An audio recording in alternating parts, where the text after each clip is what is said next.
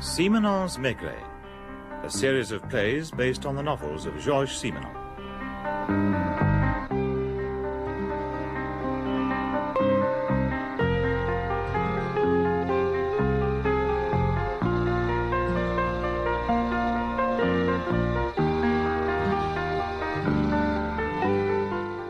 It's strange, isn't it, George, how little one troubles to find out about a town until one has to. What gave rise to that not very profound remark, Jules? It wasn't meant to be profound, it's just a fact. Were you thinking of any town in particular? I should think it's true of all towns, cities, villages. No, I was thinking of Cannes, as a matter of fact. A beautiful place. I know it very well. You've spent holidays there? Yes, of course. Many times.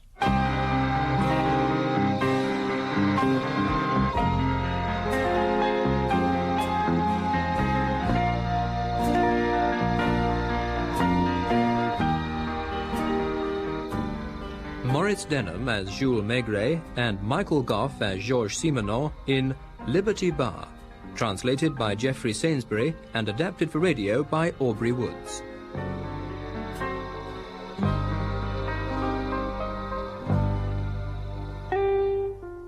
What comes to your mind when you think of Cannes? Let's see. Cactus, palm trees, the blue of the sea I remember in particular. It never seems quite so blue anywhere else. The Provençal Hotel, very plush. I remember the air humming with the heat, the glare of the sunlight. People moving about like shadows, shadows in white suits, white dresses, with tennis rackets in their hands. There you are, you see. What do you mean, there I am? Well, that's the Cannes I'd always known. And then one day I went there on a case, a murder case. Tactful handling required, according to headquarters. Why? Well, the fellow had been in the intelligence service during the war. William Brown was his name, Australian-born. Lot of money. No longer in the public eye, but still worth a headline or two on a slow news day. And that was to be avoided. You were there in the summer, of course. Yes. One of the local police inspectors, a young fellow named Boutig, met me at the station in a pearl grey suit with a carnation in his buttonhole. Oh, very colourful. He took me to the scene of the crime in a fiacre, if you please. There I was, trotting along the seafront in this horse-drawn carriage, sitting alongside a police inspector in a Panama hat. Not what one's used to at the Quai des Orfèvres. But very restful, very Cannes. Well, that's what I thought. It was only later I found Cannes had back streets, dingy little houses, seedy little bars. But at the beginning it was just like the start of a holiday. The fellow was murdered, or rather the body was found, a mile or so along the coast here at one of the poorer villas on the Cap d'Antibes. I didn't think there were any poorer villas on the Cap d'Antibes. There aren't many, sir. This one was probably beautiful at one time, but they let it go. They? Brown and his two women. He lived with two women? Yes, for the past 10 years. One of the women was his mistress, Gina Martini. The other one's her mother. There was no servant. Sun's not in your eyes, is it, Chief Inspector? I can always pull the awning down a bit. No, it's very pleasant. Well, go on, tell me the facts. There's a garage in the garden where Brown used to keep his car. Shabby old thing. He used it chiefly for shopping in Cannes. Yes? For 3 days, however, the car was left standing night and day in front of the house. People noticed, but nobody bothered. It was nobody's business. And it wasn't till Monday evening... What's today? Thursday, isn't it? Yes, sir. Right, go on. On Monday evening, a butcher was driving past in his van when he saw the car start. You can see his statement, sir. He was coming up behind it, and first of all he thought Brown must be drunk as the car started kangarooing along. Then it went steadily for a moment or two, but at the first bend it crashed into the rocks by the roadside. How far was that? 50 or 60 yards, no more. Well, the butcher pulled up, but before he could walk across to it, two women got out of the car and started running towards the town. Were they carrying anything? 3 suitcases. It was getting dark. The butcher didn't quite know what to do. In the end, he simply drove past the women and reported what he'd seen to the first policeman he came across. Word was sent out, and a watch was kept. Before long, they were spotted making for the station. Had they still got their suitcases? They discarded one on the way. It was found yesterday, hidden in some bushes. What explanation did they give? First of all, they said they were hurrying off to see a sick relation at Lyon. But the chap who caught them was shrewd enough to ask them to open their luggage. And what should he find but a packet of bearer bonds and about £800 in Bank of England notes? So he arrested them. Yes. Quite a crowd collected, so he escorted the two women first to the police station and then to the local prison where they were locked up for the night. The house was searched? First thing next morning. At first they found nothing. The two women pretended they didn't know what had become of Brown. Finally, a gardener pointed out a place in the garden where the earth had recently been dug up. And a couple of inches deep, they found Brown's body, fully dressed. And what did the women say to that? They changed their tune at once. What they said now was that 3 days before their flight, Brown had driven up to the house. They were surprised he didn't put the car away in the garage at once. Gina looked out of the window and saw him staggering up the garden path. Well, thinking he was drunk, she started shouting at him. Then he fell full length on the doorstep. Dead, of course. As dead as a doornail. When we examined the body, we found he'd been stabbed between the shoulder blades. And they kept him in the house for 3 days without saying a word about it? Exactly, sir. In the end, they buried him and took to their heels. Taking the money and the bearer bonds. And all the valuables they could carry. You can understand the car standing 3 days on the road. Gina could hardly drive at all. She'd had a few lessons, but wasn't up to backing the car into the garage. Was there any blood in the car? Not a sign. But then they swear they washed it off. Well, is that all? Yes, sir. Except that they're furiously indignant and demand to be released. Do they, indeed? Ah, there's the villa. I think I'd like to take a look around on my own, if you'd let me have the keys. Certainly, sir. Look, why don't you go and collect the two men and bring them over here? Then I can have a chat with them on their own home ground. Put them at their ease a bit more than my going over to the prison. May get more out of them that way. Right you are, Chief Inspector. I'll drop you off here and bring the ladies back as soon as I can. Come in, ladies. I hope the police have at last read. Yes, of course, of course. Now, do come in and make yourselves at home. I just wanted us to have a little chat, the three of us. Have you found out anything? Take care, Gina. Tell me, what did Brown usually do with himself in the evening? We seldom went out. As a rule, my daughter read while I Let's sat in talk about him. He used to listen to the wireless. The fonder one is of real music, the more one hates Was it. his health good? Oh, if only he'd listened to me, he'd never have been bothered by his liver or his kidneys. Now, you told the police he drove up just after 5, walked up the garden path, and then fell on the doorstep. Yes, just as if he were dead drunk. I shouted out to him from the window that he could come into the house when he was sober again. Did he often come home drunk? Oh, if only you knew the patience we've had to show during the 10 years Did he often come home drunk? Whenever he went off on one of his bouts, that's what we used to call them. And these bouts were frequent? Generally once a month. How long did they last? Oh, he'd be away 3 days, 4 days, sometimes even longer. And when he came back, he'd be filthy dirty and soaked with drink. But you didn't stop him going off again the next time. Well, Oh, surely the two of you had some influence over him. we couldn't stop him going to get the money. The money? I see. And you couldn't go with him? This is all very painful, Chief Inspector, but I must explain the situation. You see, we weren't married. Of course, William always treated me as his wife, even to the point of having Mamma to live with us. And I was known to the people here as Madame Brown. Otherwise, I should never have been accepted. Neither should I. So that was why you let him go off every month, to get his money. Where did it come from? He never told us. I tried to follow him, but he always shook me off. All I can tell you is that he used to leave the car in a garage in Cannes. So he might have gone on by train to Paris or anywhere else for that matter. Perhaps.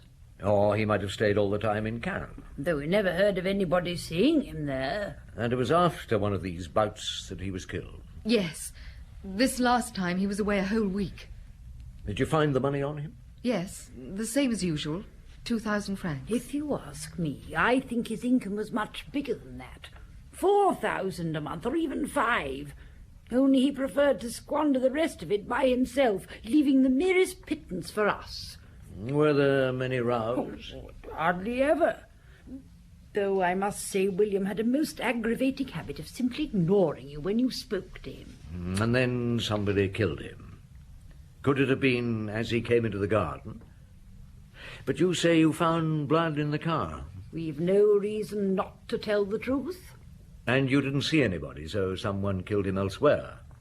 Or rather wounded him, and instead of going to a doctor or to the police, he came up here. You carried the body indoors? We couldn't very well leave it outside. Why did you keep it dark? I'm sure you had good reason. Yes, monsieur, very good reasons indeed, and I'd like you to know them.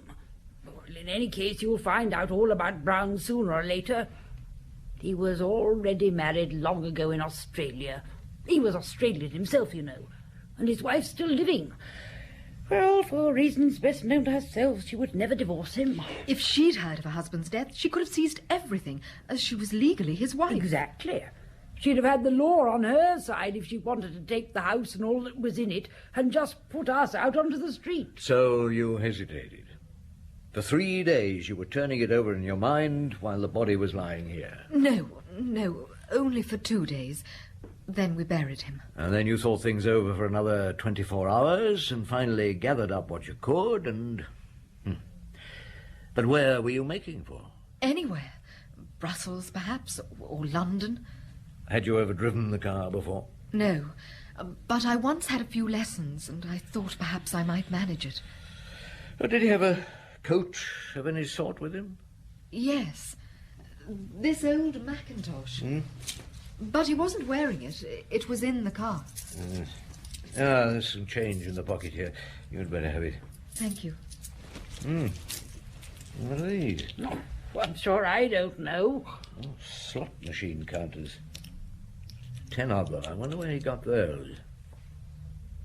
Madame Martini, do you have the address of that garage where Monsieur Brown used to leave his car? Well, he used to bring the car in one day and then fetch it again a few days later. Drunk? Yeah, that's how I knew him best. And you've no idea where he was? What, while the car was here? No, not the slightest. What did you make of him? I never gave him a thought. Do all the bars round here have slot machines? No, they're prohibited 2 months ago. Oh, the only place you'll still find them is in those little bars behind the repair yards. They don't bother there, and the police don't bother them. Well, thank you. Yeah, try the Liberty Bar. The Liberty Bar? Yeah, and give Fat Jar Jar a hug from me while you're at it. If you can get your arms round her, that is. Hello? Anybody there? We're through in the back room. What you waiting for? Oh, good afternoon, Sasha. You've taken long enough to get here. Sit down. You don't mind if Sylvie and I go on with our lunch? No, not at all. I've never seen you before. Where are you from? Nice? Antibes? Paris, police judiciaire. Oh, so it's true, is it? What? That William was some kind of important person. Who are you, Sylvie? Oh, that's William's goddaughter. Goddaughter? Oh, not in a religious way. He wasn't at her baptism. In fact, I'm not sure there was one. Was there, Sylvie? Certainly there was. William took to her. She used to tell him all her troubles, and he'd do his best to comfort her. Have you had your lunch? Oh, yes, If not, you've only to say so. We don't stand on ceremony here. How long have you had this bar? I dare say it's 15 years now. Do you have many customers? I don't want many. The ones who do come here are more friends than customers. Like William. They know I'm alone and I like a bit of company, and they drop in to split a bottle with me. Get a glass for the inspector, Sylvie. Oh, all right, Shasha. Don't take any notice. She adored him, so it's been a dreadful blow. She sleeps here? Sometimes not. What does she do? You mean you don't know? Well, I think so. But did William know? Everybody knows. How long have you known him? Seems like I've known him always. I remember him in the old days. Owned a yacht. Used to come down here all dressed up in a white cap with a pretty girl on each arm. When my husband died, I shut this place for a month. Then the next winter I spent 3 months in hospital with peritonitis, and when I come out I found someone had gone and opened another place bang opposite.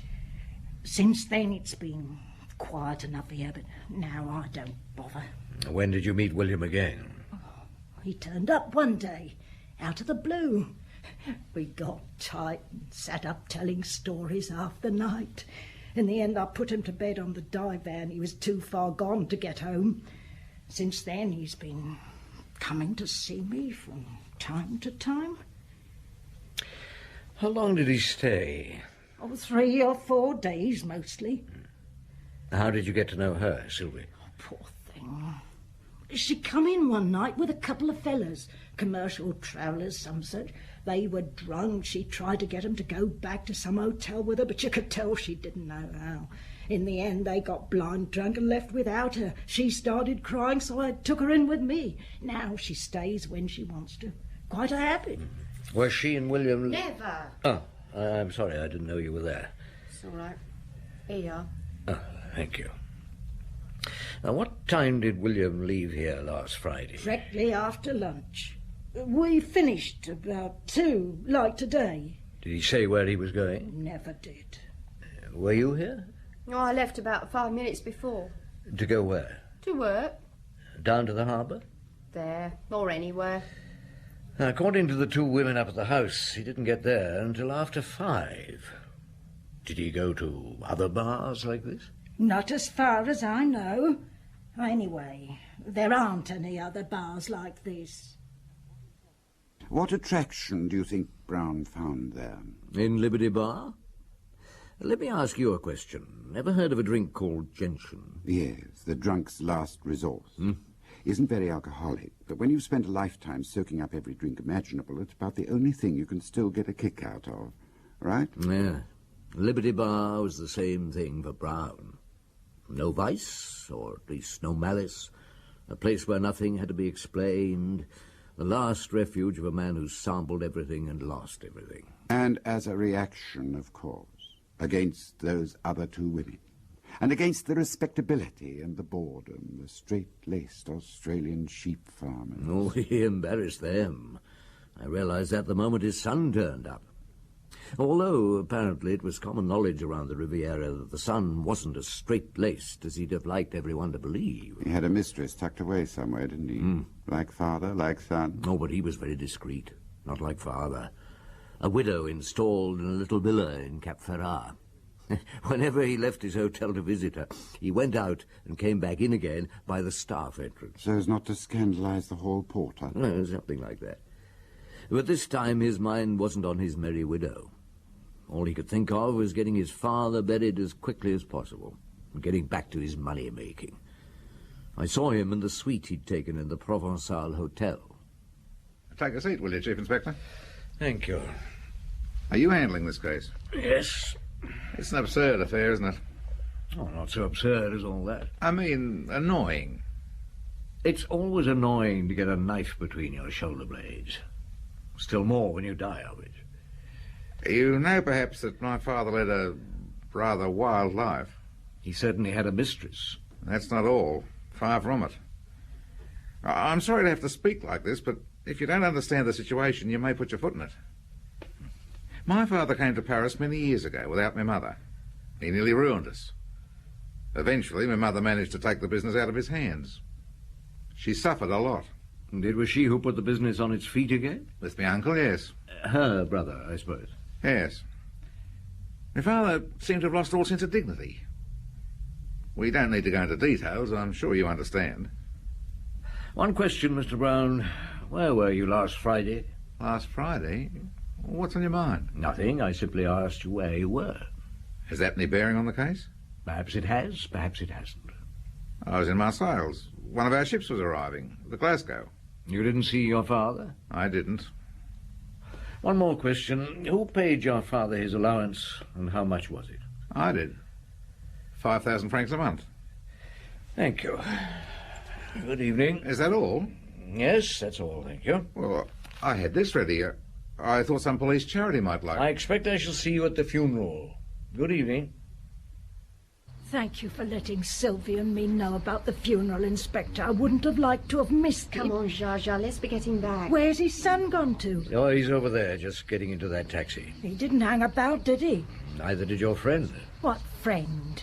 The man who was speaking to you before we went into the church. Oh, Joseph. He brought us here. He's a waiter at the casino, and he's Sylvie's gentleman. He's a friend. I see. Excuse me, will you?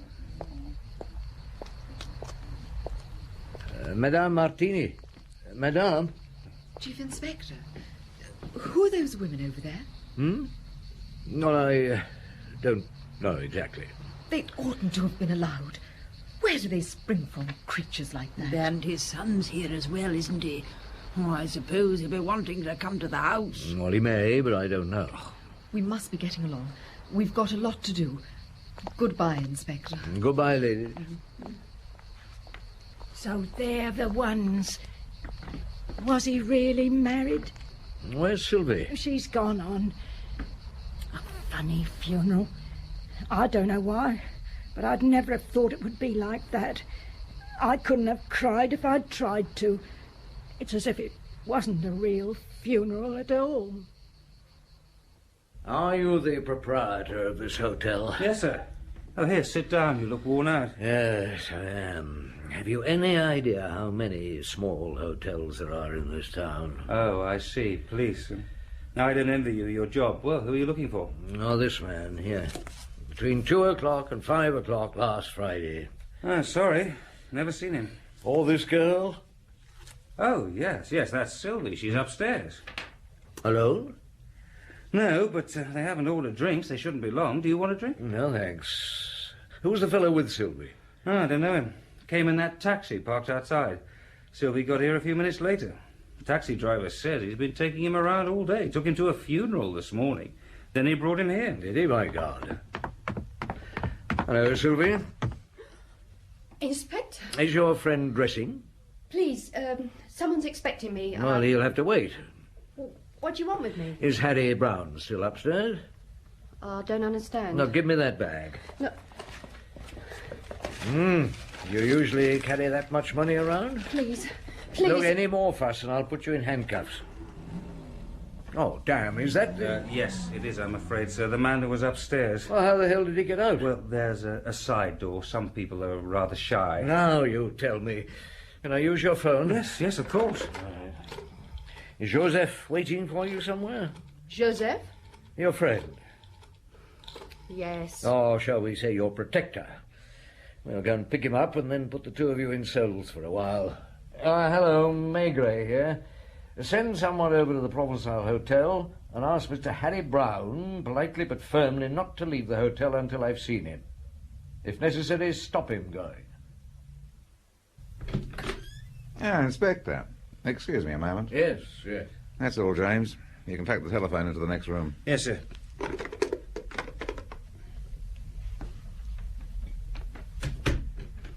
Read this, Inspector. That's what I paid Sylvie 20,000 francs for. Thank you. Huh? Your father's will? Yeah. I must first of all explain a few things to you. Before his marriage, my father owned a very large estate in Australia. When my mother married him, she brought with her an estate that wasn't much smaller. And with the union of the two properties, my father became the biggest sheep breeder in the country. Then later, there was a lawsuit here in France, and he came over to see it through. He came alone? Alone. And he never went back? No. Proceedings dragged on. For 2 years, he kept putting off his return. Who looked after things out there? Well, everything was going to pieces. Until at last, my mother took over the business. For a long time, my father lived on credit, and we paid his debts. And then you stopped paying? We never left him destitute. But the more we paid, the more he spent. So there was nothing for it but to cut him right down to 5,000 francs a month. Apart from the allowance you made your father, did you have any contact with him? Not directly. Indirectly? Any communication was sent through the bank that paid the money. A bank in Cannes? Yeah. And did you communicate with him just before his death? The bank manager saw him on our behalf. The last time he drew money? Yes. Allow me to explain. The situation between my father and the family was never really cleared up. He was still fighting for what he claimed were his rights. So there's a lawsuit still on? Yeah. It's been going on these last 10 years. And all the family was against him? All, without exception. Well, what were you offering him to fade away and leave you in peace? £10,000. Would he have been better off with that than with his allowance? Decidedly. Particularly if he'd bought an annuity. Then why did he refuse? To annoy us. It had become an obsession with him. He was absolutely determined not to leave us in peace. He even told the bank manager that he'd taken steps to ensure our troubles continuing if he died. How? He'd made a will. You're holding it now. And who do you think were his heirs? 4 women. Did you know the terms of the will? Until today, I knew nothing about it. Well, soon after I got back from the funeral, a man asked to see me. Was his name Joseph? He didn't say. He showed me a copy of the will and said I could buy the original for 20,000 francs if I went to a certain hotel. You mean to tell me that you've been conspiring to destroy a will? The will's not destroyed. It's in your possession. Do as you think fit. I shall be staying here until you give me permission to leave. Who the hell is she? Are you looking for Zsa Zsa? Oh, yes. Who are you? Inspector Maigret. Ah, then I've got a message for you. She'll be back in a few minutes and asked if you'd mind waiting. I'm to let you in. There you are. Make yourself at home, she said. The switch is on the right. Thank you. Hello, Provençal Hotel? Chief Inspector Maigret. Has Monsieur Brown received any visitors? A fat woman, when? Has she left? Oh, no, it's all right. She's here. Good evening, Zsa Zsa. Oh, there you are. Sorry I was so long. Oh, dear. My legs. I've just seen that poor child Sylvie down at the police station. There's nothing bad about her, you know. It's always those that have to pay for the others. Did you get yourself a drink? Yes, thank you, I did. Give me one, there's a dear. Yeah. Bring it through into the bedroom. And the bottle. I must go and change these shoes. Oh, the place is in an awful state, but don't take any notice. No, I won't. Here's your drink. That's better. You know, it fairly turned me up to see Sylvie there. Did William sleep in here? It's the only room there is, apart from what you've seen through there. He slept where? On the divan? Sometimes. Sometimes I did. And Sylvie? Whenever she was here, William would have the divan and she'd share the bed with me. And what did she say to you when you saw her at the police station? She gave me 20,000 francs for safekeeping. I asked her where it came from. She said she didn't know, except that it was Joseph's doing. Has she been a long time with Joseph? They don't live together. She met him somewhere, not here. He said he could do her a good turn and put her in the way of business. And what was the business he sent you on this evening? To see William's son, Harry, at the Provençal. What were you to say to him? That he was to get Sylvie released. Otherwise... Well, otherwise what? Just otherwise. I realized then Joseph had been up to something. Well? Oh, give me time to think. With all this trouble, my head's spinning. Give me another drink. No, in a minute. Oh, let me have something to drink. I'll tell you everything. All right. There you are, then. Now, you saw Harry Brown? Yes. He said if I annoyed him again, he'd have me locked up too. But I'm not stupid. I knew that once he'd heard about the will... Wait a minute. You knew about the will? It was last month William spoke about it. We were here, all 4 of us. Not you and he, Sylvie and Joseph? Yes. We'd been having a few more than usual. It was William's birthday, and we got talking about all sorts of things. He even said something about Australia. Oh, what did he say? that he was tickled to death to think of what they'd say out there. Then he pulled the will out of his pocket and started reading it aloud. He said he'd had it all drawn up by a lawyer. A month ago, you say? Did Joseph know about Harry Brown then? Oh, you never can tell with him. Being a waiter, he picks up all sorts of things. And you think he might have told Harry? Supposing he did. Supposing Joseph had been and told him everything, and supposing Harry had said that he'd like to have that will, but what use would it be to him while William was alive? What do you mean? Well, he could easily go and make another, couldn't he? But once he was dead... What do you reckon William would have been doing between 2 o'clock and 5 that Friday afternoon? Sylvia had left just before him, hadn't she? Do you think they might have... Oh. Sylvia and William? That they might have done what? How should I know? Met somewhere, perhaps? After all, Sylvia's young and William... Oh, they might have met somewhere. Joseph would have been in hiding. At the right moment, he'd jump out and stab William in the back. What? Harry Brown suggests the crime. Sylvia decoys William to the spot. Joseph does the rest. And then Harry is told to bring the money to the hotel, and when Joseph gets arrested, he sends you off with a message for Harry to say he'll spill the beans if he's not set free. That's it. Yes, that's it. And me thinking... No, it's not true. It can't be. It's not true. Not Sylvie. Now, put that bottle down. Charger! Oh, God, no. Something to tie it up. This'll have to go. You stupid old woman. How did you have to do that? It's not too bad for the moment.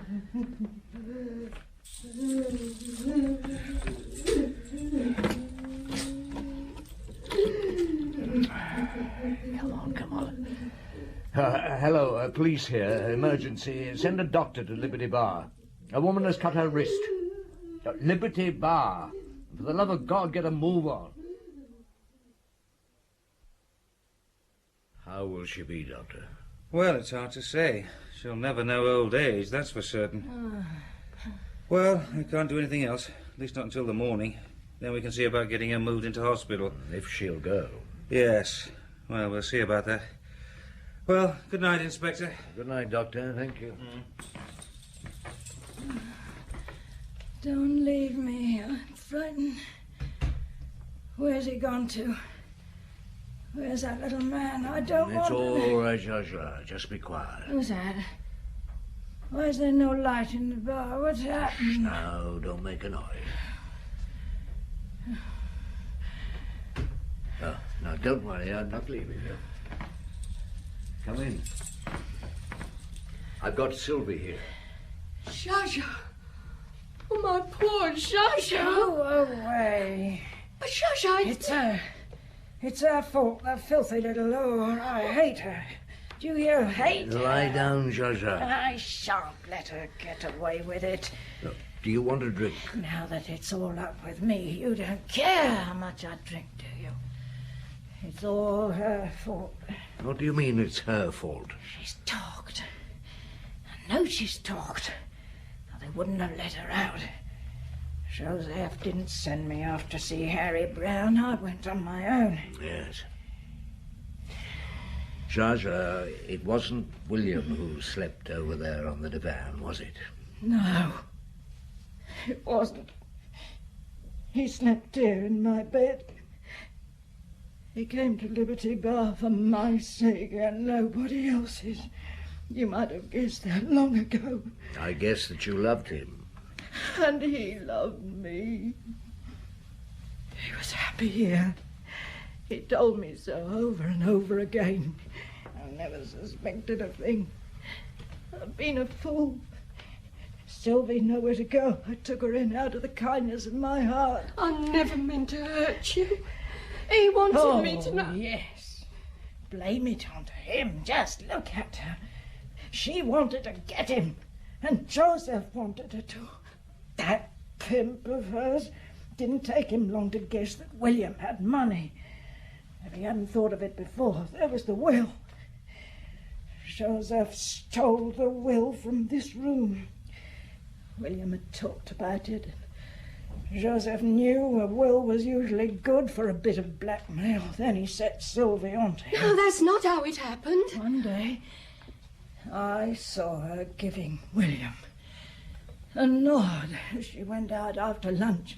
She'd only been gone a couple of minutes when William followed her.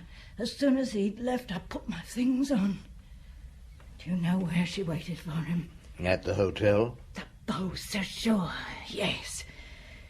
I wanted to go in and knock on their door and beg Sylvie to give him back to me. There was a shop on the corner that sold kitchen knives, and while they were up there, I went in. I bought a knife. Then they came out, those two. He bought her some chocolates. Then she went off and he went to the car. I knew the road he'd been going along, so I went and waited. As soon as he saw me, he stopped and opened the door. There was nobody about, and I shouted at him, "I've got something for you, and it's for her too." And you stabbed him?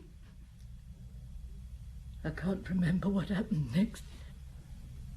I suppose he pushed me out and slammed the door.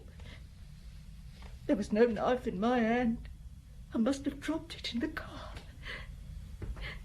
When I woke up next morning, I could hardly believe it. Oh, William. My poor William. It isn't true. Come out into the bar. It isn't true. I must make you understand. I love Zsa Zsa, and I'd never have done it if he hadn't begged me and begged me. Well, he kept on begging me, and how could I refuse him when every night with other men Keep your voice down. Oh, let her hear. If she thinks it over, she'll understand. And when I did go with him, I didn't even want Joseph to know. I was afraid he'd take advantage of it. Was that the first time? The only time. It's quite true about the chocolates. He was mad. Treated me as if I hadn't been a tart. And that's all? I'd no idea Zsa Zsa killed him. I thought it might have been Joseph. I was afraid. When he told me to go to the Beau Séjour where somebody was to bring me some money. I didn't know who it was till he came into the room. What else could I do? Is Zsa Zsa badly hurt? No. No, I think she's sleeping now. Stay with her. And when she wakes up, you'll tell her that I've gone. For good. You'll tell her that she's been dreaming, that she's had a nightmare. I don't understand. And Joseph? You love him? One has to have a man. And William? Oh, that was different. He wasn't one of us. Now lie low for a while. We'd better all forget about Liberty Bar. Thank you. Zsa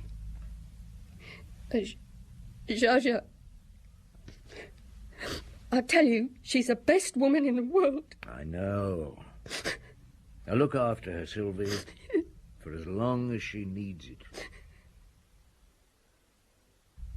There's the will, Mr. Brown. You mean It's yours. After all, you paid 20,000 francs for it. We're only too anxious to treat them generously. I was thinking of 100,000 francs to each of them. I hope you understand. It's not the money we're concerned about, it's the scandal. Oh, I understand. In France... Yes? Well, in France, scandal doesn't matter as much as in my country. No. No, there was one other thing. Yeah? I believe you have a friend, a lady whom you visit in Cap Ferrat. Does this have any bearing upon the case? Well, only indirectly, and of course the case is closed. But your father had what we in France would call a love affair with those women. I'd be interested to know how you think your Australian acquaintances would refer to your friendship with the widow of Cap Ferrat. I shall report you to your superiors for that remark, Chief Inspector. No, Mr. Brown. After all, I did not make the remark as a policeman. It was unofficial. As I said before, the case is closed. That will you have there never existed. Your generous gifts to the four ladies will be greatly appreciated. And there'll be no scandal either here in France or in your country. Good morning, Mr. Brown. So your report was what? Murder by person or persons unknown? And that let everyone carry on living as usual. Or dying as usual.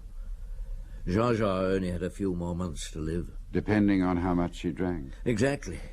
This wasn't only a love story, it was a drink story.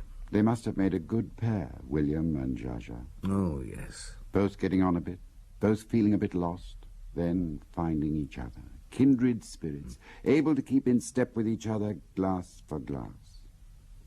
She must be dead too by now. I wonder if the 100,000 francs arrived in time for her to enjoy any of it. Oh, I hope so. So do I. Anyway, it's over now. Whatever happened, it was a poor little love story with a rotten ending.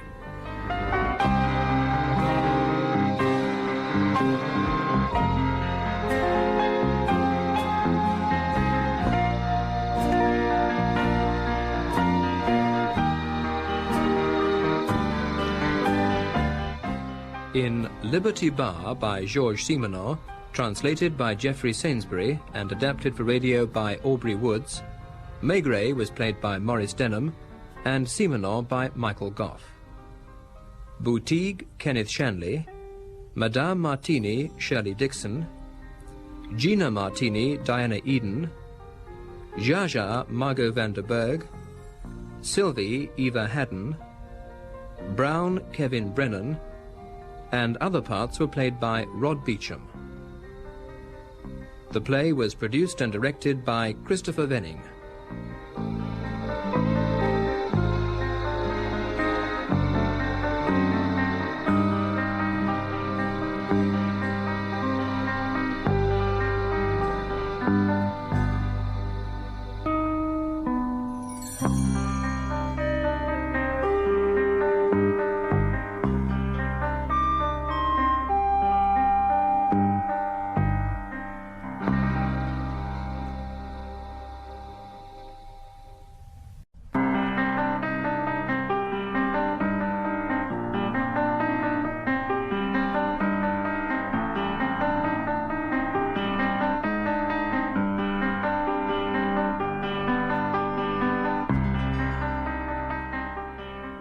Simenon's Maigret, a series of plays based on the novels of Georges Simenon.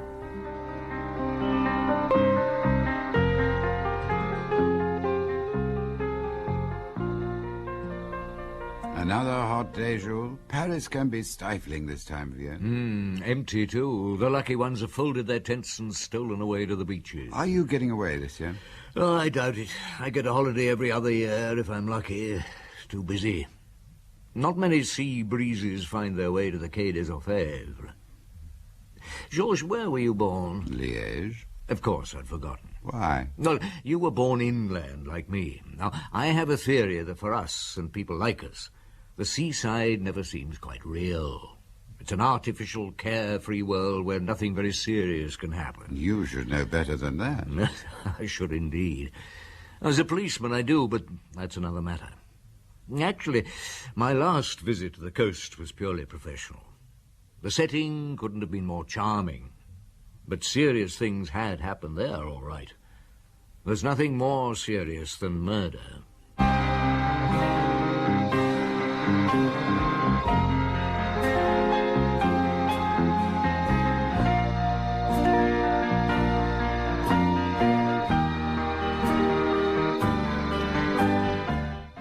Maurice Denham as Jules Maigret, Michael Gough as Georges Simenon, and Amy Delamain as Valentine Besson in Maigret and the Old Lady, translated by Robert Brain and adapted for radio by Betty Davis. It happened at Étretat, a pretty little coastal town. It was late in the season, September in fact, and once more I hadn't had a holiday.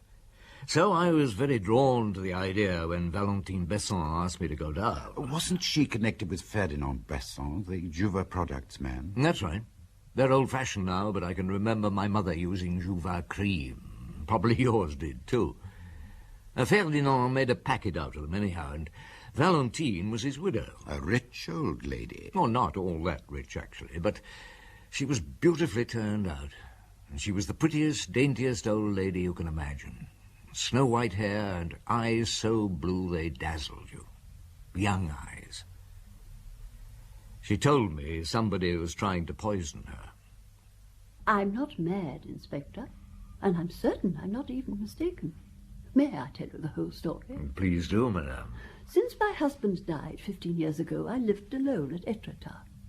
That is, not quite alone. I had a maid, a local girl, Rose. Had? She's left your service? No, she's dead. When did she die? On Sunday night. She was poisoned. And I'm sure it was meant for me. Tell me about it. Rose came from Ypres, a fishing village near Etretat. And she'd been with me a long time. Every night she brought me a sleeping draught. I suffer from insomnia, and I've been taking it for 20 years. On Sunday night it tasted very bitter. I thought I'd made a mistake mixing it, so I left it and told Rose to take it away. And did she? Yes. She must have drunk it. The glass was found empty in her room. I see. When exactly did she die? At 2 in the morning I heard her groaning. I got up, and so did my daughter. I thought you said you lived alone. Sunday was my birthday. My daughter Arlette came down from Paris and stayed the night. We found Rose in convulsions, and by the time the doctor arrived, she was dead. He said it was poison. Arsenic. The local police are investigating? Yes, Inspector Castaigne from Le Havre. Ah, I know him. What does he say? Nothing. Yet. And you see, Inspector, I came to Paris because, although you don't know me, I know you. I've followed your distinguished career for years. I have lots of newspaper cuttings about you at home. Oh. Excuse me. Maigret. Can you speak to me in my office for a moment? At once? Yes, if it's possible. Right, I'll come straight round, sir. Excuse me, madame. The chief of police wants to speak to me urgently. I'll be back as soon as I can. Ah, hello, Maigret. Would a few days by the sea tempt you at all? At Etretat? How do you know? I don't know. It was a guess. Go on. I've had a telephone call from the minister's office. Do you know Charles Besson? Jouva Creams? Not exactly. He's the founder's son, though. He lives at Fécamp and was elected deputy for the Seine-Inférieure 2 years ago. And his mother lives at Etretat? Stepmother. She was Ferdinand Besson's second wife. Charles Besson's asked for you to take up the case. His stepmother's maid was poisoned on Sunday night. You read the Normandy papers? No, the old lady's in my office. And she wants you on the case, too? Yes, she obviously doesn't know that Charles has asked for me. What have you decided? Well, that's up to you, Chief. I was going to ask you to go there straight away. I'm sure you could do with a bit of sea air. So there I was, in a neat little local train, chugging my way to Etretat. Yes. Do you know, I still feel that fascination, that delicious slight shock at the first sight of the sea from the train. Ah, yes, I remember that feeling well, but for me it's gone, I'm afraid. A loss. I must be farther from my childhood than you are, Georges. The station master at Etretat gave me a message from Inspector Castaigne. He was at Rose's funeral and would meet me later. He turned up at midday. And how did the funeral go? Oh, rather badly. In what way? Valentine brought a huge wreath that put the others to shame. Well, she might have been chief mourner. And the girl's family didn't like it. Was her daughter at the funeral? No. She went back to Paris on Monday. Charles Besson wasn't there either. Nor Theo. Theo? The second stepson. He's been staying here a couple of weeks. With his stepmother? No. Now, they've been on bad terms for years. He was only at the birthday dinner because Charles met him in a bar and dragged him along. Theo bends the elbow a bit. So the whole family were at the dinner on Sunday. How long did they stay afterwards? Charles Besson and his family left at 9. Theo went a few minutes later. He's a bachelor, by the way. And then there were just the 3 women in the house, Valentine, Arlette, and the maid. Except that... Yes? Arlette had a man in her room. Huh? Did she tell you that? No, I found out. I searched the house on Monday, you see, and... Wait a minute. I'm getting hungry. You can tell me about it over lunch. Do you think I'll be able to have mussels? Possibly. I wouldn't bank on it, though. A place like this, there should be mussels. Let's go back and eat.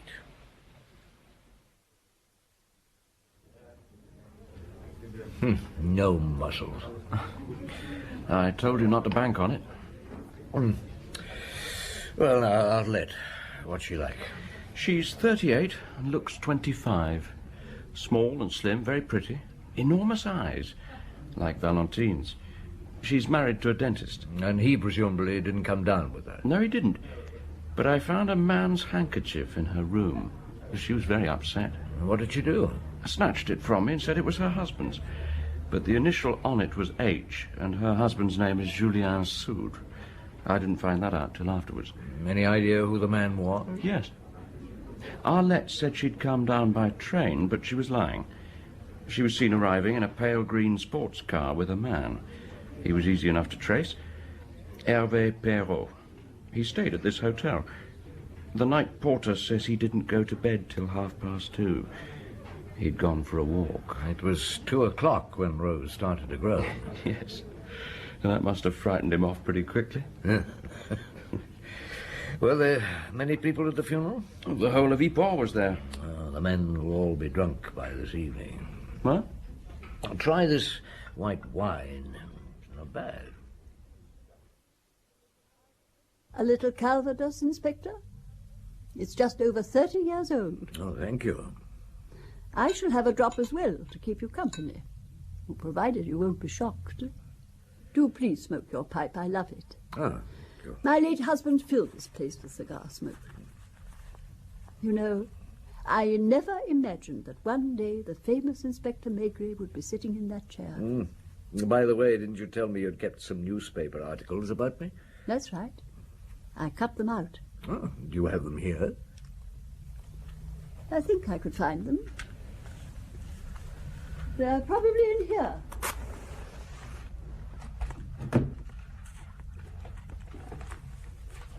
Oh, dear. I must have put them in my bedroom. I'll go up. No, please don't bother, madame. Isn't that terrible? Now you think I said all that in Paris to flatter you and persuade you to come here. I really did keep them, Inspector. But Rose wasn't a very tidy person and things got lost. Now, I expect you have heaps of questions to ask me. But first, your health, Monsieur Maigret. And yours, madame. Does your daughter often come to see you?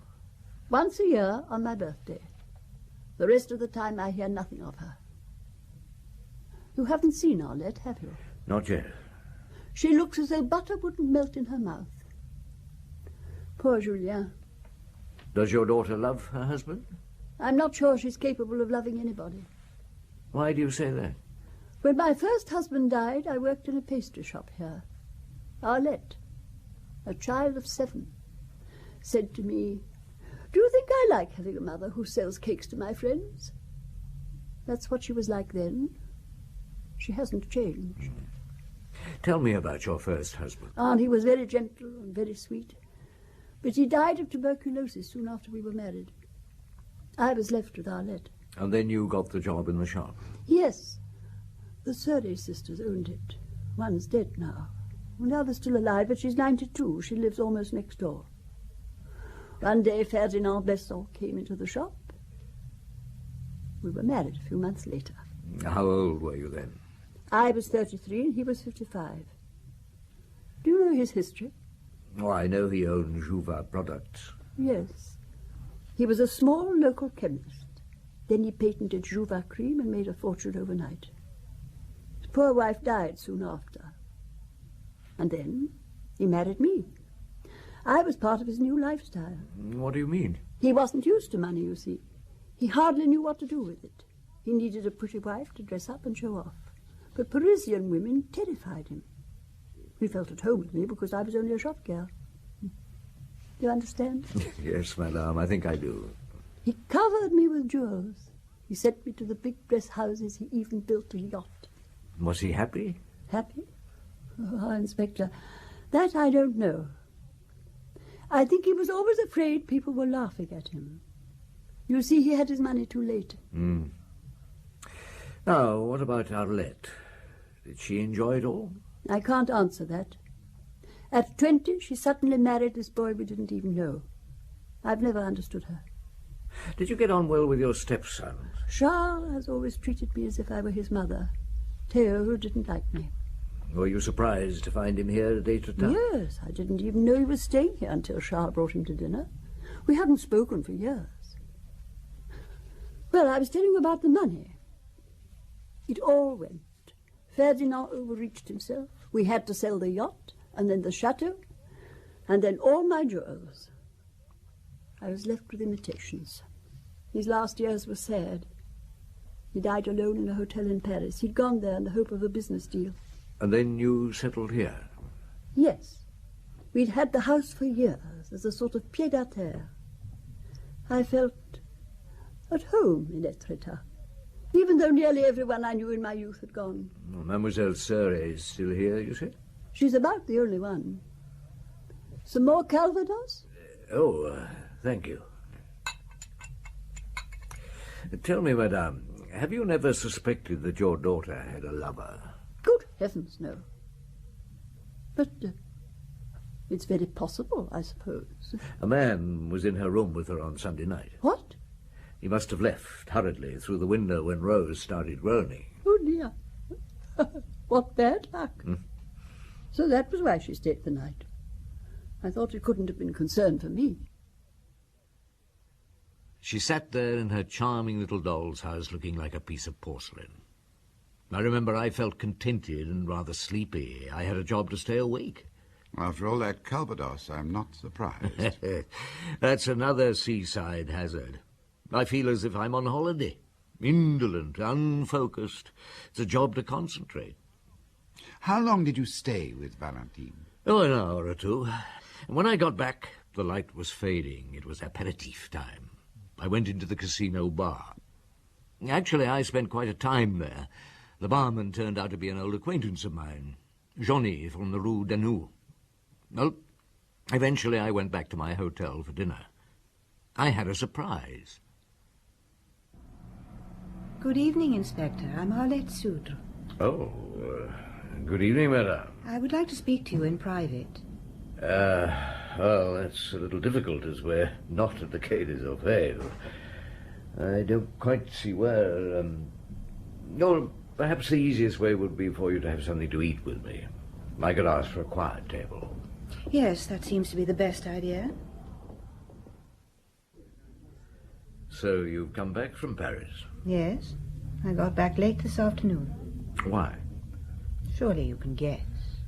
Was your mother expecting you? No, I couldn't let her know. She isn't on the telephone. I've just been up there. Only stayed long enough to leave my case. And quarrelled, as usual. What do you intend to do? I don't understand your question. Police inquiries stir up mud. I'm married and very fond of my husband. So, what do you intend to do? Your husband doesn't know about your extramarital activities? You choose your words carefully, don't you? Well, if you prefer, I'll be more direct. Your husband doesn't know you have a lover? No, that's why I came back. Why did you leave? I didn't know what my husband would do when he heard the news. I wanted to stop him coming down here. I see. And as soon as you got to Paris, you began to worry. Yes.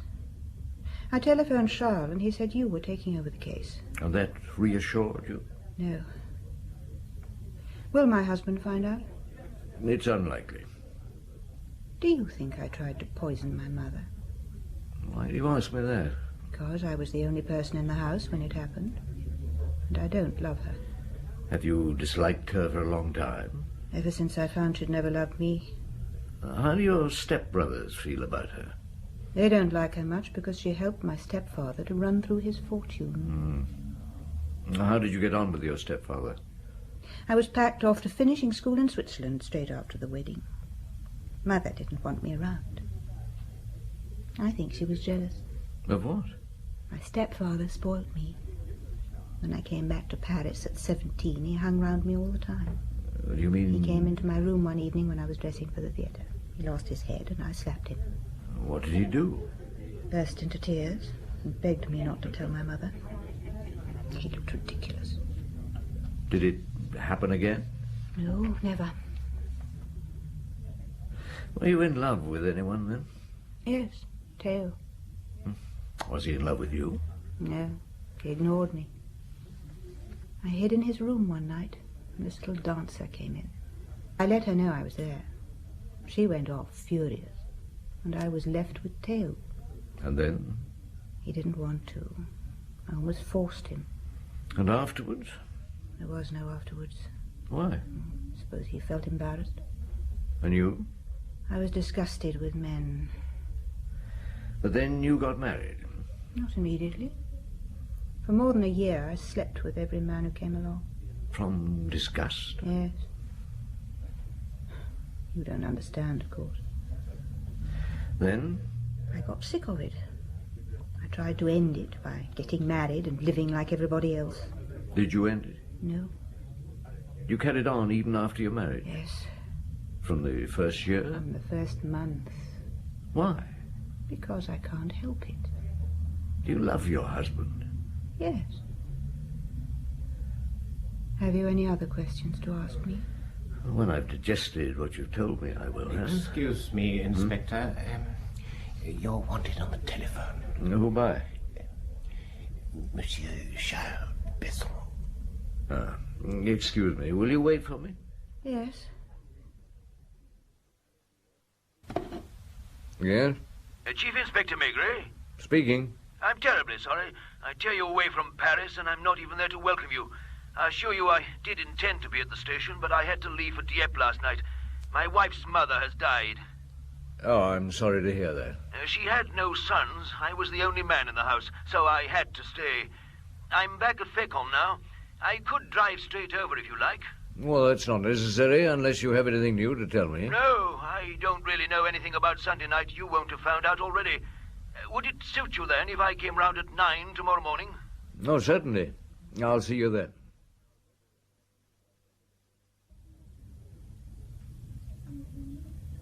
He had to go to Dieppe. Has she died at last? Yes. Charles must be delighted. Why didn't he like her? He'll inherit a lot of money. You don't seem in a hurry to get back to your mother's house. I'm not. But please tell me if I'm in the way. No, that's all right. Would you like to go somewhere else? Where? A bar.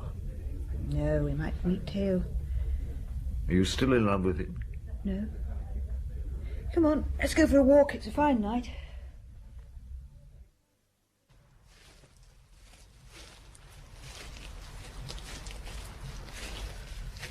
Did anyone else in the family ever know that your stepfather had approached you? Mother knew. I'm sure of it. Who would have told her? Nobody. She listened at doors. I want to ask another very personal question. I can predict everything you'll ask me. When did you learn you couldn't have children? You've forgotten what I told you. No. I never took any precautions. I didn't allow the men to use any. Why? Out of fastidiousness, perhaps. Oh, how did you find out for certain? A young doctor told me. Was he your lover? Yes. During those amorous experiences, did you feel any... Enjoyment? Is that what you were going to say? Well, I was going to use the word satisfaction. Never. Suppose your mother suddenly told you she knew about that side of your life. I'd tell her to mind her own business. And suppose she threatened to tell your husband. He's that what you've been leading up to? I got there without intending to. I wouldn't want Julien to know for anything in the world. But if your mother... If she threatened to make me look dirty in his eyes, I'd do anything to stop her. Including murder? Yes. The question hasn't arisen yet. Why do you say yet? Because she knows now. She spoke to me about Hervé this afternoon. What did you say? You would be surprised. She can be very foul-mouthed. I shut her up. How? I hit her. You really intend to sleep there? I had no choice. Oh, don't be afraid. There won't be any trouble. Fog's coming up. I'd better get back. We turn right to get down again. Have you any more questions? Not at the moment. And? And? Don't you want to make the most of me? What? All I've been saying was meant for you, you know. Be quiet. You are tempted, aren't you? I'm going back. I'm sorry. I behaved like an idiot. You did. What time is your train tomorrow? 8 in the morning. Unless you keep me here. You can take it. The left path goes down to my mother's house. The right takes you back to the town. Will you come in and have a drink? No. Are you still angry with me? I don't know. Go and get some sleep. Good night, Monsieur Maigret. Good night. And were you? Was I what? Tempted. You said she was beautiful. Well, she was. But her eyes were dead. Big, blue, dead eyes. Not at all like her mother's, really. And, Georges, those revelations, she seemed to be too eager to analyze herself, to dirty herself. No, I wasn't tempted. So what were your feelings when you walked back down the cliff path? Confused. I was wondering whether I should have given her permission to leave next morning. And I wanted a drink. Yes. In those circumstances, I would have too. So you went to the casino bar and saw Johnny? I did. What's more, I saw Théo Besson, too. Well, Chief Inspector, what's it to be? A beer, please, Johnny. I'm thirsty. Righto. There we are. Busy tonight, aren't you? Not too bad, not too bad. Can't complain. There we are, Inspector. Thank you. Good help. You know who that is over there? What, the tall man in English tweeds? No. Théo Besson. Oh. Is he often in here? Yeah, but not here particularly. He does the rounds of all the bars in the place. He drinks like a fish. Who's that with him? Henri Trochu, the dead girl's brother. Did they come in together? Yeah. Théo was friendly with Rose, you know. Was he? You don't mean No, I don't think so. I never saw him lay hands on her, but they chatted and laughed together, and he tried to get her tight. Not that was difficult. 2 glasses did it. When did you last see them together? Oh, about a week ago. And the first time? A couple of weeks before that. Oh, they're going. Good night, monsieur. I slept badly and had nightmares. Those last beers had been a mistake. I woke to high seas and the sound of the fog siren. Arlette would be away to Paris by now. But at 9 I had to meet Charles Besson. I hoped he wouldn't shout. I do hope I haven't kept you waiting, Chief Inspector. Oh, no. No, that's all right. Look, do you mind if we talk here? Of course not. They haven't done my room yet. This suits me perfectly. Can I ask you something? Anything. Are you fond of your stepmother? Oh, yes, very. She's always been good to me. What about your brother, Théo? There was a coldness there, certainly.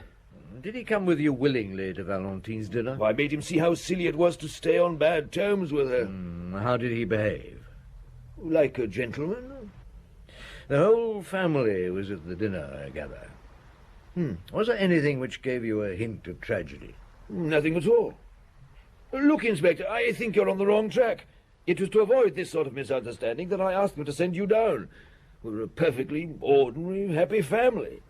I'm sure there's some simple explanation. Rose is dead. Someone must have come in. A tramp, perhaps. Someone who waited till the house was crowded and then got in and slipped poison into a glass. Yes, it's all very confused, certainly, but... tell me, Inspector, in confidence, what do you suspect? I have no definite suspicions, Monsieur Besson. Incidentally, I came here because you asked, of course, but also because your stepmother came up and saw me. What? She came up to Paris and asked for you? Yes. That's odd. I wouldn't have thought she'd have heard of you. Well, she told me she followed my cases in the paper. Huh? Oh, what's the matter? Oh, nothing. It's just that I've never seen her read a paper. I thought she had no interest at all in what was going on outside Etretat. You see, you can always find out something new. Look, are you thirsty? I wouldn't mind a drink. Good. Have you met Theo yet? No. He's almost certainly in the casino bar. If he is, I'll introduce you. Theo, I hoped we'd find you here. Do you know Chief Inspector Maigret? How do you do, Inspector? How do you do? Have you seen Valentine since Sunday? No. Are you staying here long? I don't know. He's a funny chap, Inspector. We never know what he's doing from one day to the next. Off to London, Brussels, Chamonix. That's you, isn't it, Theo? Monsieur Theo, when did you last have a meeting with Rose? With Rose? Do you want the exact date? If possible. I haven't got that kind of memory. Did you meet her often? Well, 2 or 3 times. When I first met her, I didn't know she was my mother's maid. Where was this? At the Vilcot Fair. Oh, you are a dark horse. I didn't know you ran after housemaids. We were both watching the sack race. We got bored with the fair. I offered her a lift home. Is that all? Is this an interrogation? No, but you're the first person I met who knew anything about the girl. What did you think of her? Little peasant girl who'd read too much and didn't understand what she was reading. Was there anything between you? Absolutely nothing. She thought marriage was a very dirty thing. It's her own expression. In fact, you were amusing yourself by making a character study. Did you know her brother before her death? Only by name. She didn't like her family. Well, then how did you meet Henri? He stopped me on the street. He thought, like you, that I'd seduced his sister. I convinced him that I hadn't, and he calmed down. Did he bear a grudge against you? No. Against Valentine, though. Why? That's his business. Did Rose show any sign of wanting to kill herself? No, never. Well, she was very scared of dying. She was a bit of a hypochondriac. Took a whole army of patent medicines. Was she fond of Valentine? No. The 2 women, living together, morning till night. How could they be fond of each other? Is that all? Yes, for the moment. Thank you, monsieur. Oh, Inspector, it's not true. Tell me it's not true. Why, what's so funny? You'd have to know Theo. He's a terrible, terrible snob. Theo and Rose. Good heavens. But tell me, where did they go? Well, they had a drink together occasionally. I hope he didn't meet her here, climbing in through the window like my daughter's lover. Why, he says not. No, that would have been too much. Inspector, as you're here, you must have a drink. A little Calvados? No, thank you, madame. I have to meet Inspector Castin, and your fresh air makes me sleepy enough as it is. Where are you going now? I'm going to pay a visit to Yport, to the girl's family. Shall I drive you? No, I want you to find Theo Besson. Well, that won't be difficult. I only have to go round the bars. And then? Well, nothing. Just watch him. Don't let him out of your sight. Right. Now, where can I get a taxi? I suppose you're the boss of the one who came before. I'm Chief Inspector Maigret. What do you want this time? You've collected your daughter's things? Yes, it was my right. Of course. I just want to see them. You shouldn't be bothering us. My daughter's dead, and it's those others you should be questioning. The ones you're so careful to leave in peace. That's right, Mother. Madame, your daughter is dead. Poisoned. There may be something among her possessions that'll help us to find out who did it. Do you want her murderer caught? Well, Jean, we'd better show him the ring. Yeah, I've got it here in my pocket. Thank you.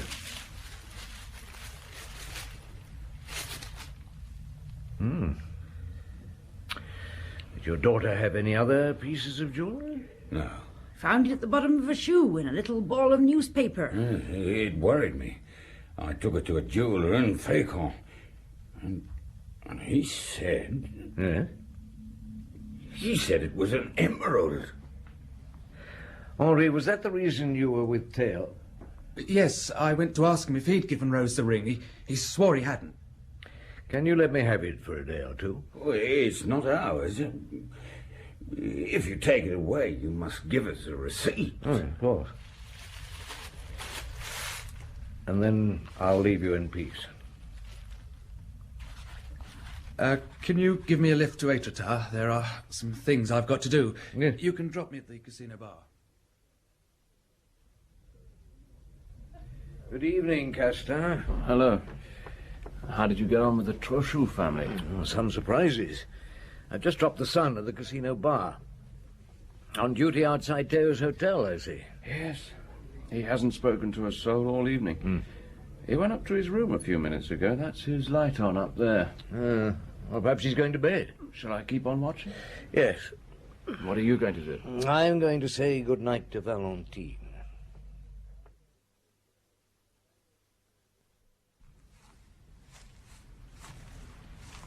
There she is, in the living room. Better call out. She may be scared if she hears an intruder. What the hell? The light's gone out. Who's there? Oh, it's me, Maigret. Oh, I'm so sorry. I'll put the light on again straight away. There. I let you in. Aye. You see? I'm not as brave as I make out. And I barricade myself in. Come in. Thank you. What would you like to drink? Oh, nothing, thank you, madame. Ever since I came here, I seem to have been drinking from morning till night. Has anybody paid you a visit since I left? No one. I paid a visit myself to old Mademoiselle Fiore, my nearest neighbour. I like living alone, but sometimes I'm a bit nervous. When I heard your step, I've often wondered what I'd do about a night prowler. I decided I'd switch off my light and then switch on the garden light outside so that I could see without being seen. Oh, it's an excellent idea. Were you worried about me? Oh, I just wanted to be sure everything was all right. What? Hope you're not going to condemn some poor inspector to spend the night on the road in order to protect me. Or if you let me know, I'll put a camphor bed in the kitchen. Well, I'll be getting back to my hotel. Oh, one glass before you go, Inspector, please. All right, on condition you have one with me. He's still there. His light's still on. Yeah. You didn't meet Rose's brother again, did you, Chief? He went past an hour ago, zigzagging all over the place. Which way was he heading? We went down the street and turned right. Are we staying here? Yes. Do you think Théo's going to come out? I don't know. You sure he didn't speak to anyone this evening? Quite sure. What's the time? Midnight. Well, perhaps he's reading in bed. Oh, what an idiot. What? Oh, I forgot to tell you, nobody spoke to him, but in the bar at the Post he was called to the telephone. What? When was this? Just after 8. Well, come on, I'm going to check he's in his room. You wait in the hall. He's gone, so's his car. Chief, I'm so terribly We'd sorry. better get your car. Monsieur Maigret, somebody's just telephoned. Who? Oh, I don't know, a man. You're asked to go up to the old lady's place at once. You said you'd Monsieur Besson, what's happened? He's in here, Inspector. Hurt? Dead. Henri Trochu. Poor devil. What happened, Doctor? He's been shot. The bullet lodged in the aorta. It's horrible, Inspector. It all happened so soon after you left. What happened? I forgot to turn on the second switch, the garden light. I was upstairs in bed, you see, and I heard a noise. Where was the revolver? By my bed in a cupboard. I came downstairs. Without switching on the light? Yes. Someone was trying to open the door. I called. Who was there? Nobody answered. Did you shoot straight away? I don't think so. I called again several times. Then I fired. I killed that poor boy. When did you find who it was? When I opened the door. I went over to Mademoiselle Surrey's and telephoned the doctor and asked him to tell you. And Theo? I found him here when I came back with the doctor. She won't go to bed and let me give her an injection. She'll collapse if she isn't careful. Won't you persuade her? I don't think that it's necessary. Oh, well, in that case... I've left a couple of tablets in your room, madame, in case you change your mind. I shall be at your service if you need me, Inspector. Thank you. Madame, and you, Monsieur Besson? We'd better go into the sitting room. Castin, have you got your notebook? Yes, Chief. Sit at the table, take notes. Inspector, a little Calvados. No. Sit down. Monsieur Besson, where were you when he was killed? By the gate. Are you feeling proud of yourself? You knew she had a revolver? Yes. Will you please inform me I'm if asking the questions. And if I refuse to answer? I may decide to hit you, the thing I've been wanting to do for the last half hour. How long have you known? Known what?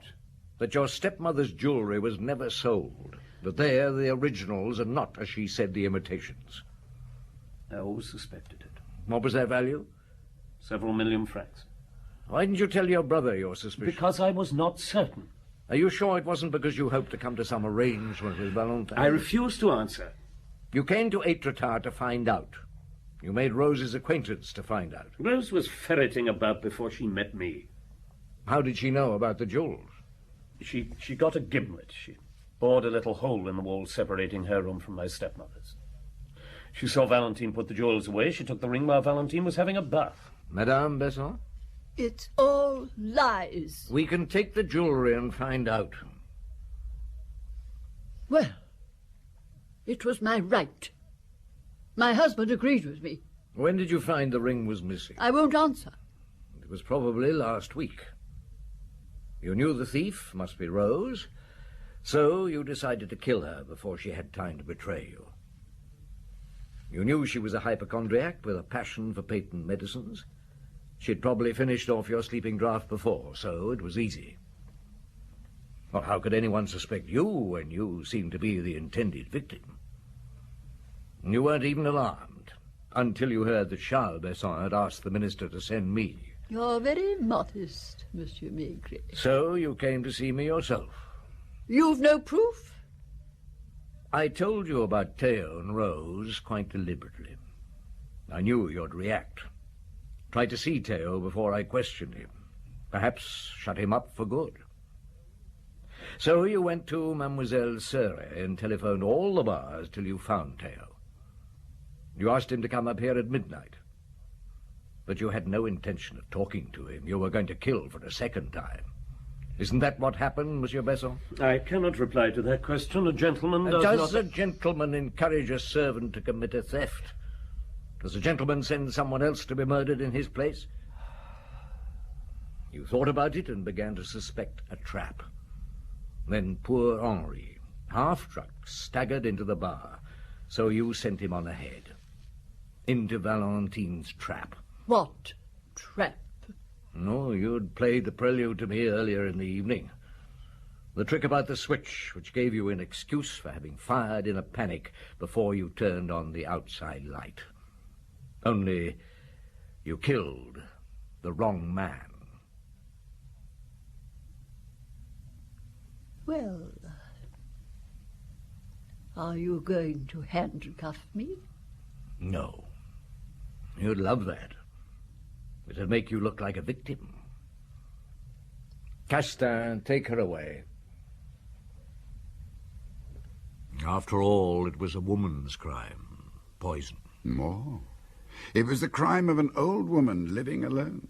It had been nursed for a long time, thought of lovingly for hours and hours. Yes. Well, they took her away.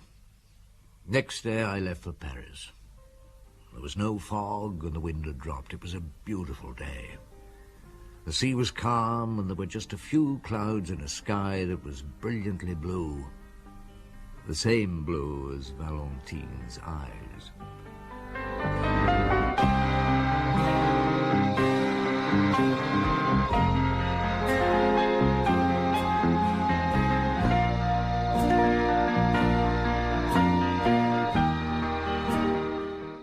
In Maigret and the Old Lady by Georges Simenon, translated by Robert Brain, and adapted for radio by Betty Davis, Maigret was played by Maurice Denham, Simenon by Michael Goff, and Valentine Besson by Amy Delamain. Arlette Sudre, Diana Olsen, Charles Besson, Douglas Blackwell, Theo Besson, Aubrey Woods. Inspector Castin, Michael Harbour, Trochu, Bruce Beebe, Madame Trochu, Shirley Dixon, Henri Trochu, Peter Craze, Police Chief William Edel, Johnny, Walter Hall. Other parts were played by William Edel, Walter Hall, Bruce Beebe, and Peter Craze. And the play was produced and directed by Betty Davis.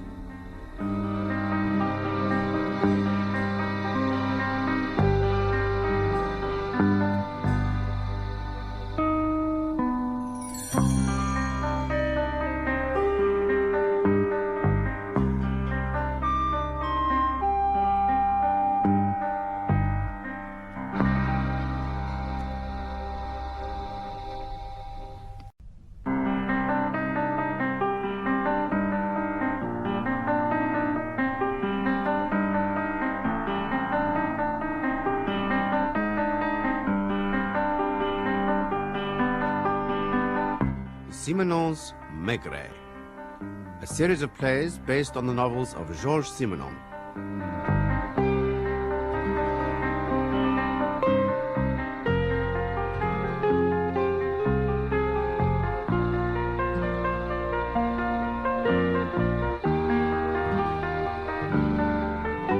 Oh, that stupid girl. Oh, which girl? The maid. I'll kill her. Why? She burned them. What? My notes on the Parandon case, the ones I took down last week when you told me about it. How on earth did that happen? As you know, I am a very exact man. My desk is always neat and tidy, my filing system impeccable. On this occasion, I had stapled the notes together and placed them carefully on the right of my desk, adjacent to the phone. I was disturbed by a knock on my study door. I rose... Irritably? Rather hastily, and it appears that my jacket brushed the notes from my desk. Onto the floor? No, into my waste paper basket. Shush. So now you want me to tell you about the Parandon case all over again. All right, I'll refresh your memory.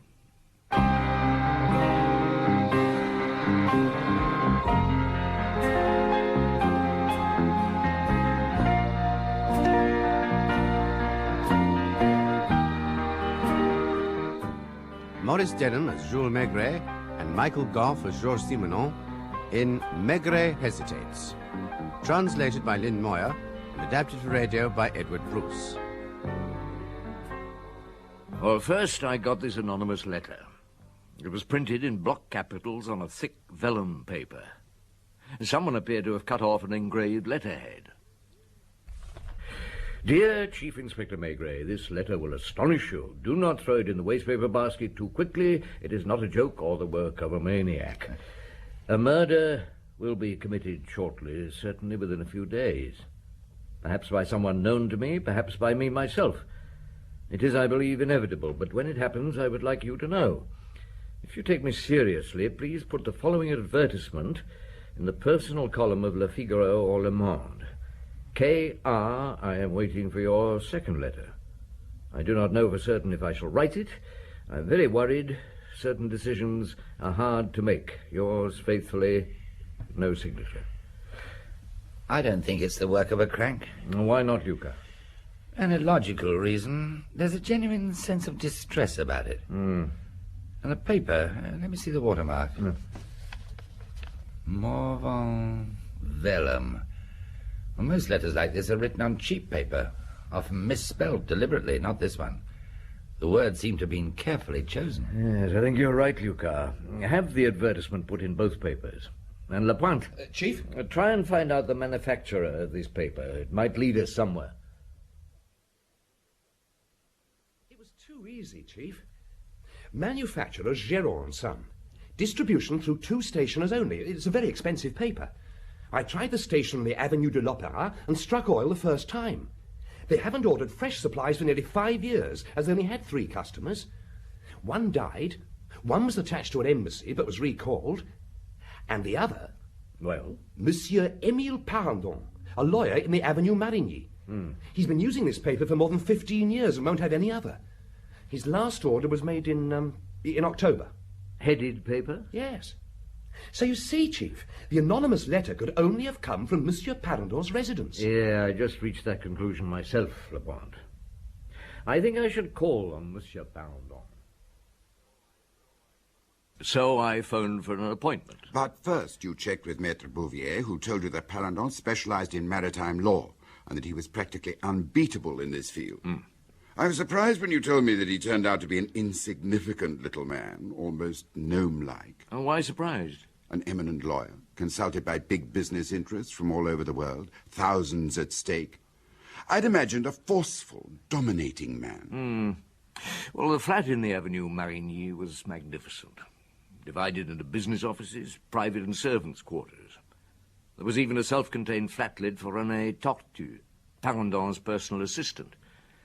I was shown in by Ferdinand, the butler, along a corridor with windows overlooking the avenue, through a little office occupied by his secretary, and finally into the most palatial library I've ever seen in a private residence. Parandon was waiting for me. He bounded out of his chair like a jack-in-a-box to greet me. Chief Inspector, I can't tell you how delighted I am to meet you. I've admired your work tremendously for years, and when you rang this afternoon, so unexpectedly, would you care to sit down? What can I offer you? The cognac isn't particularly good, but I have a 40-year-old Armagnac. Just a little, please. My wife only lets me have a drop on special occasions. She says I have a weak liver. According to her, I'm weak all over. Thank you. Your good health. Santé.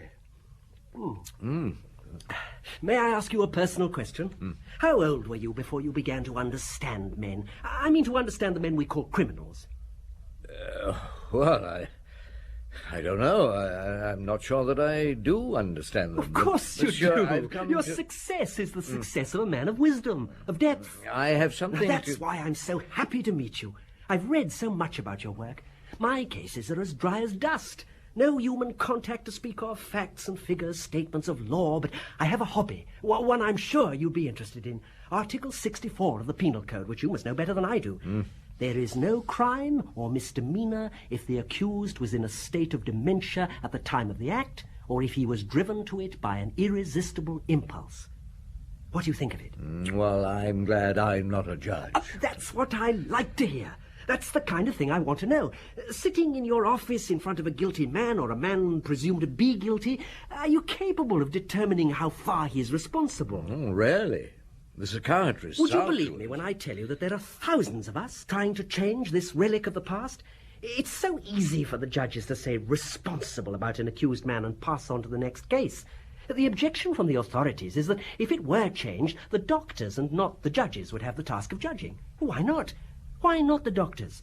Judges haven't the time or experience for this kind of delicate decision. I could talk to you about it for hours. It's more than a hobby with me. It's almost a mania.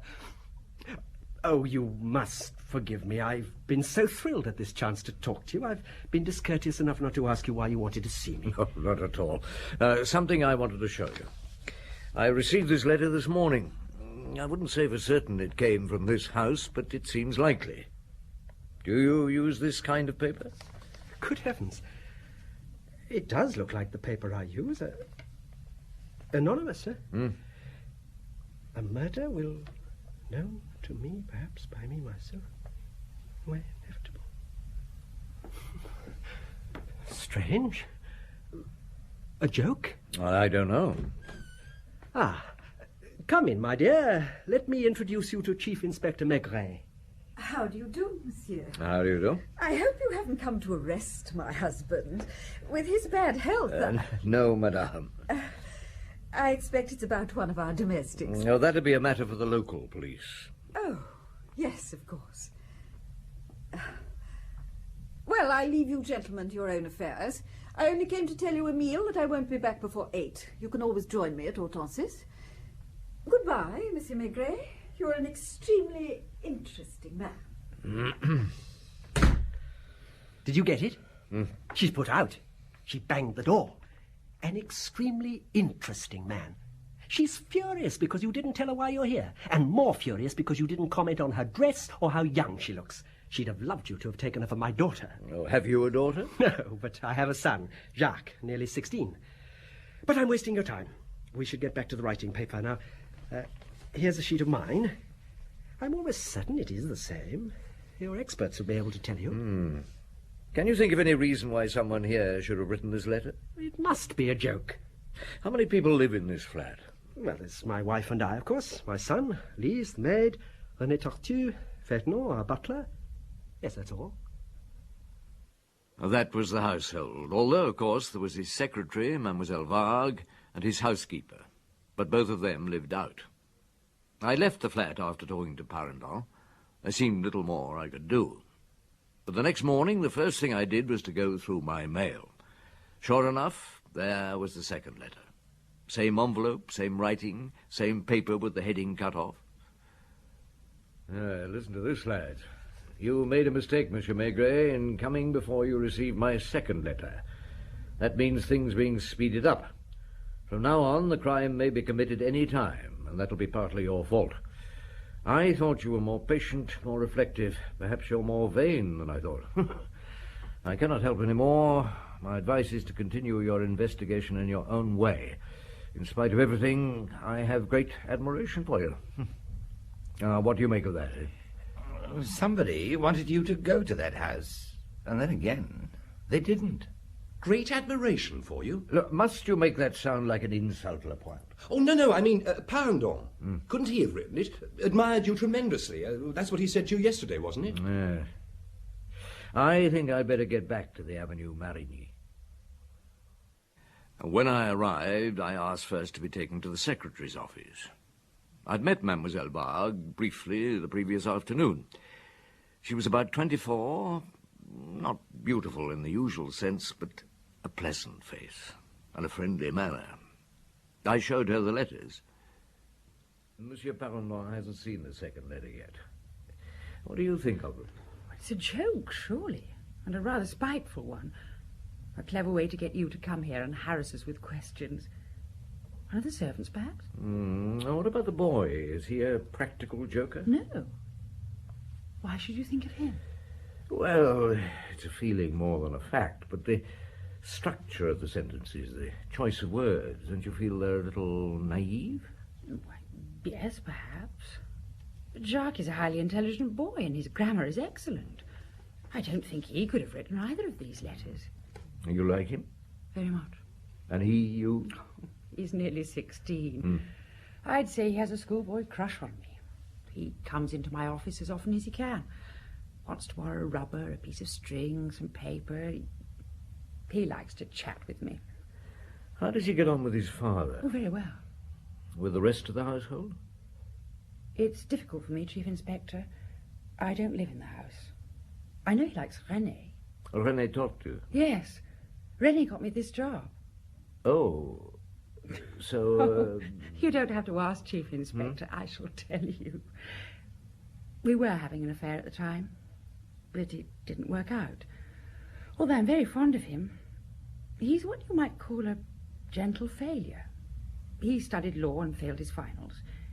He'd have made a poor lawyer, but I think he might become a good dramatist. Oh, he writes plays? He's been scribbling for years, practicing. I read his last one. Oh, well, I'm no critic, but I thought it was excellent. Then he burned it, said it was no good, because he'd tried to write about things that, well, that he hadn't experienced himself. Oh, poor René.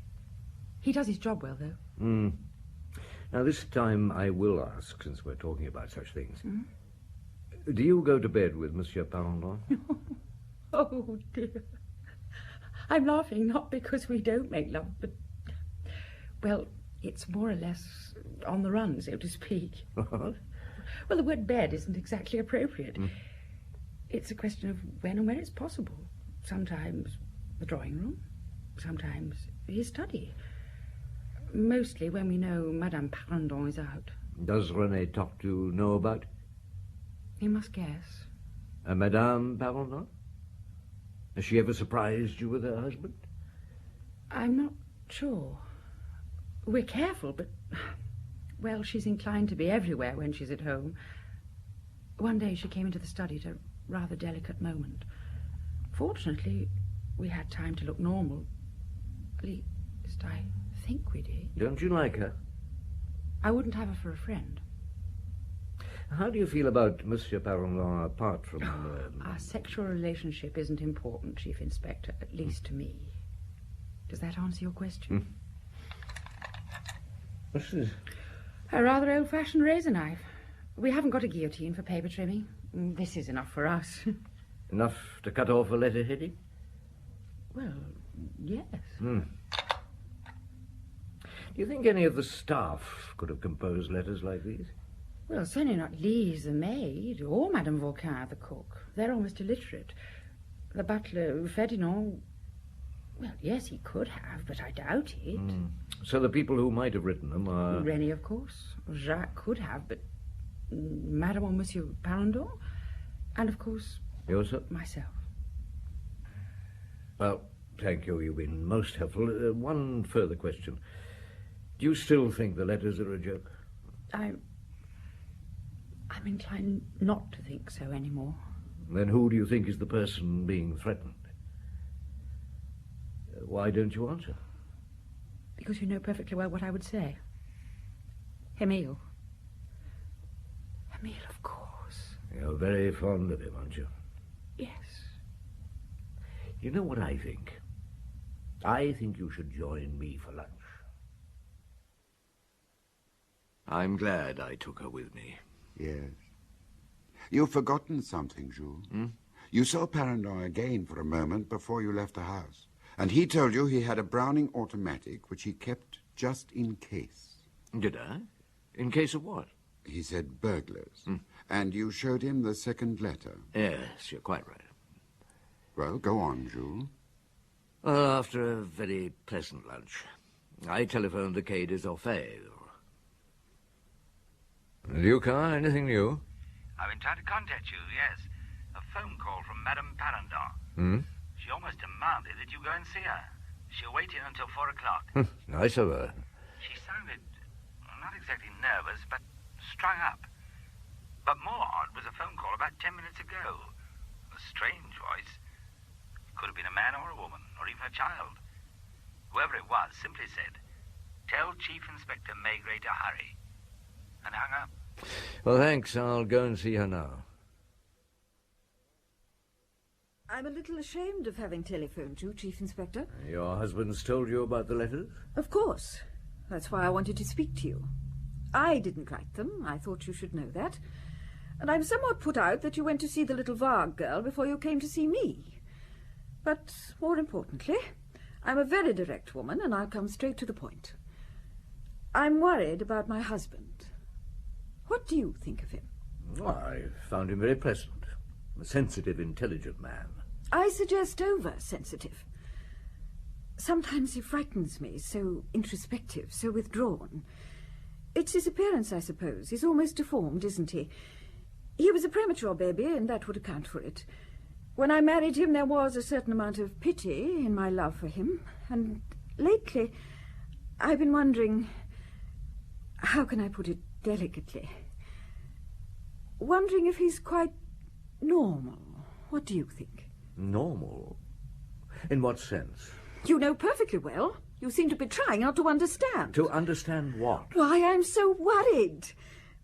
Those letters reflect my own fears exactly. I've been worried for weeks, months, well, years, in fact. As time's gone on, he's shut himself away more and more, and I've tried very hard to make him happy. But now I'm afraid. Not so much for me, but for him. I don't know what he might do. Are you suggesting that he might take his own life? Who knows? He might do anything. He has an irritating sense of humour, not to say macabre. He might have written those letters himself for some obscure reason. Do you consider your husband a medical case?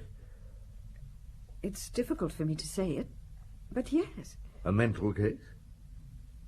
Perhaps. I'm beginning to understand. You asked me to come here so that you could suggest to me that I have your husband examined by a psychiatrist. In that case, you've either deliberately misunderstood me or I've expressed myself badly. I said nothing at all about a psychiatrist. But the thought showed clearly in everything you said. Now, forgive me if I seem impertinent, madame, but in my job, you and your husband have separate bedrooms. Does he still have sexual relations with you? Most certainly not. Not for over a year. For any particular reason? Really, monsieur? I'm sure you found that out by now. I came across him and that girl in his office. It was disgusting. You have a gun? Yes, as a matter of fact, I have. Here, it's no more than a toy, I believe, but be careful, it is loaded. 6.33. Well, almost a toy. It could kill someone fired at point-blank range. I haven't given it a thought. One of Emil's friends with a similar macabre sense of humour gave it to me on my wedding day. Now, Jacques, I haven't had a chance to speak to him. No, because he's still at school and he couldn't possibly have anything to do with those letters. I think you should go now, monsieur. This conversation's pointless. I see you place no importance on what I've told you. Forgive me if I don't show you out. She almost banged the door in my face as I left her room. I didn't know what to think of her. I walked down the corridor to René Tortu's flatlet. Ah, you must be Chief Inspector Maigret. That's right. Have you a moment? Yes, come in. You want to talk about the letters, I suppose? Yes, I know about them. Monsieur Parendon showed me photostat copies. You studied law, I believe. Until I failed my finals. Still, I know enough to do quite a lot of research for Monsieur Parendon. And you write plays in your spare time? Mademoiselle Varg told you? Yes. How do you feel about her? She's a very pleasant associate. Are you in love with her? That's a private matter, Chief Inspector. Were you once? No crime has been committed. I don't think you have the right to inquire. Mademoiselle Varg is having an affair with Monsieur Parendon. Did you know that? She told you? Did you know? How do you feel about it? It is no longer my concern. No longer? Then you were once in love with her. To think she told you. I suppose she had to. It must be hard for a girl like that to deal with a man like you. Although what it's got to do with those letters... As a man concerned with law, you will appreciate that any detail may prove important. You see, we are taking these letters very seriously. What do you think of Monsieur Parendon? He's a first-class boss. A nice man. Madame Parendon? Well, she's active, intelligent, But you don't like her. Have you any idea who could have written the letters? Well, as a would-be dramatist, I suggest someone who's afraid of what he might do. Someone who is a potential murderer who feels that things are getting out of control and who's imploring your help in an illogical way to prevent it. Perhaps someone unbalanced? Could be. Sounds like a good plot. You might be able to use it in a play one day. She told you about us as well? She shouldn't have done that. I must get back to my office.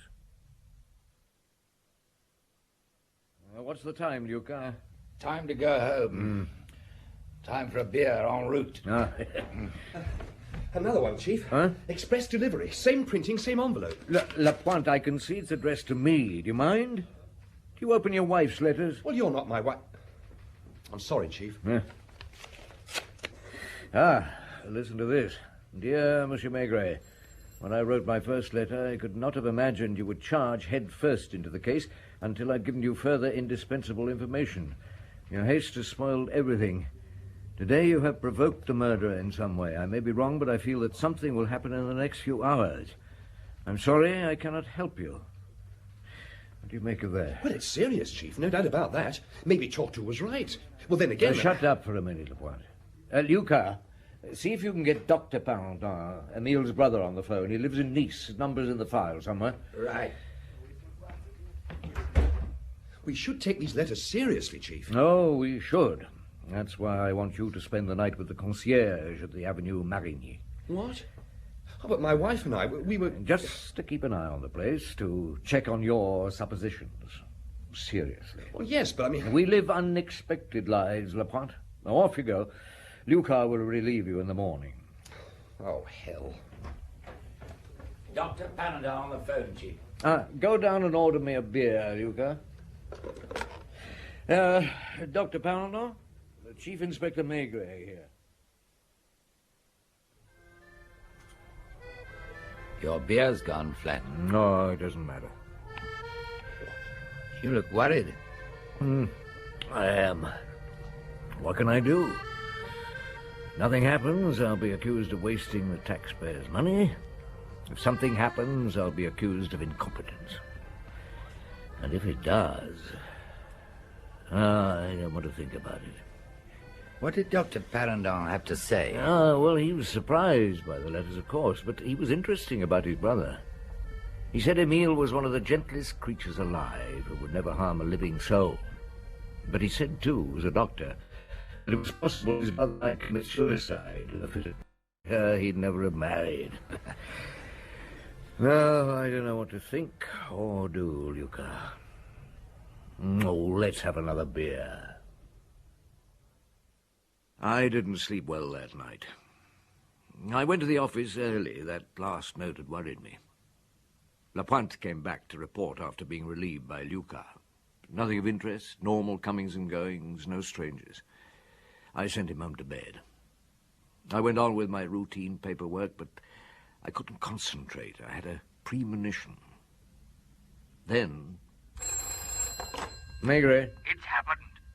Who? The girl. Dead? Yes. Shot? No. Stabbed. Butchered. Butchered. I'll be right over.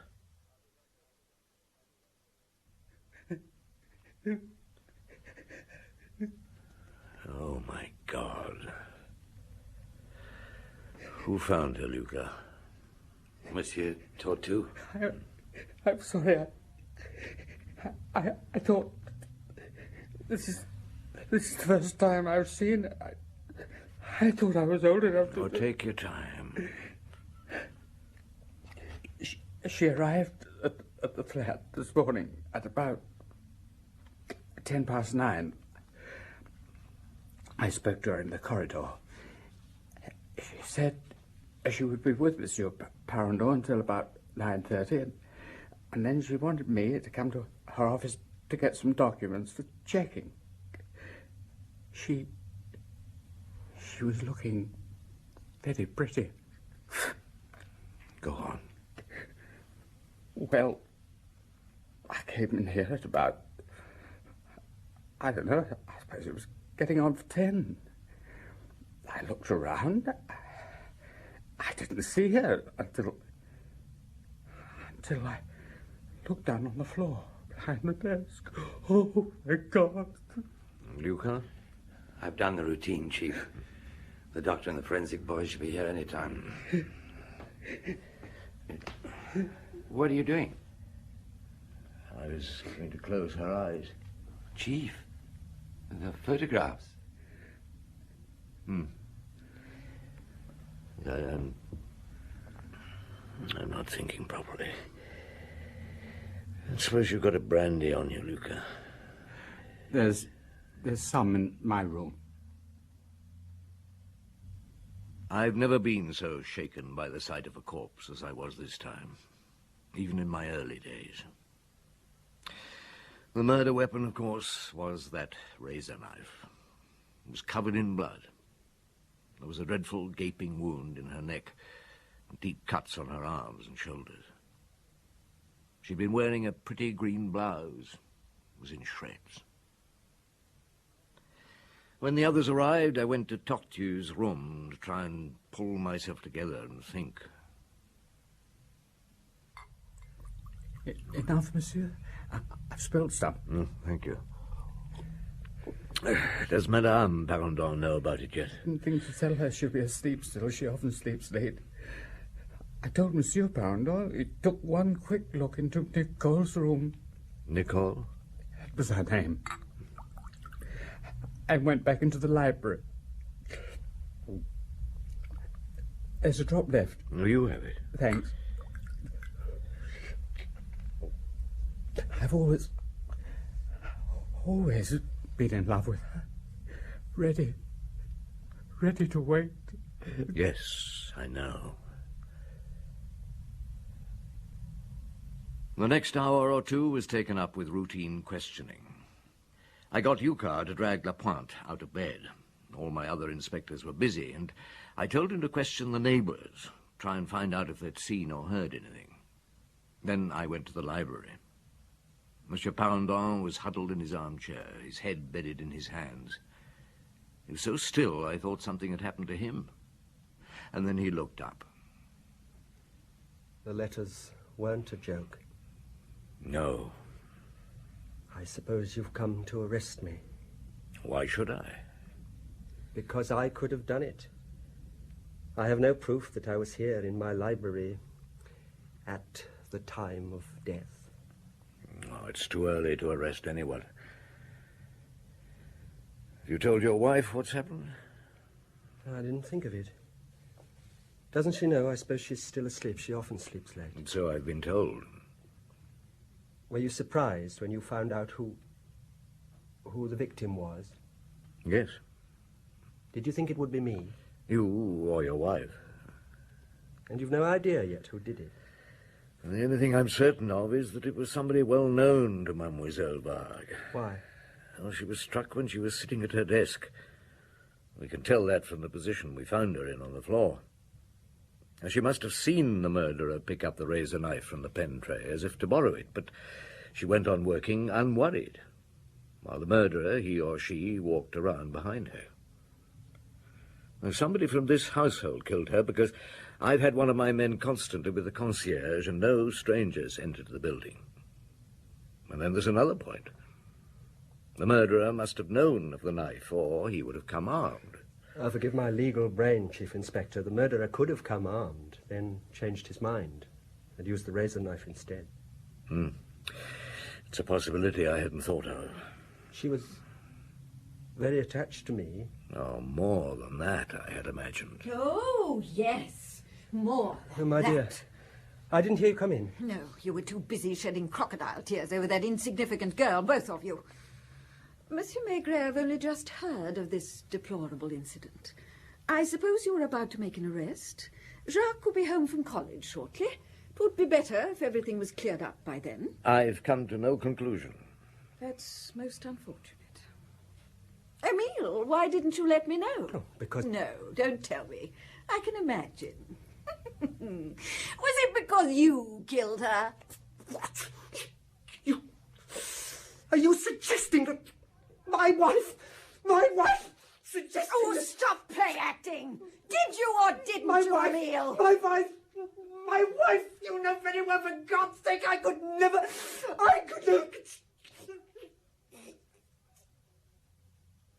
Well, Monsieur Maigret, I'm sure you'll draw your own conclusions from that performance.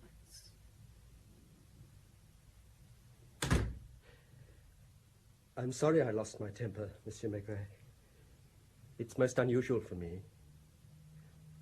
Did my performance make it seem as if I were a little unbalanced?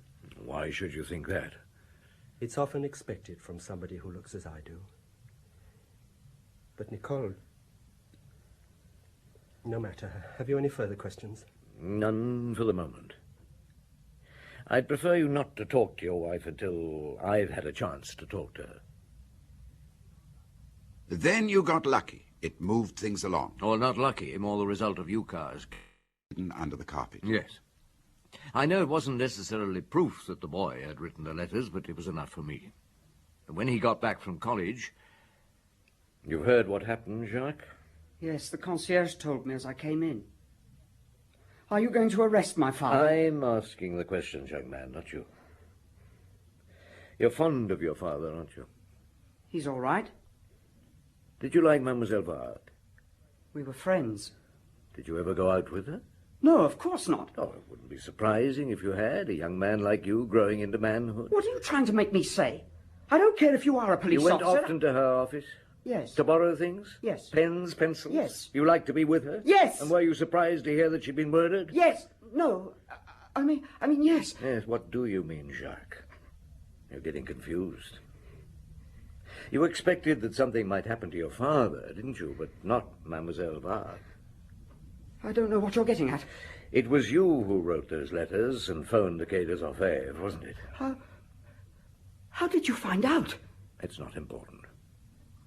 You wanted to protect your father, didn't you? You felt he was in danger? Yes. What kind of danger? I'm not going to answer any more questions. Take me to the Quai des Orfèvres if you like. I would if there was any point in it. It's too late. Mademoiselle Varg is dead. Are you very disappointed in me, Jacques? I don't know. I wrote those letters because I thought you might have... I thought you were a man who would understand everything. No, only a little, here and there. I thought you might have... Handled things differently? Yeah. I wish I had. I'd been tough on the boy. I was sorry about that. I wandered down to the kitchen. Madame Vauquin fed me. I was hungry.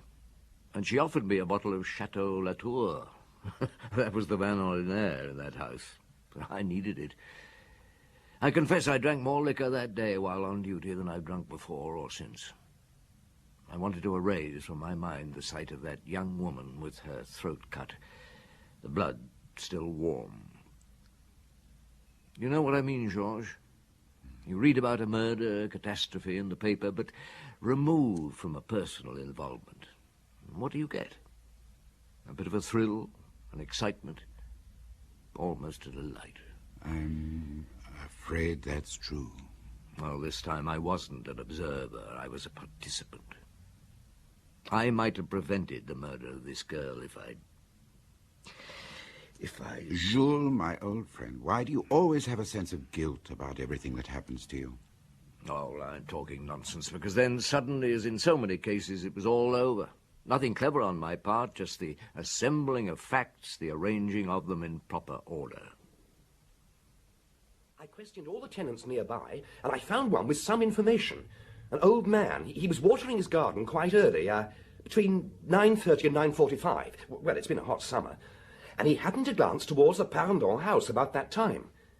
That's when he saw a woman walk along the corridor. She was wearing a blue housecoat. Where's that map? Yes. She was going towards the offices, here. 5 minutes later, he saw her walking along the corridor, but in the opposite direction.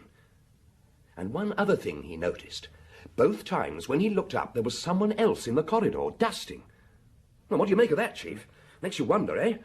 The only thing I'm wondering about is what you have for breakfast. Oh, wheat germ, of course, Chief. It's great. Oh, you should try it. It keeps you right on the ball. Thank you, Lapointe. I am on the ball. Well, you can go home now. Sleep well. The case is solved. Solved? I may not be able to prove it, but I have a pretty good idea of what happened. Ah, Monsieur Maigret, I was expecting you. So at last you're going to arrest my husband. I don't see any reason for arresting him for the moment. Why, Madame Parendon, should your husband have killed his secretary? Must there be a reason for a man like that? One doesn't usually commit murder without reason. Oh, one can imagine one. I don't know. Perhaps she was pregnant. He might have been pleased. What nonsense. She could have been blackmailing him. Again, for what reason? I haven't the slightest idea, a girl like that. I've merely suggested it as an example. Quite. Madame Parendon, I must ask you a question, and I advise you to think carefully before you answer. Did you leave your room between 9:30 and 9:45? No, I did not. Look, I warn you. If you lie to me, I shall ask the examining magistrate for a warrant for your arrest. Remember, I have statements from everyone in your household regarding their movements during that time except yours. I said I did not. You didn't set foot in the corridor? No. You didn't go to Mademoiselle Vargue's office? I consider this interrogation an insult. And you didn't kill her? You know perfectly well. Right from the start, I told you it was my poor husband. Why should he have killed her? I've told you. In his condition, there's no need for a reason. When he was 17, he tried to commit suicide. Ah, you didn't know that, did you? And when Jacques was born, he was afraid he'd grow up an idiot. He's always been haunted by the fear of illness and death. Why, that celebrated Article 64. Isn't that proof? But he's afraid. Afraid of himself. Would you ring for your maid, please? What has Lise... Please? Have you handled your revolver since yesterday? Of course not. Why? Oh, thought I had. You won't mind if I take it? You remember I placed it back in your drawer myself. Therefore the top fingerprints should be mine, if what you say is true. Yes. You rang, madame? Monsieur Maigret would like a word with you. Lise, you were dusting the corridor this morning between 9:30 and 9:45, is that correct? Yes, I always do it about then. And did you see Madame Parendon going in the direction of the offices? Oh, madame, what should I say? You should tell the truth, Lise.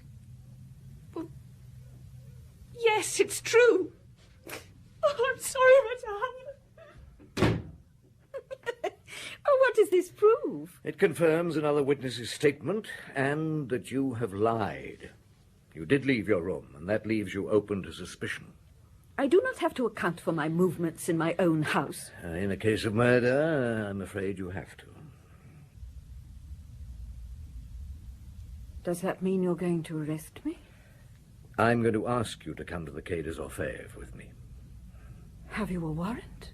A blank one. I only have to write in your name. And then? It will depend on the magistrate. More probably, the doctors. Oh, God, no. You think I'm mad? It was my husband. He killed her.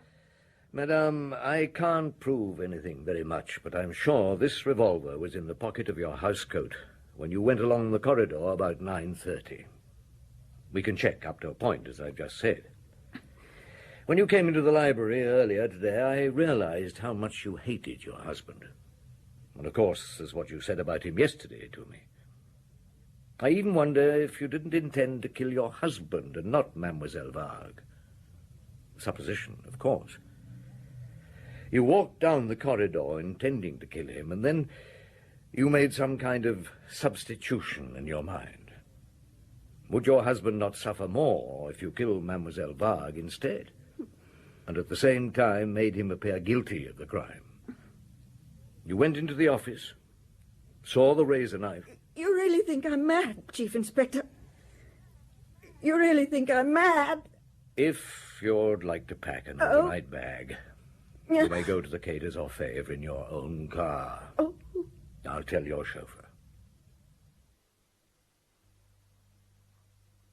Article 64.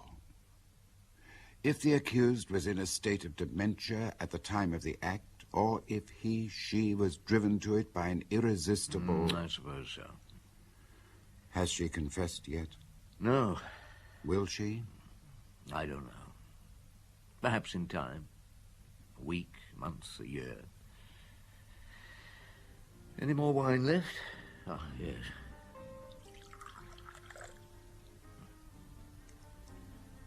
Have you ever seen a young woman with her throat cut? Good health, George.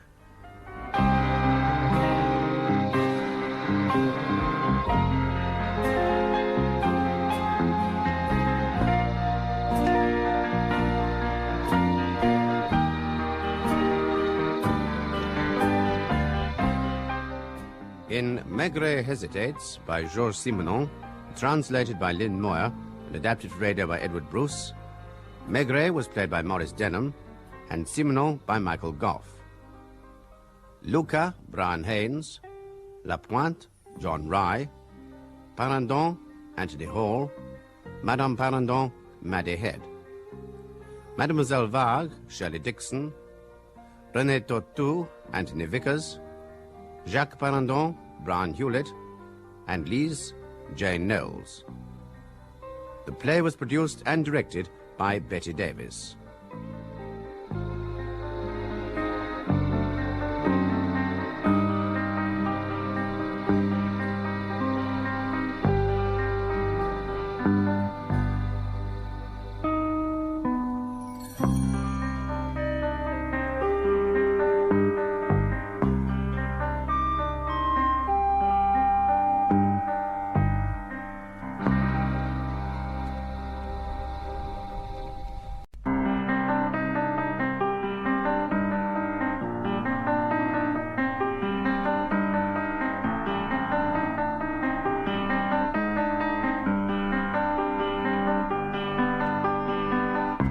Simenon's Maigret, a series of plays based on the novels of Georges Simenon.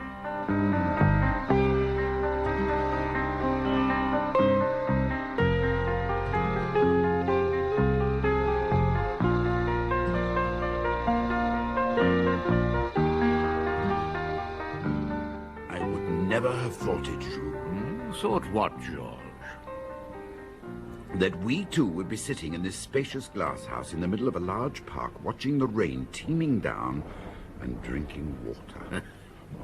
All this stuff is good for our livers, George.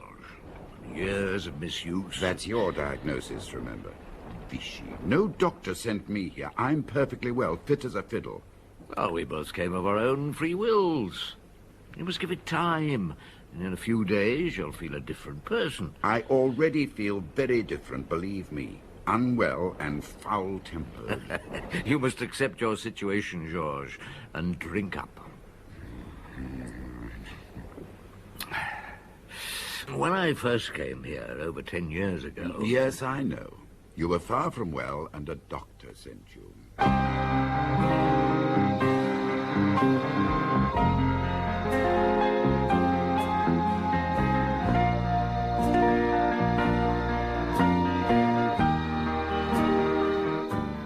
Maurice Denham as Jules Maigret and Michael Gough as Georges Simenon in Maigret Takes the Waters, translated by Eileen Ellenbogen and adapted for radio by Frederick Bradnam.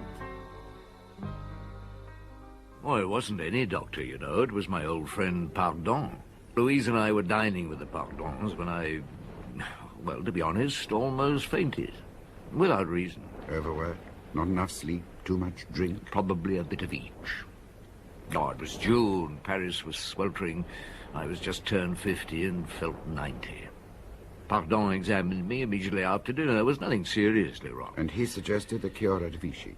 For 3 weeks, under the care of our friend Dr. Rian. And you didn't try to wriggle out of it, find excuses? No, Georges. Like you, I accepted my fate. You mean you were Shanghai? Well, for my own good.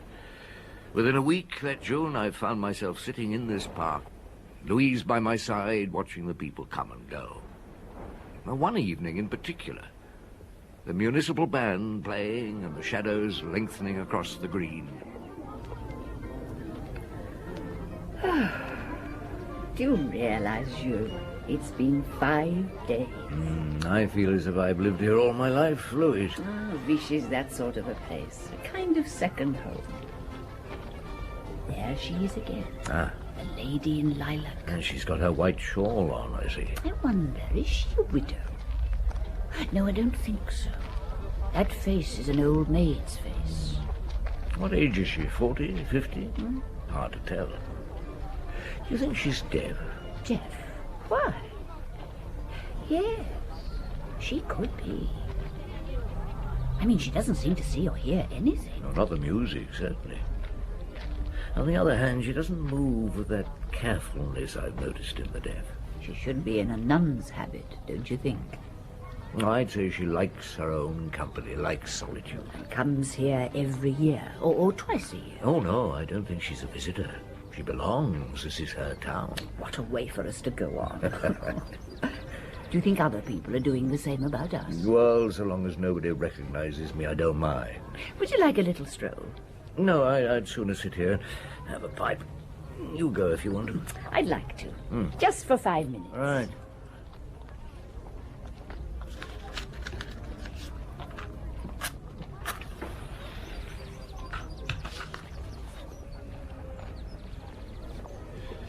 You're going to be all right, Jules. Thought you were at the beginning of the end, didn't you, damned idiot? What did Dr. Villon say? ERS perfect. Cholesterol a little on the high side. Nothing we can't deal with. No need to worry about uric acid. Blood count could scarcely be better. Treatment? I want you to alternate between 2 springs, Chamel and Grand Gris. I've written down what you should take and your diet. There's nothing wrong with you, but a thorough clean-out won't cure.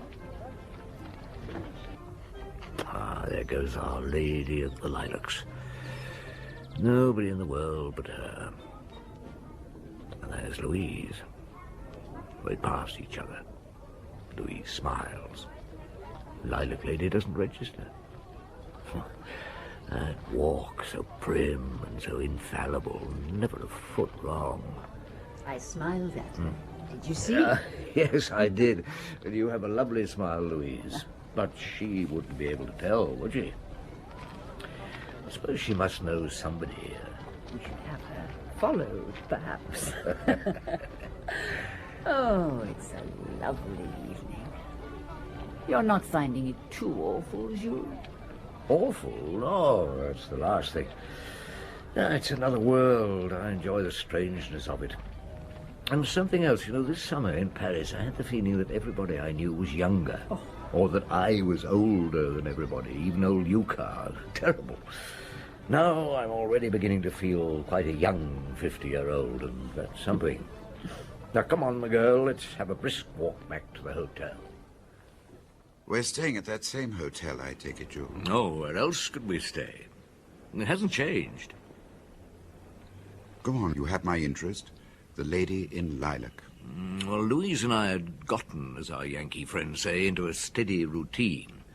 Louise insisted on taking the cure also. 2 glasses of the Gris Spring in the morning, walks, a light diet, 2 glasses here at the Chamel in the late afternoon. And never a glass of wine? No, naturally not. And we watched our fellow cure-takers and wondered about them. And, of course, the Lady in Lilac still teased us. We always noticed her. We even noticed that she didn't appear one evening in the park, not to listen to the band. And you then discovered that she was the best con woman in that part of France. You've a point there, Georges. I've never considered. Do you know, I actually like this stuff. Keep to the Lady in Lilac, please. We didn't get up all that early, and I'd sit around in my pajamas, drinking coffee, eating croissant, reading the local papers, and the Daily Journal de Clermont-Ferrand. Now, the morning after Our Lady of the Solitudes had not visited the park in the evening...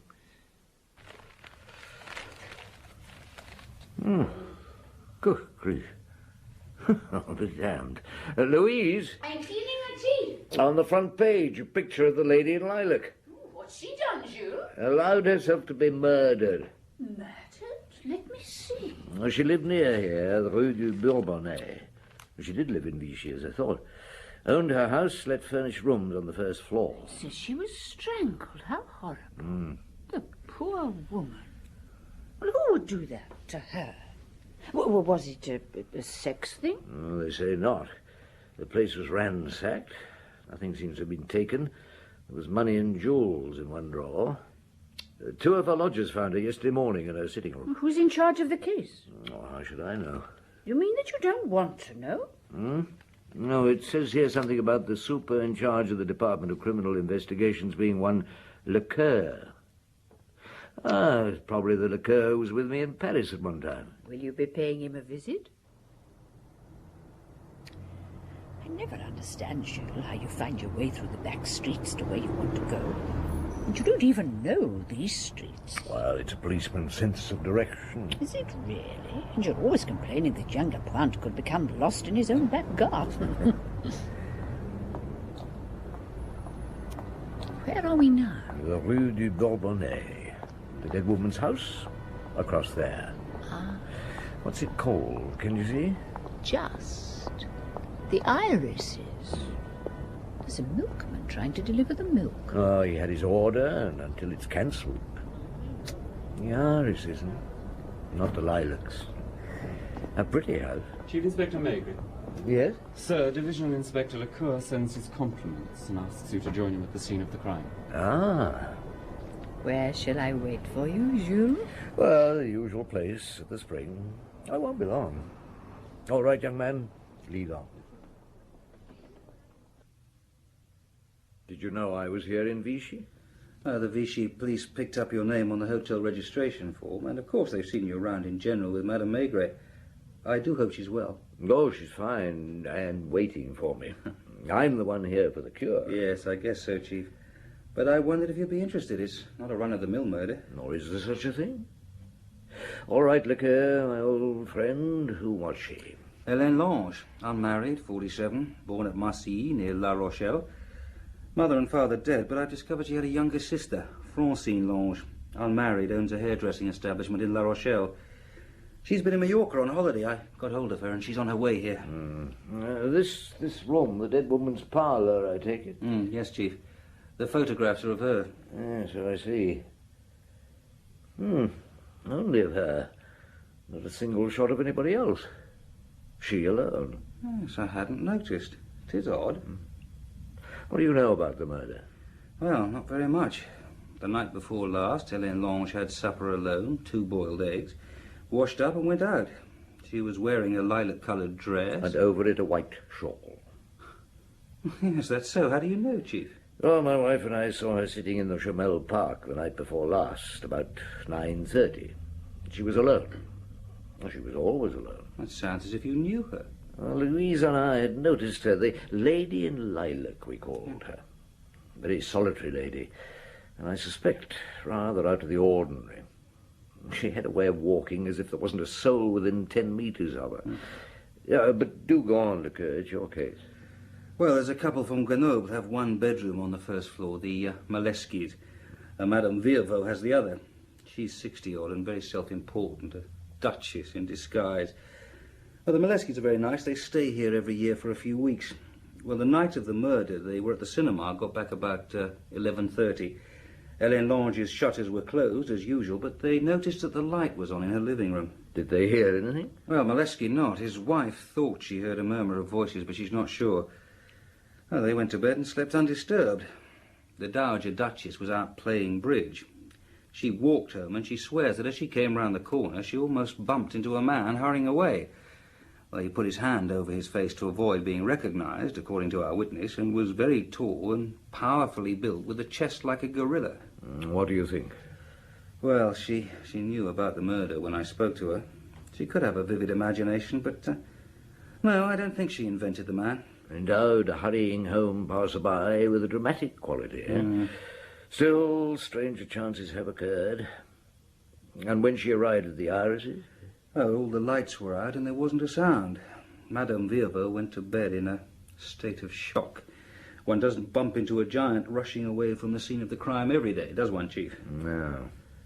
Who found the body? Well, the Maleskis called the police when they found the dead woman's room shut up and not a sound. And they had to break in. The key to the living room door was missing. The other rooms were locked from the inside. They found her in this room. You've read the newspaper reports, I take it? Yes. Strangled. Not touched otherwise. Nothing taken in the house, but everything turned upside down. I wonder what he was looking for. She lived here for long? Yeah, 9 years. She bought the house then. I've been in touch with a lawyer. She paid for the place with cash. A small suitcase of notes. He's never known it happen before or since. Did she have a bank account? No, I mean, not then. Yes, with the Crédit Lyonnais. A young Dissel has just got back from there. Come and tell the chief what you found out, Dissel. Yes, Inspector. Shall I come in? Well, it would save us straining our ears. Yes. She was worth just over 500,000 francs, Chief. She was a rich woman. Rich and single. Tell me, Dissel, did she pay money into her account regularly? Well, Chief, not on a set day. But she paid in a basic 5,000 francs a month, the manager told me. And during the season, when there was money coming in from her lodgers, a few thousand more some months. The 5,000 francs, was that in cash? In cash, Chief. Okay, thank you, Dissel. Thank you, my boy. Yes, always in cash. The postman tells me she received very little post. Nothing, really, except circulars and bills. Thank you, Chief. And the neighbours say she never had a visitor. Oh, they'd know, wouldn't they, in a street like this? Well, the Moleskis have stayed here for a few years now, but as they say, they know nothing of her. They've only ever been in this room, her part of the house, once, for 2 minutes. It adds up. Solitary and secretive, Flicker. And who killed such a woman, and why? And who gave her the money? Did she ever leave Vichy? Yes, she did, so it seems, for a day or two at a time each month. Once again, at different times. Do you know how she travelled? No, not for sure.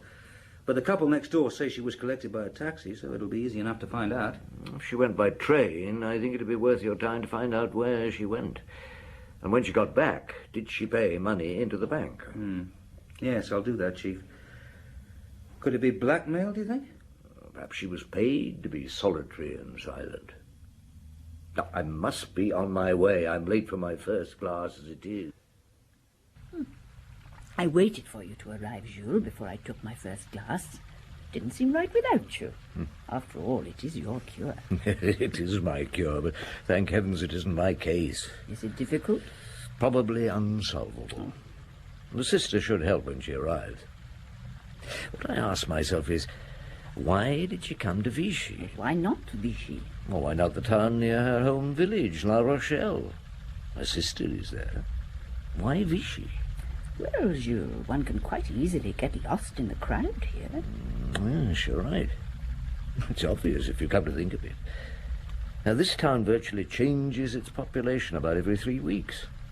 In any other town of this size, she would be known, certainly after all the years she's been here, by all and their uncles. But here... One would take her for just another visitor. Her neighbours, it seems, know little about her. But her neighbours will be busy finding out about their guests, talking about the latest batch of visitors. Well, that's the first class. We'd better have our second. We must have our second, or you must. Did you know the Vichy police are watching my every move? I can't see anybody in here who remotely resembles a policeman. The water comes out looking incredibly clear, doesn't it? Do you think the inhabitants of Vichy ever drink it? And what about the police? Oh, I reckon they prefer their beer. Now, come and sit down. I have a few more questions.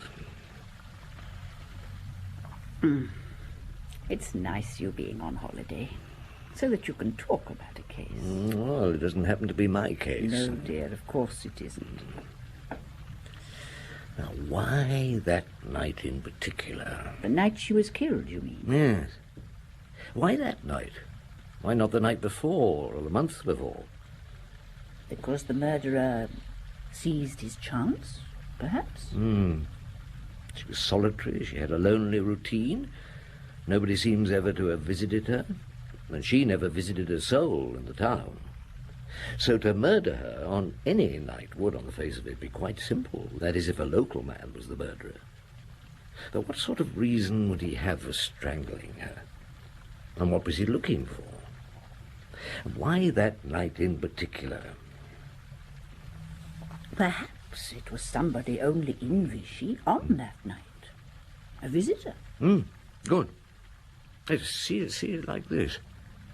Since we've been here, we've been noticing the same people 2 or 3 times a day, in this place, in the parks, where the band plays, and so on. That's true. Some of them I feel I've known for years by sight.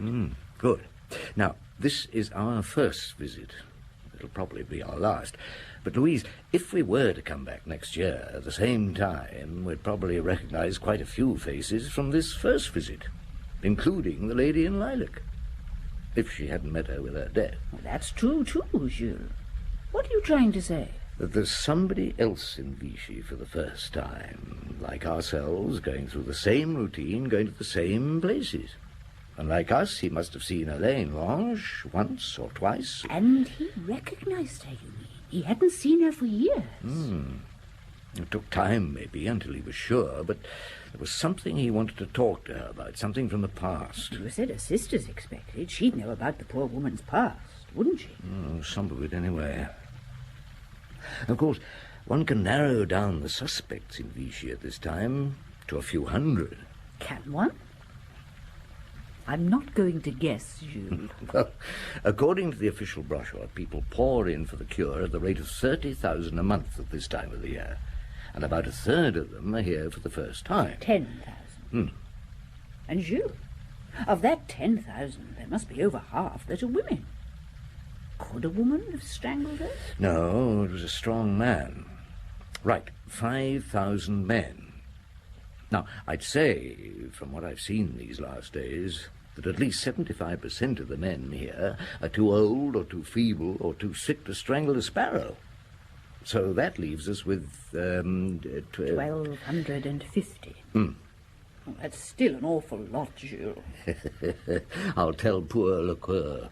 1,250 suspects. So all he has to do is to eliminate those with foolproof alibis, and the rest is easy. Oh, he's probably thinking the same way himself. The sister may help, but not if she's like the dead woman, that's for sure. Well, yeah. Have you drunk up? Yes. Time for our walk back to the hotel. A light lunch, and you will have your afternoon nap. Oh, I don't actually sleep, you know. I only relax and doze a bit.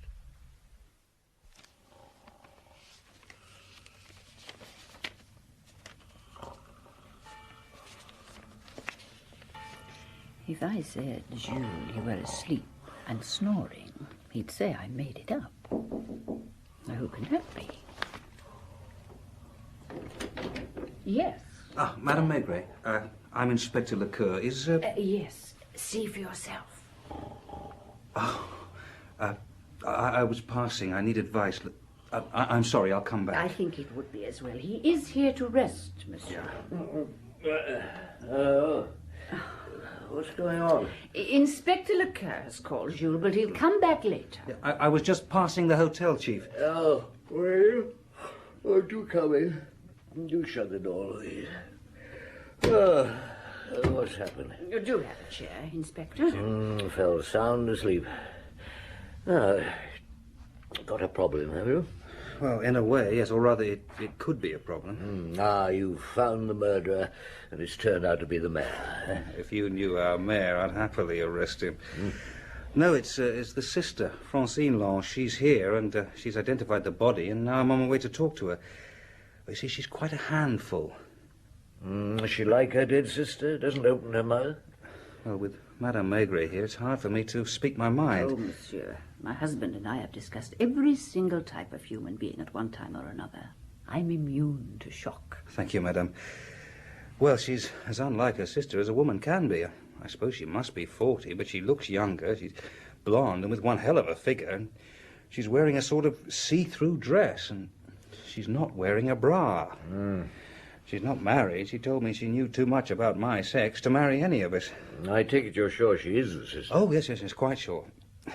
You see, I thought, Chief, that with you in the room, life would be easier. I mean, she's decided that she can treat me as she treats all her men, I imagine. And you think she's likely to treat me differently? Well, I think you'd know how to treat her differently. You are Maigret from Paris. There, you see, Louise, the reputation I have with the ladies. And those who are not ladies also. Well, to the non-lady then, Lecoeur. Louise, I'll see you at the park at 5 o'clock. If you're through with Francine by 5. I've never been in my sister's house, you know. Yes, so you were saying, mademoiselle. And this is where she didn't entertain the gentleman friends she didn't have. The old maid's parlour. She entertained one gentleman recently, mademoiselle. One too many. Do you think I killed my sister? She was brutally strangled, although she fought hard against her attacker. Yes, she would. Have you any idea? We've no idea who it was, no idea why it happened. Will you tell us what you know about your sister? When did you last see her, for instance? 6 years ago. She came to La Rochelle, turned up out of the blue. Now tell me what you know of your sister's background, Francine, as a young woman. She went to Secretarial College in La Rochelle, then she worked there. Then when she was about 23, she went to Paris and worked as a secretary. I followed her there a few years later. Do you remember where she lived in Paris? Oh, yes, well. She had a very nice flat in the Rue Notre-Dame de Lorette. She must have been earning well. Or somebody was paying for it. If they were, they weren't getting value for their money. I've liked men. I still do. Elaine, never. I don't think there was ever a man in her life. And yet I take it you got on well enough. When we saw each other, yes. I turned to her once, and she was a real sister that time. You were in trouble in Paris? 15 years ago. I had a child, a boy. Elaine found foster parents for him on a farm in the Vosges. We both used to go and see him. He was nearly 3 when he drowned in a pond. It seems, mademoiselle, that your sister led a very lonely life. Ever since she was a girl, she was happiest on her own. It could be maddening. She had such a very good opinion of herself, a sort of being self-satisfied. Self-satisfied? She looks it in all these photographs of herself, don't you think? Somebody took them, mademoiselle. I wish I knew who. Well, I took that one. A boyfriend of mine took that. The others? Probably she stopped somebody and asked them to hold the camera. If it was what she wanted, she wouldn't hesitate, believe me. Presumably, mademoiselle, you've no idea how your sister lived. I know she owned this house. I imagined always she lived by letting rooms. Well, you'll be surprised. She left no will, it seems, mademoiselle. You were therefore her sole heir. Yes. Yes, I would be. Let me know, will you, when I can bury her? The sooner I can get away from this dump, the better. So you stopped Lecoeur from saying you will be surprised to know that she died a rich woman. Yes. I explained to him afterwards. Well, not that I could really explain, Georges. I felt only that this forthright sister wasn't perhaps as forthright as she might be. And the less she knew what you knew, the better. That is simply, Georges, if she knew about the 5,000 francs a month and discovered that we knew, she could try to obliterate the source. Did you think that the sisters had been in something together?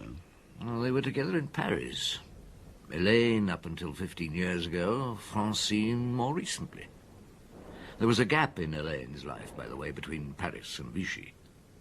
But in Paris, she had a nice flat in a smart district, on a secretary's salary. Oh, never. Perhaps the answer lies in the past. Find out about Paris and you begin to put the thing together. Well, we were lucky, or Lecoeur was. The police found that the concierge where Elaine once had her flat was still there. And she recalled that Elaine had a gentleman caller. He was then, she thought, about 40, heavily built, expensive clothes, well-groomed, and drove a large black American car.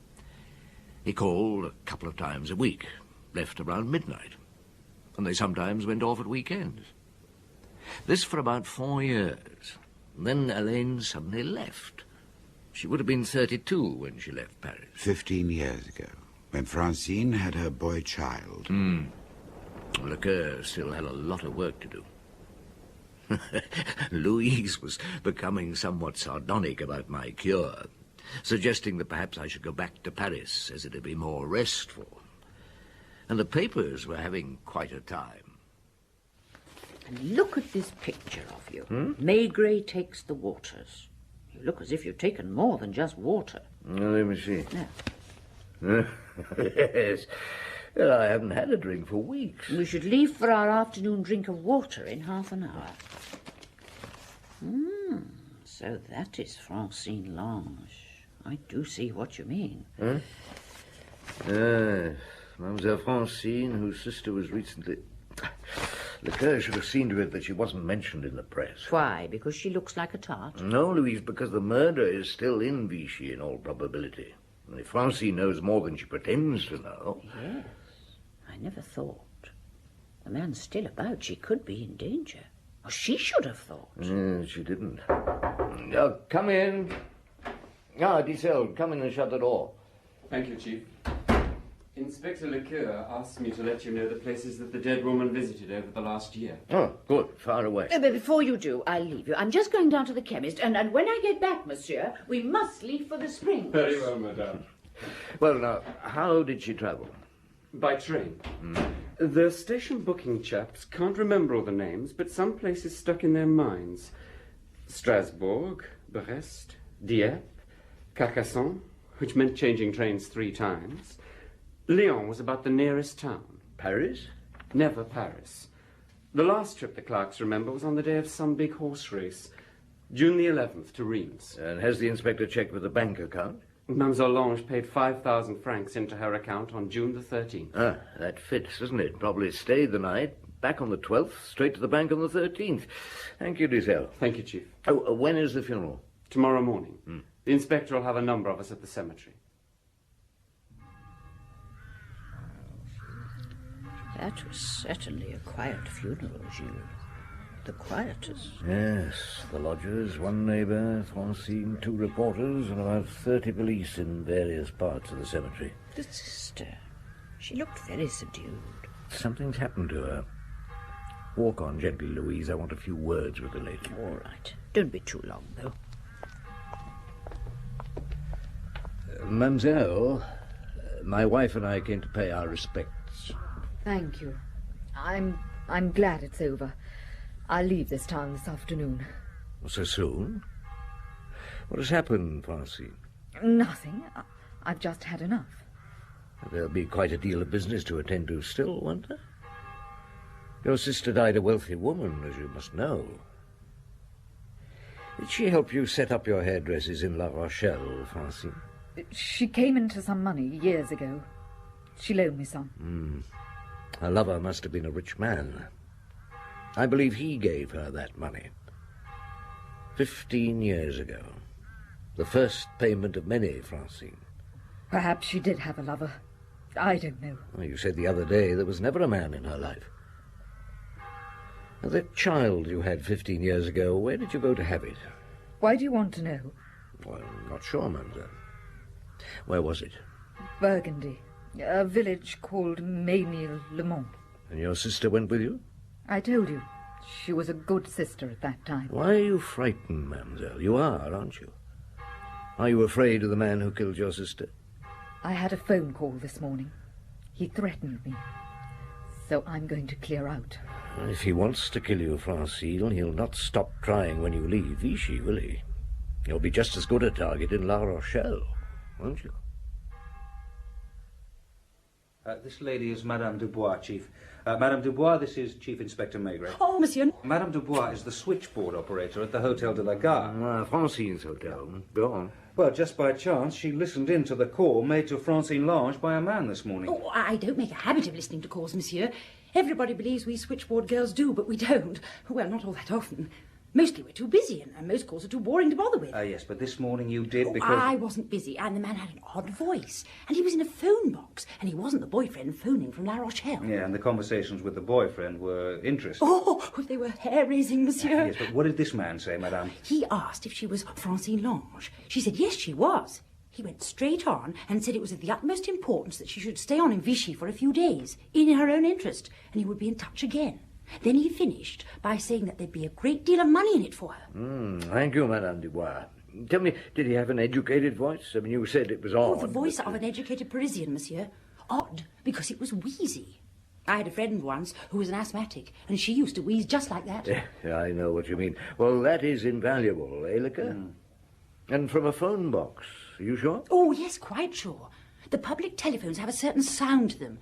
And when he asked me if there was a Mademoiselle Lange staying in the hotel, he hadn't closed the box door. You could hear the traffic. Then he closed it. Yeah, I've had a number of other hotels checked on, Chief. He phoned 7 asking for our girl before he was lucky, and they, too, were sure it was from a phone booth. You do know, monsieur, that Mademoiselle Lange left the hotel a few hours ago? Yes, madame, we knew. She was in a hurry, Chief. I'm told that she changed from her funeral black, paid her bill, and drove off in that smart little car of hers all in half an hour. Did she? So the offer of money if she stayed had the opposite effect. What was she frightened of, eh? I may be speaking out of place, but surely the man who phoned could have been her sister's murderer. I'm sure he was, madame. But he doesn't intend to murder again. I don't think he intended to murder the first time. Now, he wants some information. Elaine Lange wouldn't give it to him. Perhaps Francine will. Only, whatever it is, she, like her sister, is in fear of having to give it. Do you follow me, Luca? Yes, I think so, Chief. I wish I did. What sort of information does a man want so badly he'll kill for it? Well, kill a woman for it. That is of the utmost importance, madame. Look, it's none of my business, but I think you should keep a watch on the phone boxes near the main hotels. You know what to look for, and he'll phone again. Now, I must have my last 2 glasses of the waters. Thank you, madame. It's been a pleasure meeting. Oh. You're looking round, Jules, as if you expect the lady in lilac to reappear. Makes me shiver. I'm sorry. I'm not sure what I'm looking for. I swear this water tastes more bitter this evening. It's the mood you're in. He must have an overriding obsession. For 15 years. He never meant to kill her. Only to get her to tell him the truth. Or did he discover something so monstrous, so unforeseen that... I think you're actually sorry for her. Well, his world has collapsed, as they say. Already he's reduced to escaping his wife so he can make phone calls from boxes.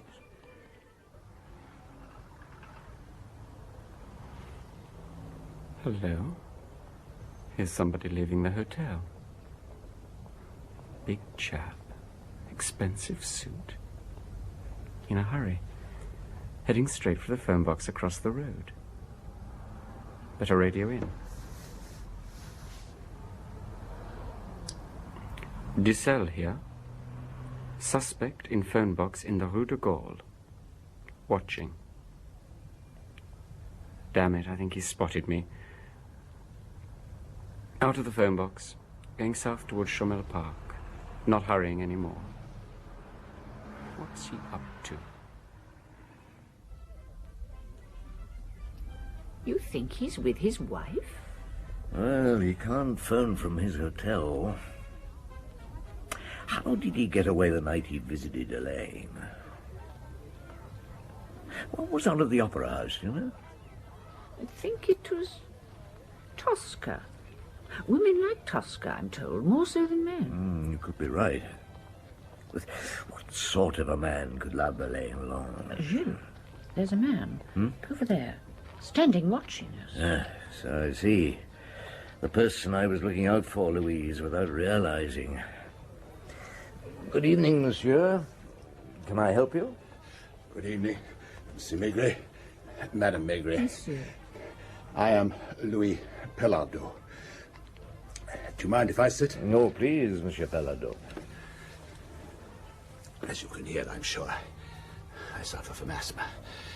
And I was hurrying earlier, but then I gave the policeman following me time to catch up. It's that young sergeant, Jules. Dussel, isn't it? Oh, over there, I see. He won't interfere unless I call him. Well, monsieur, you have something to tell me. I hoped you'd be here. I have seen you in here in the evening, as I also saw Elaine Lange here one evening. We called her the Lady in Lilac. Good name for her. I hadn't seen her for 15 years. I'd no idea she lived here, and this is my first visit, so you see it was all fortuitous. I must warn you, Monsieur Pellardeau. Whatever you say could be used in evidence. Yes, I know. I'll tell it all again to the local police, but I must speak to you first. You see, there's something I need to know. You're a clever man. You may well know the one thing. So be it. Elaine Lange was your mistress? Once, for some years, she worked for my firm. I've been married for 30 years. I was 40 when I met Elaine. It wasn't a very passionate affair, but I think I loved her. And did she love you, monsieur? There was only a glimmer of warmth in Elaine's nature, not enough for love. Although I believe that she would love our child well enough. Perhaps you knew she had a child 15 years ago. She said she went to Burgundy to Ménilmontant to have it? Correct. It was a son, Philippe. She sent me a copy of the birth certificate and said that she wanted never to see me again. I understood. She said she would devote her life to bringing the child up if I would support her and him. But I must not see him until he was of age. So she would disappear and she would let me know where to send the money. She reckoned, correctly, that if I knew where she was, I wouldn't have the willpower not to try to see her. I'm rich. I gave her the money to buy a house. I gave her money also for her younger sister's education in a Swiss convent. Elaine was devoted to the upbringing of this sister. If you'd met Francine Lange, as you wanted to, you'd have found her an unusual product of such an education. Sir, that was a lie also. I knew nothing about my son. She only ever wrote to tell me where to send the money each month. I saw her in this park. I wasn't sure it was her at first, but the second time, yes. I followed her back to her house. She never noticed me.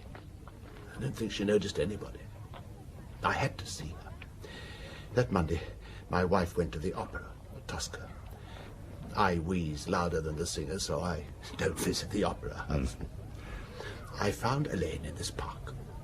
I followed her back, introduced myself. I don't think she recognized me. I forced my way in and asked her about the boy. She was very calm. She told me many things about him. I asked to see a photograph. She refused. I suddenly ceased to believe her. That room, there wasn't a sign of anybody in it. Ever. But Elaine.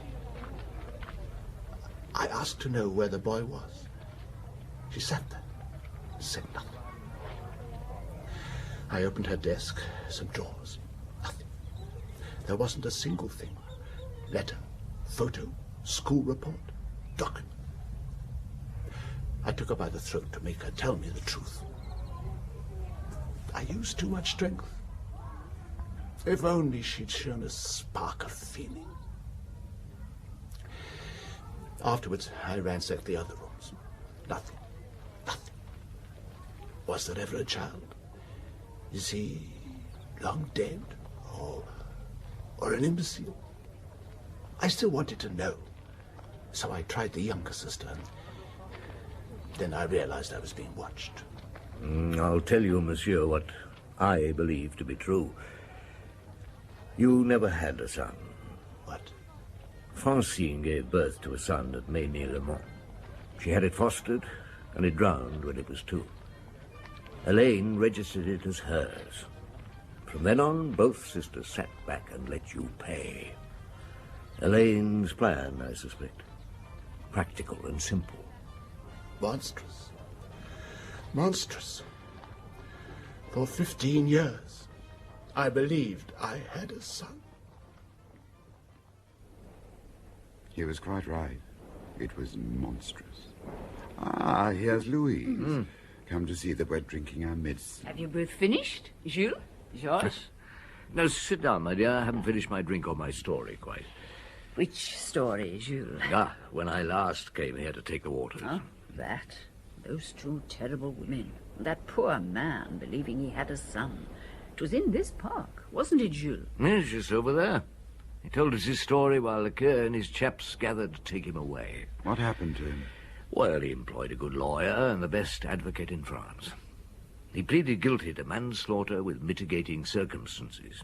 His story was such, they acquitted him. For once, I was glad to see a man who had killed walk free. They took him for a ride, did those 2. Everything came out in the court about Francine. The money for her education. Our Hélène claimed they were orphans. Francine's child. Pelado. That was his name. A good man of business, but a complete sucker otherwise. And to take up with such a woman. And to come to Vichy to take the waters. At least it didn't rain each day. But it did me good. Busman's holiday though it was.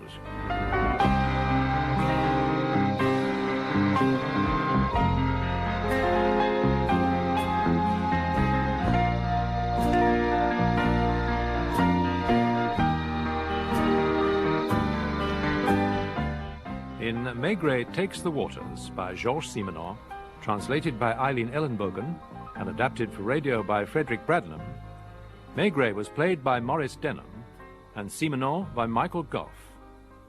Louise Maigret, Irene Sutcliffe, Inspector Lecoeur, Rod Beecham, Sergeant Dissel, Malcolm Edwards, Louis Pellardeau, Richard Caldicott, Francine Lange, Diana Eden, and Madame Dubois, Shirley Dixon. The play was produced and directed by Christopher Venning.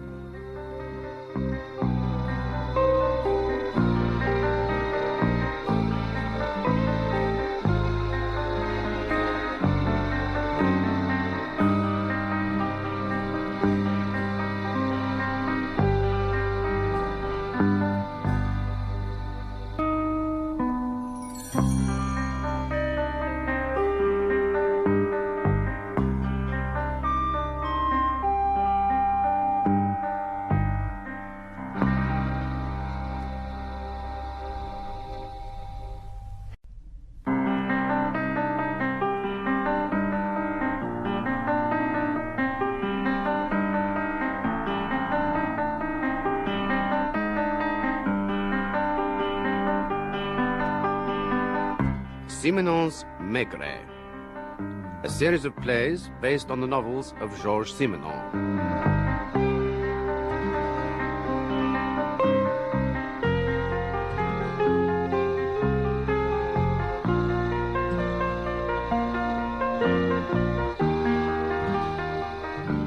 Hello, Jules. Ah, Georges. Good Lord, don't tell me you've been playing cards.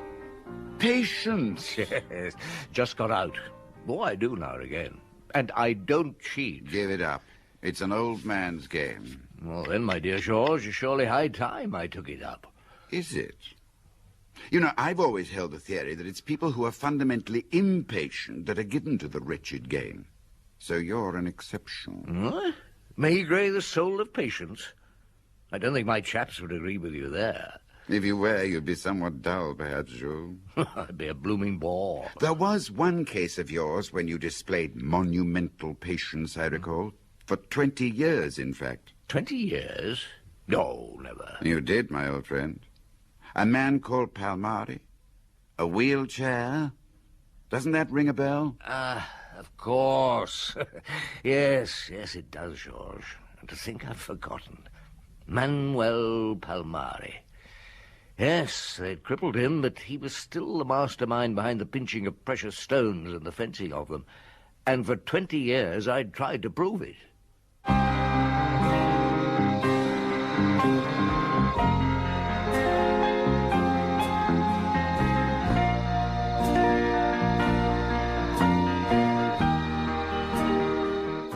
Maurice Denham as Jules Maigret and Michael Gough as Georges Simenon in The Patience of Maigret, translated by Alistair Hamilton and adapted for radio by Frederick Bradnam.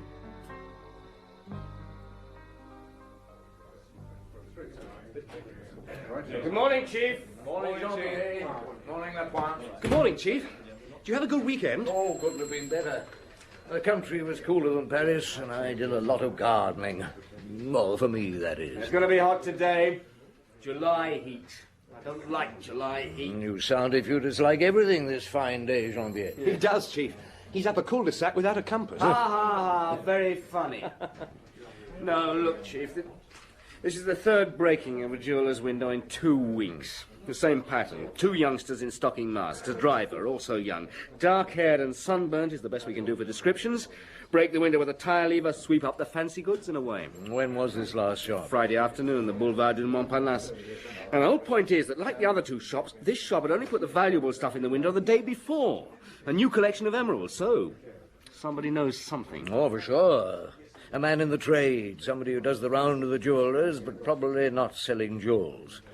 If he sees the windows full of the right stuff, he sounds the alert, and the boys come in from the country. It's been going on for 20 years. Yes, I remember you saying. I've tried traps, I've checked on hundreds of commercial travellers. Yeah, I've kept 2 chaps watching Palmari's place, as you suggested. I bet it's Jeannin who follows Palmari's girlfriend, Aline Boche, when she bounces down to the shops. Yeah, and she's given him the slip once or twice. Otherwise, nothing.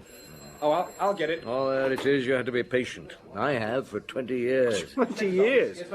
Like old Joe. Yes, and I'm still sure Manuel Palmari is and always has been the boss. Palmari? What? Yes, I'll tell him at once. Did you say Palmari? Yes, Chief. He's been killed in his flat. Found shot in his wheelchair. Talk of the devil, eh? Oh, well, I was rather fond of the old villain. 20 years, eh? Now, come on, both of you. The sooner we're on the spot, the better. Tell me what you know, Cléardin. And where's Aline Boche? In her room, Chief. Janvier, go and keep Aline company, will you? I'll join you in a moment. Right, Chief. It's the door at the end of the passage. Yeah, thanks. Is she, Yes. She's lived with Palmari for 4 or more years now. 30 years or so younger. He took her from the streets. She looked after him well, like a nurse. So, what do you know? Not much. The men are going through the place now, as you can see. Aline Boche says she gave him his breakfast, washed him, went out to the shops, leaving him in his wheelchair. This about 9. Usual routine, it seems. She got back at 5 to 10. She saw the mantelpiece clock and found him dead. I see. Where's the body now? Well, we finished with the cameras, so the doctor had it taken into the bedroom. Lapointe, ask the doc if he's anything for me, will you? Yes, Chief. What time did you get the call? From Aline, I think. It was logged at exactly 10:15, and yes, she made the call. 10:15? You asked her why it took her 20 minutes. Well, I haven't asked her anything very much. But I wondered if she was back later than she said. The chaps watching the place should confirm it or not. Send somebody down to ask them in a moment. What else? The body had slipped to the floor. There was a lot of blood. Ah, Dr. Paul, nobody told me it was you. Get that man down to the chaps watching the place, Cléardin. Her time back is important. I'll do it myself. Who else did you think it would be? Well, what I meant was nobody said Dr. Paul. Anyway, can you tell me anything of interest? 3 shots were fired into him. The one that probably killed him was fired from behind, into the back of the neck and up into the brain pan, at point blank, just about. The other 2? Into his chest, from the front. They missed the heart and were fired from a few feet back. They wouldn't have killed him at once, or at all, probably. Oh, thanks, Doctor. Have we got the weapon, Lapointe? There was a Smith & Wesson 38 on the floor, Chief. I gather that the girls said it was Palmari's. A Smith & Wesson 38, Doctor? Yes, I would have said that was about right. I'll let you know for certain when I've done the post-mortem. Good. Lapointe. Yeah. Go and have the usual word with the concierge, get a list of the tenants, and ask if she saw anybody come in between Aline's leaving and returning. Yes, Chief. Lapointe. Yeah? See if she knows who takes the rent, the landlord or his agent. Right. Cléardin, what about those times? Inspector Jeannin followed her around the shops. She set out at about 9:03 and returned back at 9:53, which gives her 2 minutes to get up to the flat. The other detective confirms these times. Well, it adds up. She was back at 9:55. They saw nobody else enter the building? Nobody but the butcher's boy who delivered meat to the concierge. Yes, and it was somebody already in the building, or... Well, thank you, Cléardin. I suppose it's time I had a word with the girl. The door at the end of the passage, you said? That's it, Chief Inspector.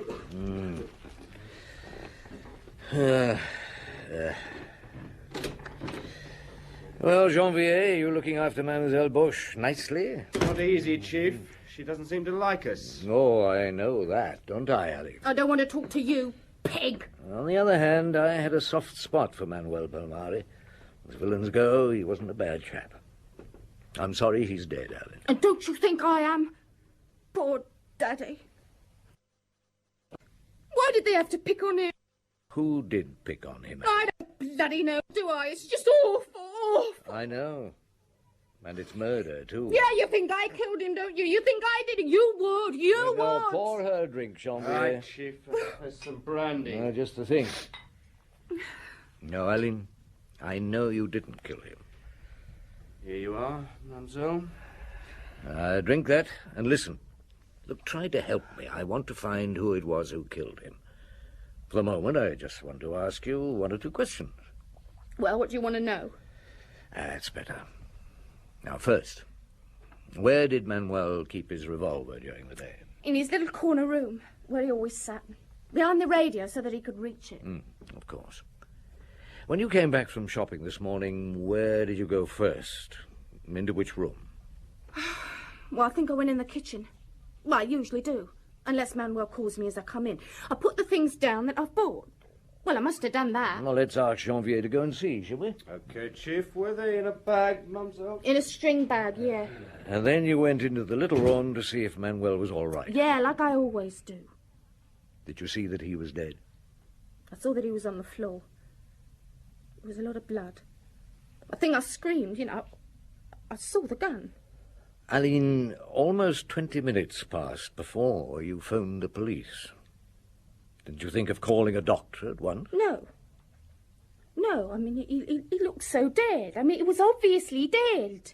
So what did you do? For almost 20 minutes. You're trying to catch me out, aren't you? You bloody would. Soft-soaping me first. Still a lot of tricky questions. Look, there's nothing tricky about my question, No. Aline. Nothing. What did you do for almost 20 minutes?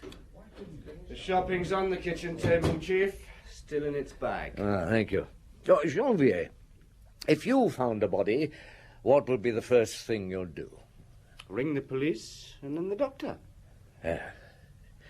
You took 20 minutes to do one of those things, Aline. I don't know. I just stood there for, well, I don't know, minutes. After that, I think I walked up and down the flat. I mean, just sort of talking to myself. I don't know for how long. I mean, I wasn't looking at the blooming clock, was I? And then I thought I'd better let you lot know. All right, Aline, it makes sense. You'll have to be tested, the gunpowder test, to see if you fired the gun. I didn't kill him. Monsieur Maigret, he was everything to me. I mean, my man, my child, and my father. I'll have to leave somebody in the flat with you. I'll get you a relief, Janvier, once they've cleared up in the other rooms. Oh, yes, Chief. Thanks. Now, do you know your neighbours in this building, Aline? No. You know that Manuel wouldn't have much to do with anyone. Well, he couldn't, could he? I'm sure that the concierge knows all I need to know, and I'm sure Lapointe has discovered all about everybody. I'm truly sorry, Aline. He should have been left alone.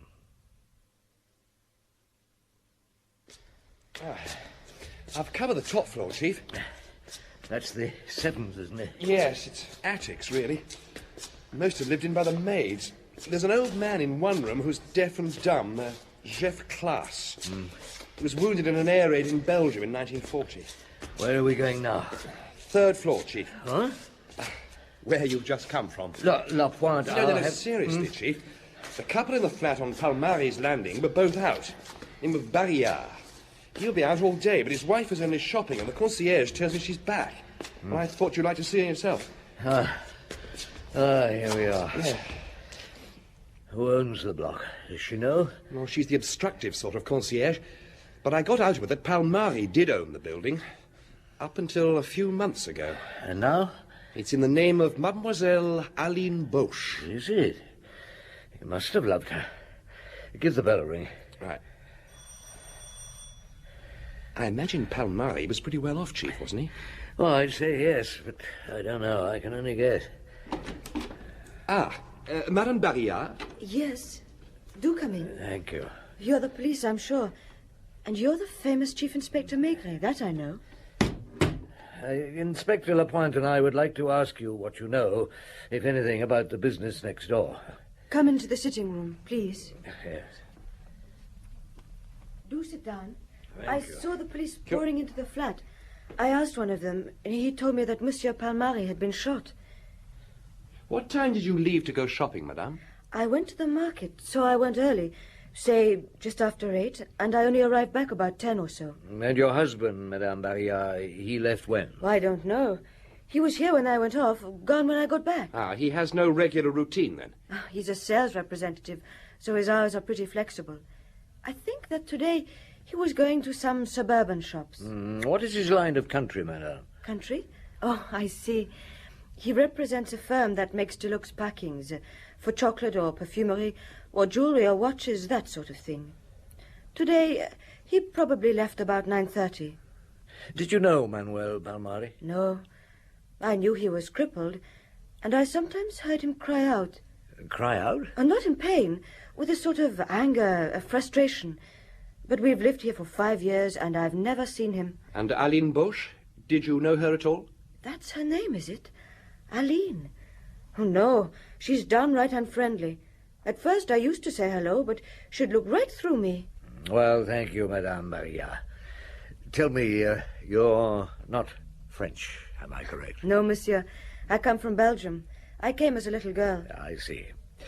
Well, one of us, or both of us, will come back this evening to have a word with your husband. If he was here until 9:30, he may have heard or seen something. I will tell him, monsieur. We rarely go out in the evenings. I suppose, being Maigret, you already know who killed the poor man? That's what comes of having a reputation as a master detective, Jules. Take one look at the scene of the crime and you know who did it. Immediately. Quite. Well, at this stage, of course, I didn't know who'd done it, but I had formed an opinion. Well, hadn't you? The paraffin test proved negative on Aline. It did. But she could have worn rubber kitchen gloves. If it wasn't her, then it was somebody else that Manuel trusted implicitly. Somebody who had the key of the flat and could come and go when they wanted, and who knew where the revolver was kept. Agreed. But Janvier had had that building watched day and night for a month. There wasn't a single visitor in that time for either Manuel or Aline. And on the morning of the murder, nobody but the butcher's boy had so much as crossed the threshold except for the tenants. And only 2 of them had entered the place between 9 and 10, Aline and Madame Barilla. So we're left with the uncomfortable fact that if it wasn't Aline, and why should she kill her protector, it was somebody else living in that block of flats. Well, Lapointe went through that building thoroughly. And some of the tenants were away, and the rest were totally unlikely to be murderers for any and every reason Lapointe and I could think of. Now, Jules, wait a moment. One man... Ah, yes, one man. We had to see him later, of course. I imagine that Aline didn't ring the doctor because she knew Manuel was dead. Because she knew he was meant to be dead. It follows, Georges. It followed, rather. And during the 20 minutes before she rang the police, I think she was using the phone. There were a lot of people to let know that Manuel was dead. I thought I'd find out about that. I saw to it that not a word of the murder got in the press that day. I knew that Manuel owned a restaurant in the Rue Fontaine, the Clou d'Arrêt. And early that evening I visited it with young Lapointe.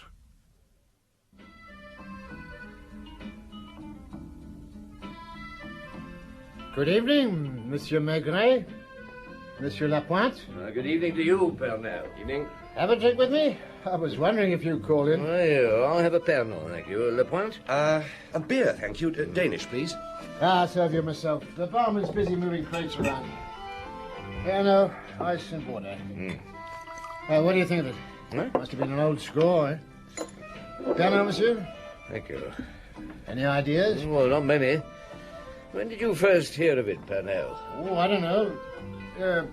Beer, Monsieur Lapointe. Ah, thanks. I was being talked about in here by lunchtime. Why do you ask?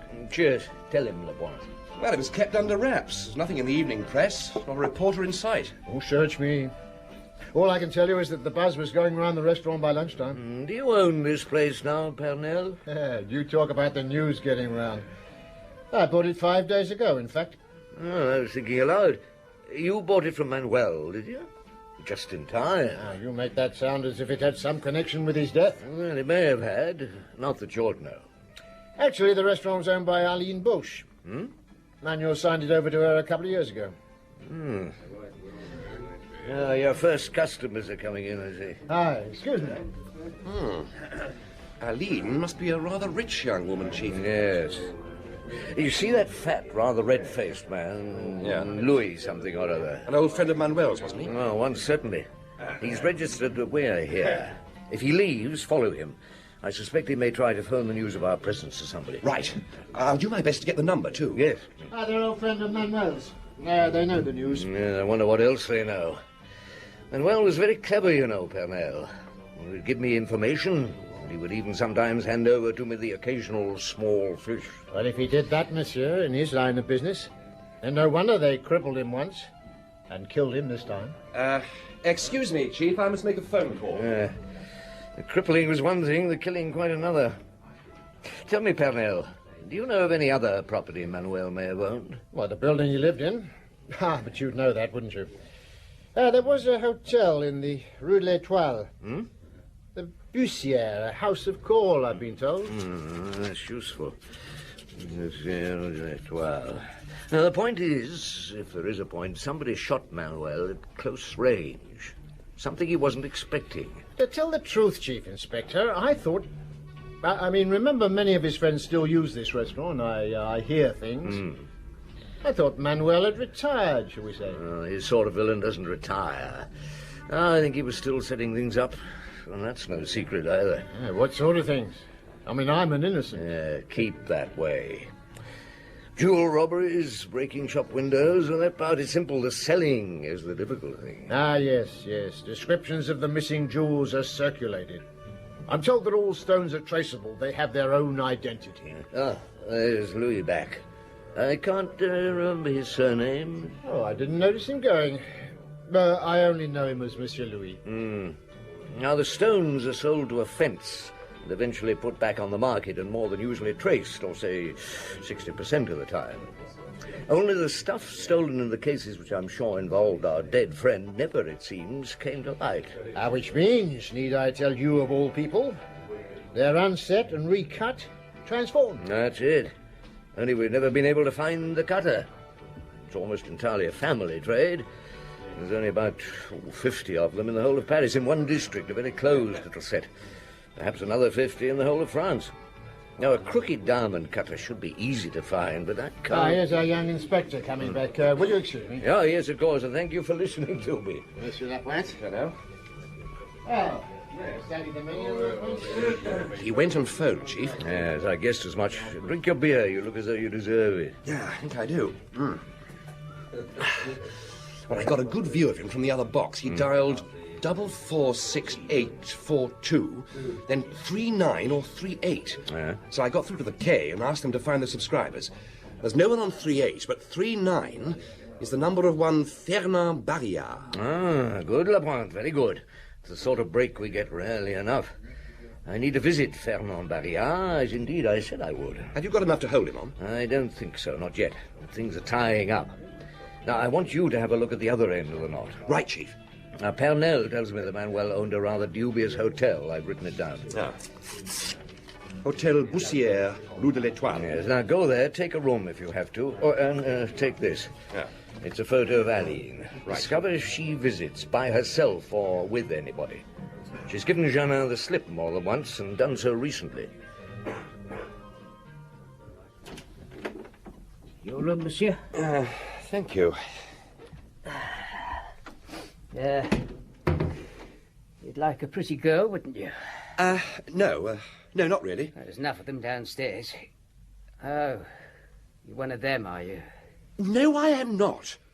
I'm only interested in one girl at present. I have a photo of her. Well, what do you want to know? I want to know if you know her. Know her? Come off, of course I know her. She's the blinking proprietress, isn't she? The owner of this high-class knocking shop. Oh, that's interesting. I don't get it. Or do I? You're the police, aren't you? Does she come here often? Yes. Not so much as usual this last month. You won't breathe a word who told you, will you? Not a whisper. What's her name? Madame Boche. That's what we know her as. Does she have an office here? She has a room in a sitting room. Does she have any visitors? I don't watch, do I? I have a lot to do. Like pimping for the guests. Well, there's one chap. About 40. Dark hair and a thin moustache. Well dressed. Always has a small suitcase. Does he? The sort that sales reps carry, is it? That's it. That's what he is, I'd say. That or a very successful brothel keeper, like Madame Boche. Perhaps. I'm sure they discuss business. Oh, they do that too, with the other. And I know they do that. I don't know any more, though, I swear. Good evening, Madame la Concierge. Good evening, Monsieur Maigret. Madame Berliard told me you'd be back to have a word with that flashy husband of hers. He is in, I presume, Madame? For the last hour, looking as pleased with himself as usual. Good evening, monsieur.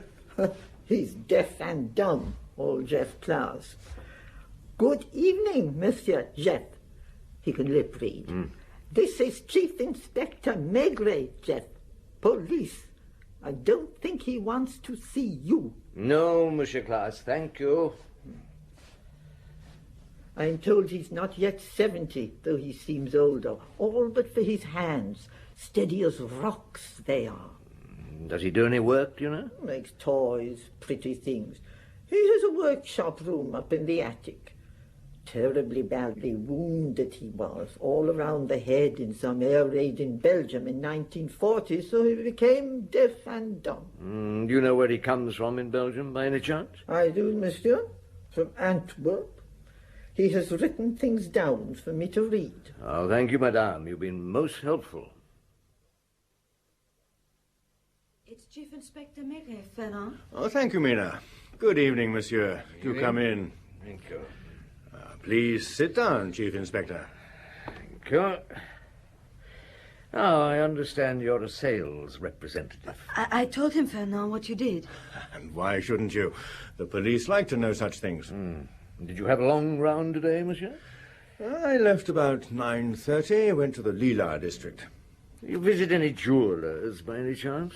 Not today. The Lila district doesn't go in for jewellery, or goes into the centre for it. I suppose people phone you here about your work? Yes, I do nearly everything from home. I thought you wanted to ask me about this morning. This morning? What about this morning? For crying out loud, a man was killed just across the landing. Oh, Manuel Palmari, a villain. I don't suppose you knew him. No, I didn't know him. Nor did I know the woman he lived with. Mademoiselle Aline Boche. Did you hear a shot this morning? No, I'm afraid I didn't. Oh, don't be afraid. Manuel Palmari was murdered by a ghost, I think. And ghosts come and go without being seen and fire shots that aren't heard. I don't find that particularly funny. Well, let's see if I can make you laugh in this way, then. This evening you had a phone call from a restaurant, the Clou d'Oreille, from a man called Louis. It doesn't amuse you? Mina, leave us alone, please. Yes, Fernand. I don't understand. There is a misunderstanding, darling. I'll explain when I've cleared it up. All right, Fernand. If you say so. I'm against bringing women into business on principle. Now, you said something funny, which I find amusing. What the hell's funny about it? I prefer my wife to be kept out of this kind of thing, that's all. Yes, I can believe that. Have you known Louis for long? No, not for long, and only as a customer. Ah, of course, a customer. He was a friend of the dead man, did you know that? It's a small world, isn't it? Sometimes it is. Palmari must have had the same business connections that I had. Yes, I think he may well have. And perhaps the same business partner. That is why I find your women and business remark rather funny, Barrière. Monsieur Barrière, if you please. May I use your telephone, Monsieur Barrière? If you must, it's over there. Thanks. Well, what other nonsense have you to say to me? You really think I'm talking nonsense, do you? Who's there? Oh, you, Jean, is it? How's our Aline? Is she? Well, I'll be across in a few minutes. Look, do this for me, will you? Ring the K and ask them to send another man to the building. Yes, to keep an eye on one Fernand Barrière. What? Not to let him out of his sight. Now, listen. I'll give him a description of the man when he gets here. Good. Thanks. Well, it'll take a few minutes for a chap to get here, Monsieur Barrière, so you'll have to put up with my company until then. I have some returns to make. Would you like the television on? Oh, no, thank you. Have you finished? We have. Come in and entertain the Chief Inspector. You haven't done anything wrong, have you, Fernand? No, my lamb, of course not. It's all in his mind. You keep a record of all the shops you visit, I take it? Good Lord, no. Only those I sell to. I don't like paperwork. Sometime it'd be interesting to compare that list with the list we have, a very short list, of jewellers' shops which have been broken into this last month. What is this? What can stolen jewellery have to do with Fernand? 200 of type 6, 150 of type 10, 50 of the chocolate, type 2, 100 of type 7, 300 of type 5. That was a good order. I'll go. No, let your husband answer, madame. It's for both of us, in a way. Don't worry, Mina. You know that the police can get hold of the wrong end of the stick at times. I'm sorry to have caused you distress, madame. You want the Chief Inspector, I take it? Yes, please, sir. Ah, Baron, they sent you. Good. Now take a good look at Monsieur Barrière and don't let him out of your sight wherever he goes. Right, Chief. I've got him. Good night, Barrière. Good night. You seem to have upset him, Chief. Not as much as I'm going to. No, I don't think he'll try anything, but park the car opposite and keep your eyes skinned. All right, Chief. Are you coming down? No, I've got another client on this floor. All right. Will be just as glad to see me. Oh, come in, Chief. Yeah. The lady's looking forward to seeing you. I told her she ought to get dressed for you, but she said... I'm sure he'd much rather see me half-dressed. Bloody men. They're all bastards. I've just been talking to one, Aline. Fernand Barrière, who lives less than a stone's throw away. Attractive chap, I'd say, to women. Should I know him? Well, as the landlady, you should know all your tenants. Oh, go and get lost. And he appears to know a friend of Manuel's called Louis.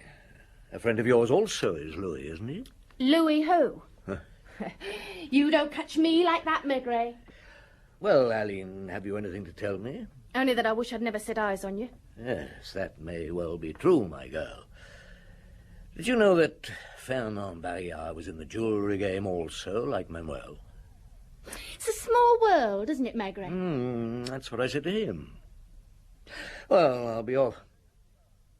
Barrière has a very nice wife, you know, Aline. Very gentle and kind. Odd, isn't it? I mean, how cold devils like our Fernand find nice girls to marry.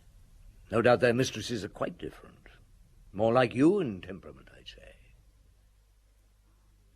Maybe I remember this case as well, if not better, than usual. Because for the most of it, you were working by normal deductive methods, not by your usual instinctive, or shall we say, psycho-instinctive methods. Is that fair? I think so, Georges. Although one look at Fernand Barrière and I was sure he and Aline belonged together. And that was before Lapointe had reported to me on his hotel findings. It was a neat setup, wasn't it? Barrière as the next-door neighbour. It's a wonder Manuel hadn't filled the entire building with his workforce. Well, he only wanted 2 or 3 near him. Aline and Fernand as his eyes and ears to the world of precious stones beyond his reach, and one other. Ah, yes, the cutter of precious stones, the magician who transformed stones so they would not be recognized. Was he near? Well, that's where my so-called psycho-instinctive methods were letting me down. I knew that the answer was apparent. I'd seen it. And without realizing it, tucked it away in the recesses of my mind. Where it could not be found without some help. I even dreamed strange dreams around my cutter of precious stones.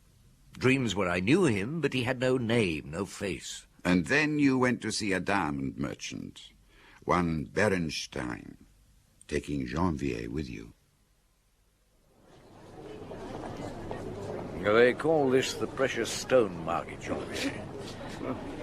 They look like a lot of middle-aged foreign gents doing nothing and talking 19 to the dozen.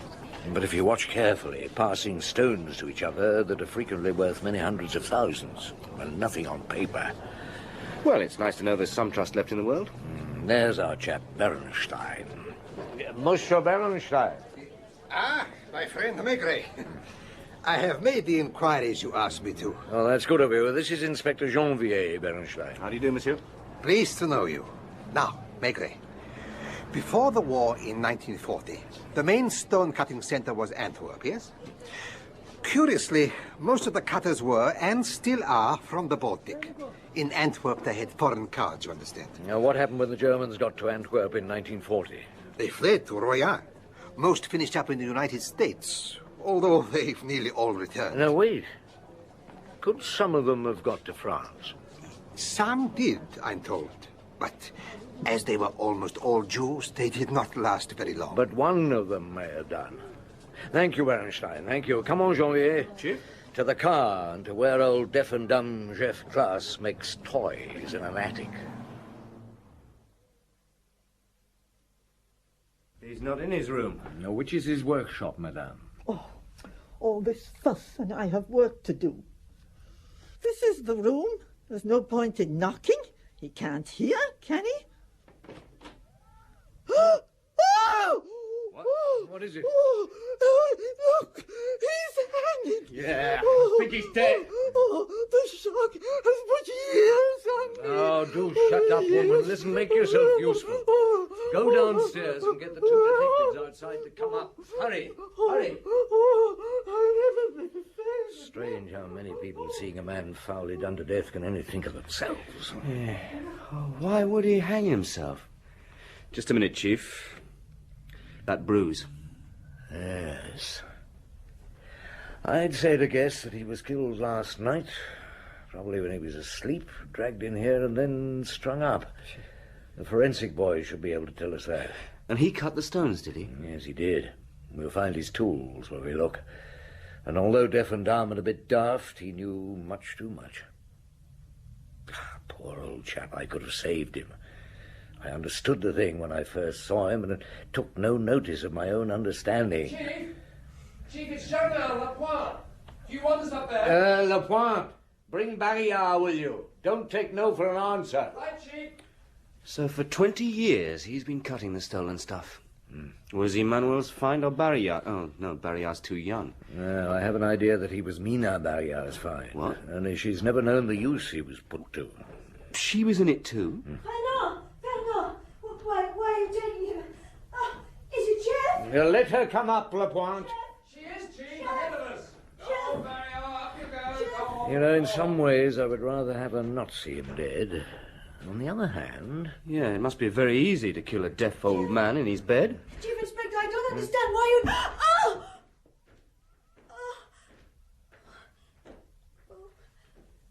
Poor Chef.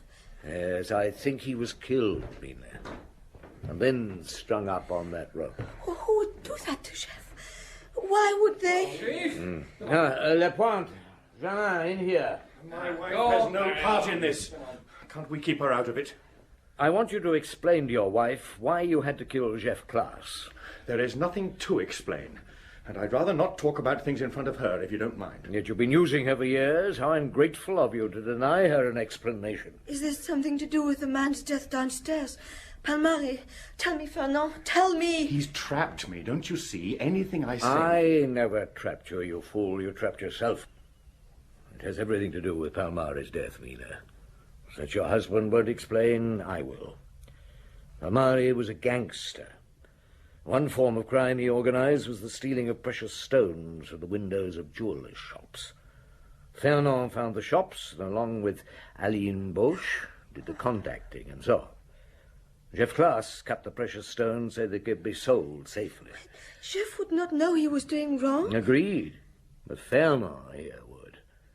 I think Palmari has used Jeff for years. 20 years. Long before your husband came into the game. I never had a single suspicion. What a fool I am. But tell me, Monsieur Maigret, why all this murdering? Aline and your husband became greedy. And they were lovers. Oh, no. So, having shot Palmari, they had to cover their tracks. Simple-minded though he was, Klaas could be used to testify against them. There's not a word of truth in any of it, Mina. There is, Mina. It's all true. I shall prove it. Some is already proved. Lapointe?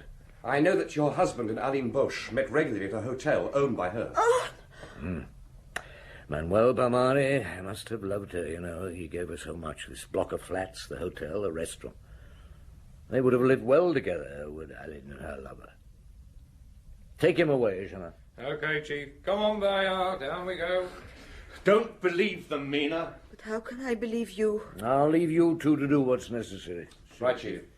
Meet me in Manuel's flat in about half an hour. I'll go there after I've heard Mina's story. It was near Antwerp, a railway station. I was 4, I think, and with my mother. We were with hundreds of other refugees. Or most of this I've found out since. I remember very little. Only as if I'm remembering bits of an old film seen long ago. You understand? Yes, I understand, Mina. There was suddenly some terrible explosions and awful screaming and a foul smell. It was an air raid. I've since discovered that it killed half of us. Then the world went black for me, and when I woke I was being nursed by this tall man with a bandage round his head. I never saw my mother again, and when I asked this tall man for her, he didn't reply. I can't compare my childhood with any other childhood, or him to any other foster father. We wandered everywhere. I recall soldiers and police, and living in huts and trains, and once in a cave. If we were questioned, neither of us could understand or reply. So they left you alone? Yes. The name Klaas? And a piece of paper pinned to my dress.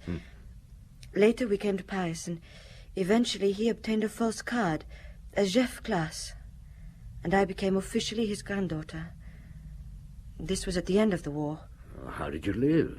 Jeff had gold coins sewn into his clothes. We never went without, and although he was deaf and dumb and simple in the head, he knew how to survive. After the war, he worked for jewelers, and he found me a job as a salesgirl with one of them. And that was how you met Fernand? Yes. Jeff and I had a small house. His workshop was in the garden. And when I married Fernand, we came here. Do you think Fernand married me to... To keep things in the family? Probably. I loved Jeff. I owe my life to him. Fernand, I only respected. And Fernand killed him. With that woman. You'll find somebody else one day, Mina. You know you will. Now I must pay a last visit to that woman. Ah, here you are, Chief. Janvier and I have told Aline what the score is. Sit down, Aline. The Chief wants a word with you. I fooled you, didn't I, Maigret? You thought I couldn't have killed old Manuel.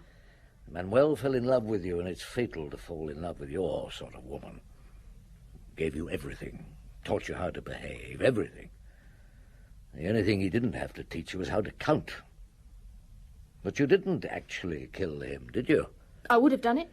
For Fernand, I would. You and Fernand belonged to the jungle, the beast and his mate. No, you took Manuel's gun, put it in your bag, kissed him goodbye, went out and met Fernand coming from his flat. You gave Fernand the gun and went and did your shopping, while your young lover shot your old lover. Now you're going to take Fernand to one place and me to another. I hate you, Maigret. I hate you. Cut that out. I hate you.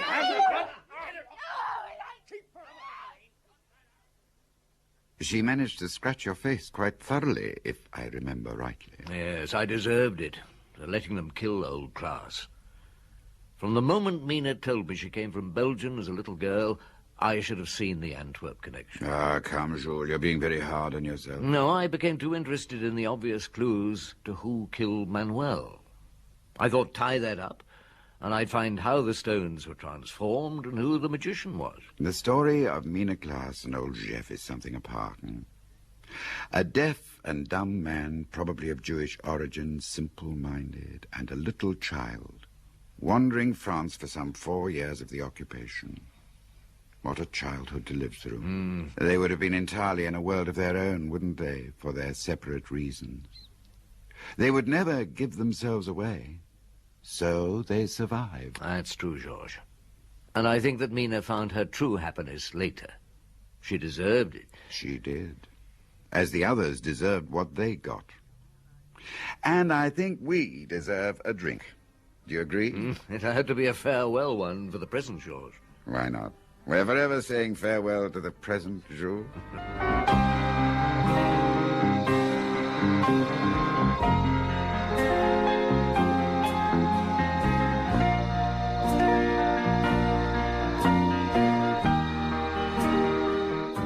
In The Patience of Maigret by Georges Simenon, translated by Alistair Hamilton and adapted for radio by Frederick Bradnam, Maigret was played by Maurice Denham and Simenon by Michael Gough. Lapointe, John Rye, Janvier, Sean Barrett, Inspector Clairdon, William Edel, Janin, Malcolm Gerard, Fernand Barrière, Julian Glover, Mina Barrière, Emily Richard, Aline Bosch, Julia Foster, Berenstein, Alan Dudley, Pernell, Malcolm Hayes, the hotel porter, Alric Cotter, and the concierge, Anita Sharp-Bolster. The play was produced and directed by Glenn Dearman.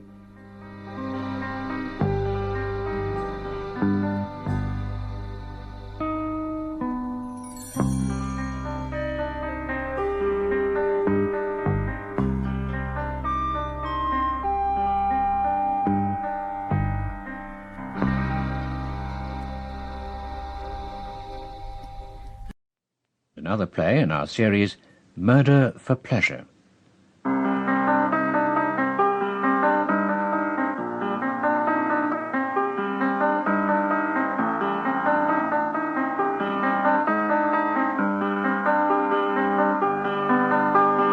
Maigret and the Millionaires by Georges Simenon, translated by Gene Stewart and dramatized for radio by Malcolm Stewart.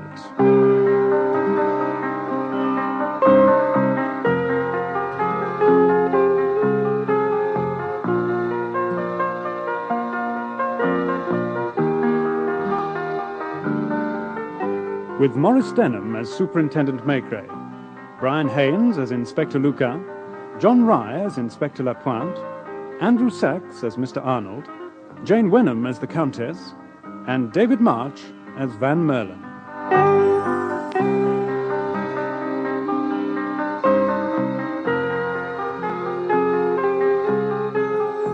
Maigret and the Millionaires.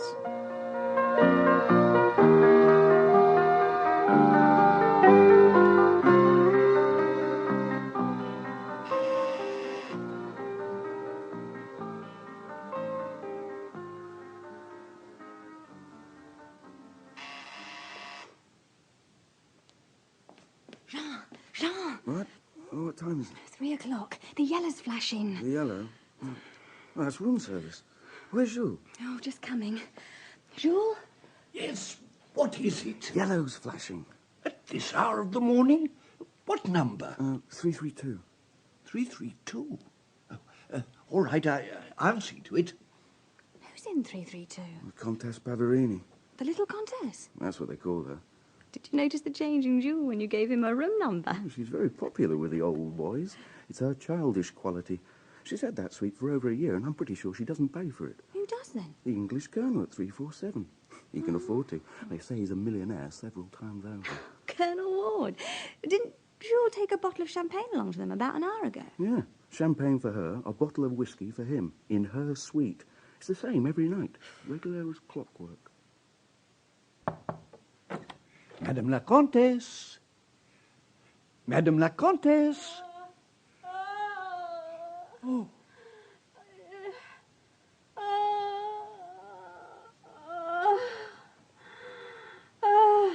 Madame la Comtesse.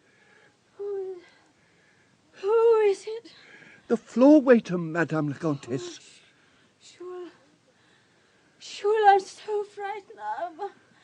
I think I'm dying. Jules, please call a doctor. At once, madame. I'll get the nurse to see you straight away. Oh, don't leave me. Not for a moment, madame. Hello? This is Jules speaking. Suite 332. Put me through to the duty nurse, and please hurry. Is this the patient? Yes, she's a bit confused. Says she's taken poison. Poison? Have you any idea what... Oh, wait a minute. What's this? Yes, I thought so. Ring the switchboard from the sitting room and tell them to contact Dr. Frere. It's urgent. And bring me some hot water. Very well. How are you feeling, my dear? It's the nurse. I've come to look after you. Don't let me die. He won't let you die. The doctor's on his way. How many tablets did you swallow? I don't know. I can't remember. Never mind. Just relax. I'll give you something to drink in a moment. Barbiturates. God knows how many she'd taken. The nurse gave her something to make her vomit. When the doctor arrived, he called the ambulance straight away. Where are they taking her? The American hospital, Neuilly. Is she going to die? I don't suppose so. They'll stomach pump her. The doctor gave her a shot of something before he took her off. What's it all about? Some sort of quarrel, perhaps. You know what these people are like. Lots of money, living for pleasure. She and the Colonel seemed quite happy an hour before when I took them up their drinks. Was he with her? No. Gone back to his own suite, I should imagine. They say he's going to marry her when his divorce comes through. Well, if it's true, it'll be his fourth. And he's old enough to be our father. Oh, well, that's their affair. As far as I'm concerned, I've had enough for one night. Good morning, George. 1 minute, sir. Hotel George V, good morning. This is John Arnold speaking. Yes, Mr. Arnold. Yes, I'm sorry. I've been ringing Colonel Ward at intervals since you last phoned. No answer? No, I'm afraid not. He hasn't rung for his breakfast, apparently, and he hasn't gone out. I'll send someone up to his room immediately. He always expects a call from me at 10 o'clock. This time it's very important. I'll do that right away, Mr. Arnold.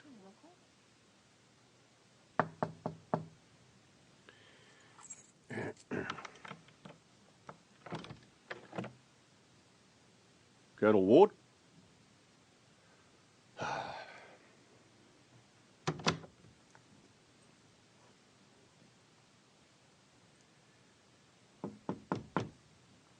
Colonel Ward.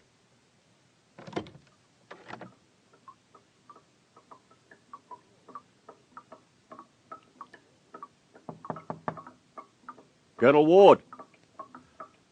Are you there, Colonel? Colonel Ward? Oh, my God.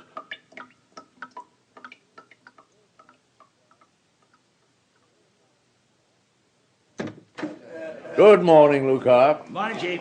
Janvier, Lapointe. Chief, sir. Anything to report?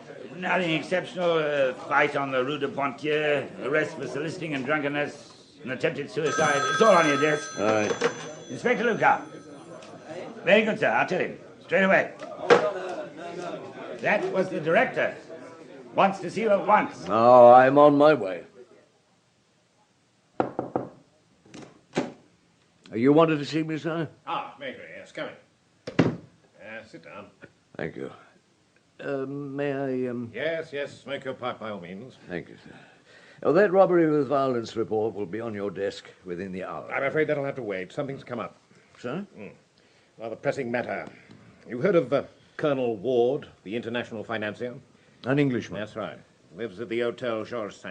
Yeah, it gets quite a lot of coverage in the press because of his financial transactions and his marriage. That's the one. Well, he's just been found dead in his bath. The hotel manager panicked and got straight on to me. It's understandable. Ward had big financial interests. His death will upset the international markets, especially if it turns out to be murder. Was it murder? That's what I want you to find out. Great tact, discretion is required. Oil the wheels as much as possible, and for God's sake, keep the press out of it. Well, it's rather like asking the mice to stay away from the cheese. Well, do your best. I'm asking you to drop everything else because this case requires expert handling. I've already informed the hotel manager, Monsieur Gilles, that you're on your way. I think you know him. Yeah, I've had dealings with him in the past. Oh, very good, sir. I'll get on with it. Thank you, Superintendent. Now, as always, you have my fullest confidence. Lucas? Chief? I'm going out on an urgent case. When you see him, tell Janvier to go through to my office and work on that robbery with violence report. Lapointe? Sir? You come with me. If anyone asks for me, Luca, I'm at the Hotel Georges V. Is it about the suicide? Suicide? The attempted suicide. The Countess... What are you talking about? Well, there was something in the report this morning about a countess with an Italian name who tried to commit suicide at the Georges V. Where's the report? Here. It seemed a run-of-the-mill affair. Somebody from the 8th arrondissement went to Neuilly Hospital and checked. They said she was out of danger. Has anyone been able to question her? I don't know. I'd best get over to the hospital and see what I can find out myself. All right. Come on, Lapointe. Yes, Chief.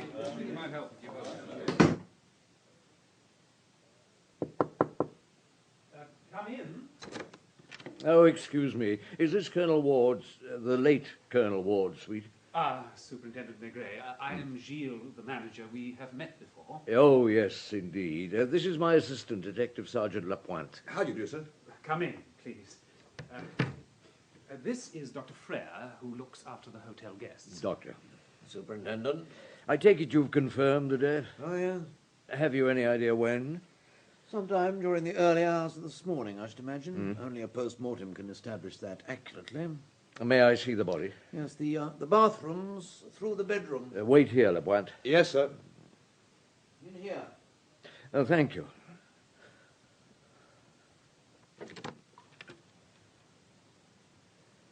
Oh. Yes, I'm afraid a body in the bath is not the most dignified of spectacles. Could it have been an accident? It might have been. They occur more frequently in baths than one expects. One slip, the head comes up against the rim of the bath. But that doesn't account for the marks left on the shoulders. Oh, bruises. You believe someone helped him on his way? I'd rather leave that to the pathologist. When did you last see the Colonel alive? About a week ago, when I came to give the Countess her injection. What, a Countess with an Italian name? Pavarini. The one who tried to commit suicide last night? I'm not sure that her attempt was a serious one. She had undoubtedly taken a certain amount of phenobarbital, but I doubt whether she swallowed enough to prove fatal. A phony suicide? Possibly. Look, shall we go back to the sitting room? Oh, yes. You say the Colonel was present when you gave the Countess her injection? Yes, I used to give her 2 a week. Vitamins B and C, all quite innocuous. What impression did you get of the relationship between her and Colonel Ward? Well, I think that Monsieur Gilles could probably throw more light on that. The Colonel and the Countess were close friends. They had separate suites, but... He was her lover? The Colonel had asked his wife to divorce him. His third wife? That's right. Everyone in their set expected that he would marry the Countess as soon as he was free. That could be for me. Answer, will you, Lapointe? Yes, sir. Hello?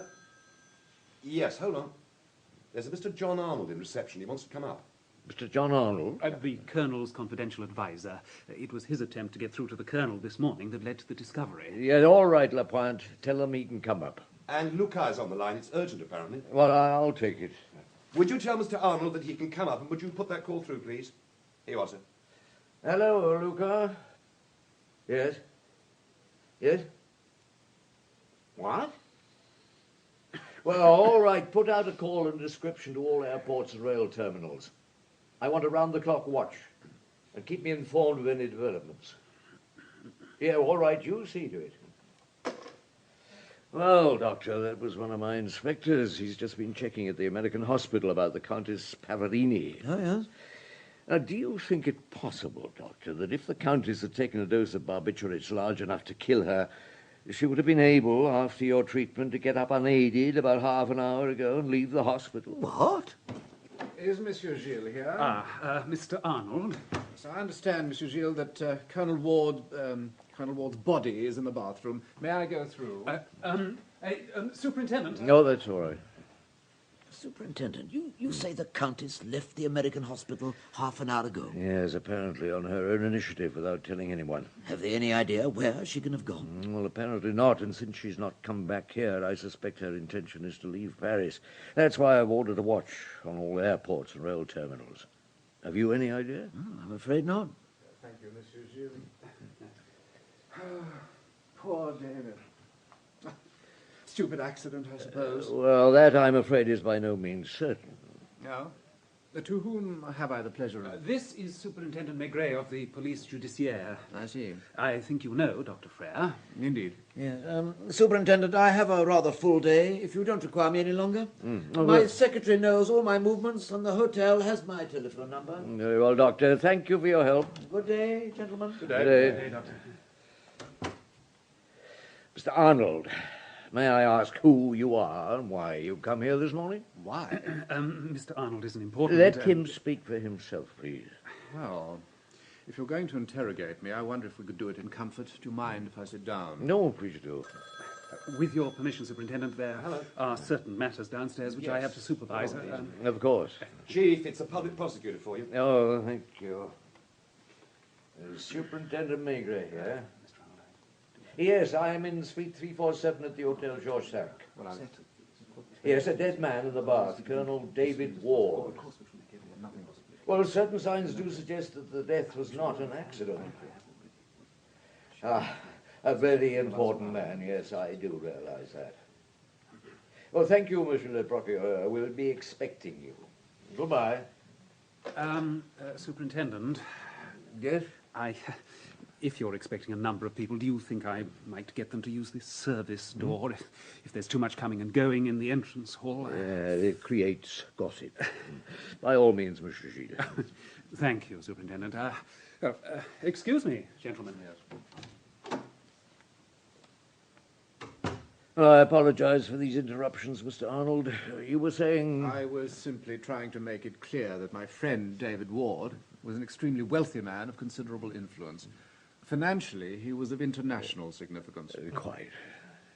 How old was he? 63. And you were his confidential advisor? His friend and business advisor. His friend, primarily. Are you staying here? No. At the Hotel Scribe. Here, as elsewhere, we almost always lived in separate hotels. David guarded his privacy most jealously. Is that the reason the Countess Pavarini had a suite at the further end of the corridor? That was question of discretion. But didn't everyone know about their relationship? People may have gossiped. Was it true? I suppose so. I never asked. And yet you were his intimate friend? Certainly. But there are limits of tact and decency, even in friendship. How many wives did the Colonel have? 3. The reason he had such a reputation with the ladies was the press's habit of speculating on another marriage every time he was seen in public with a different woman. Are all his wives still living? Yes. How are they situated financially? Oh, they're well provided for. And Countess Pavarini? I've no doubt he would have married her once his divorce with Muriel Halligan had been finalized. Muriel Halligan, his present wife? Yes. Did he have any enemies? Not to my knowledge. No one had anything to gain by his death?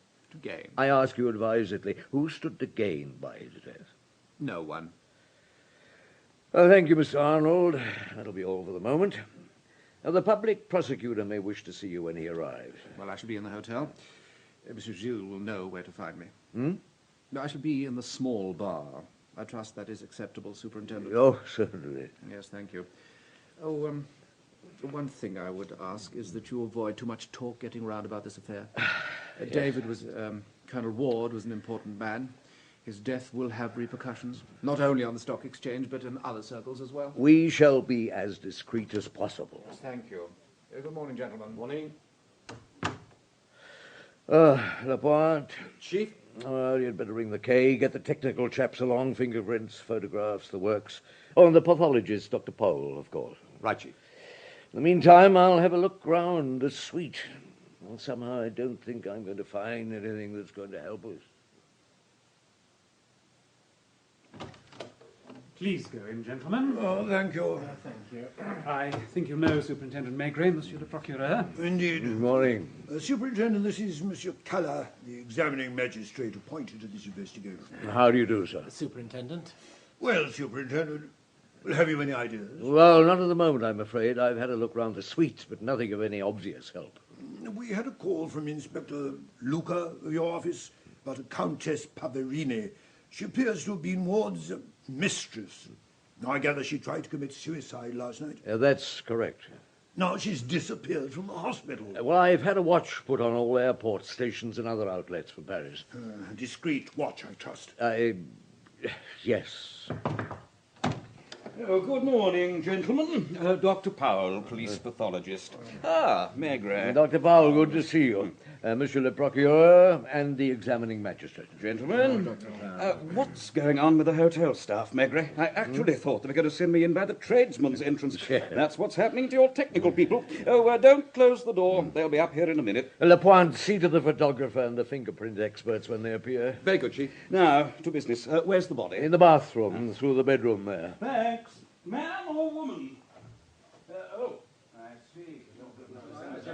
That sounds like our technical chaps now, Lapointe. Yes. May we come in? Yes, come in, Inspector. Sergeant Lapointe will show you and your men round. Start with the bedroom. Very well. This way, Inspector. Thank you.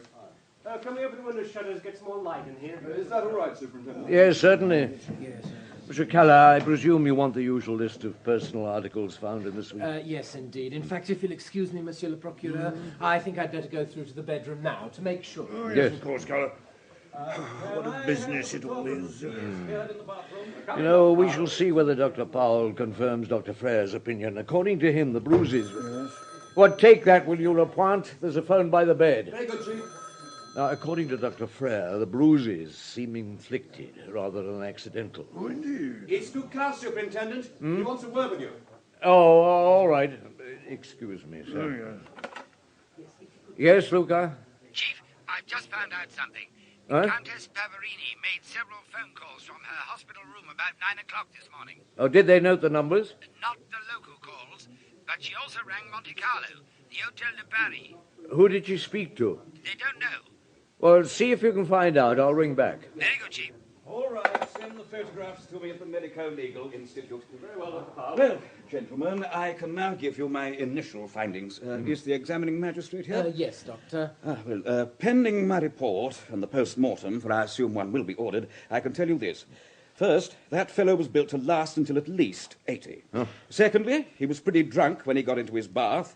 Thirdly, he didn't slip. And the person who helped him meet his end had to use a certain amount of force to hold him under the water. Dr. Powell, do you think a woman could have done that?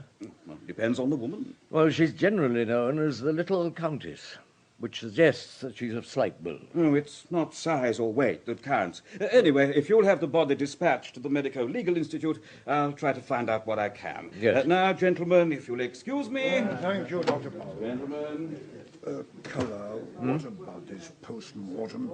Do you think it should be held? Perhaps we'd better postpone it for a day or two. Yes, there's always the chance of fresh evidence. Well, in that case, it might be as well for us to cast an eye over 332.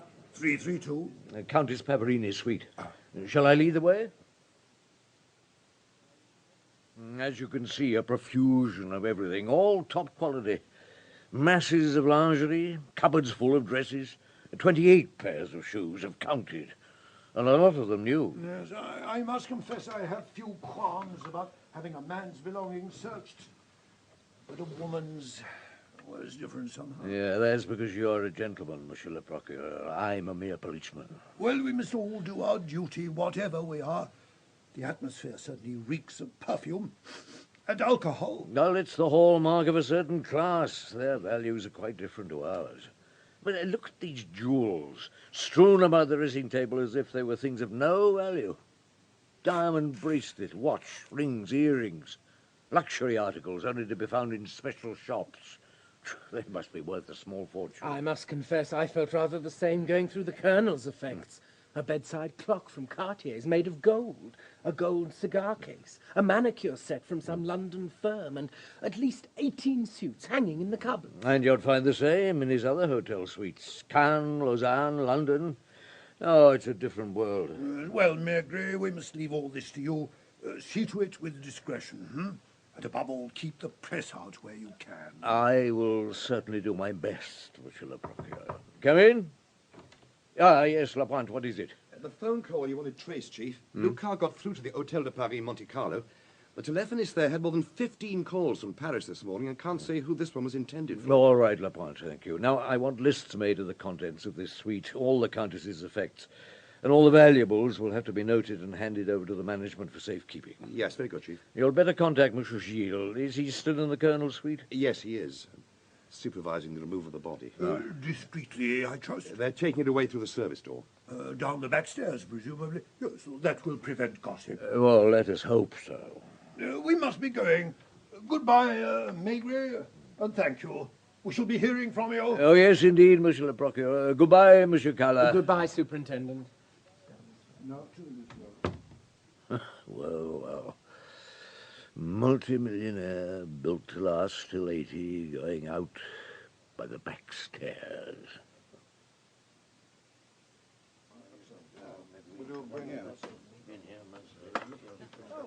Mr. Arnold? Oh, Superintendent. Yeah, there are one or two more questions I'd like to ask you. If you must. Well, can you think of anyone living at the Hotel de Paris, Monte Carlo, whom Countess Pavarini might have telephoned under the present circumstances? Oh, certainly. Jeff Van Merlen. Jeff Van Merlen? Her second husband. Ah. Yes, owns the Belgian chemical firm. He's got a villa at Mougins near Cannes, but most of the time prefers to stay at the Hotel de Paris. Are they kept on good terms? Excellent. And what about Van Merlen and the Colonel? They were old friends. And Count Pavarini? A bit of an adventurer. No money. And they divorced? Yes. I see. Oh, just one more question. Who is the Colonel's lawyer? Oh, good heavens. Had a great many. In London, the solicitors Philp and Hadley. In New York, Harrison and Shaw. In Lausanne... Yet at which of these firms do you think he entrusted his will? He left wills all over the place. He was always changing them. Oh, thank you, Mr. Arnold. I'll try not to bother you further. Oh, well, don't forget what I've told you. Be careful. We don't want trouble. Look, I never want trouble, Mr. Arnold, and I'm always careful. Excuse me.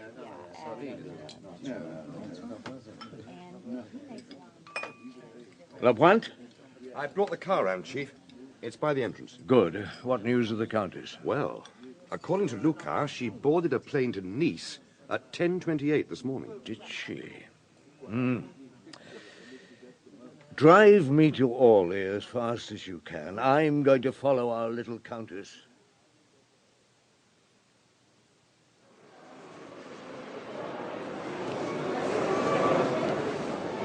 Superintendent Maigret. Yes? I'm Inspector Benoit. Welcome to Nice. Thank you.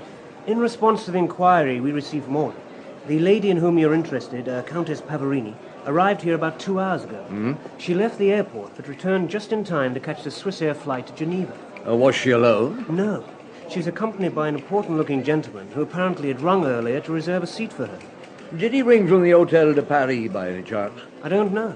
They can tell you in the office. Was his name Van Merlen? Van Merlen. That seems to ring a bell. This way, Superintendent.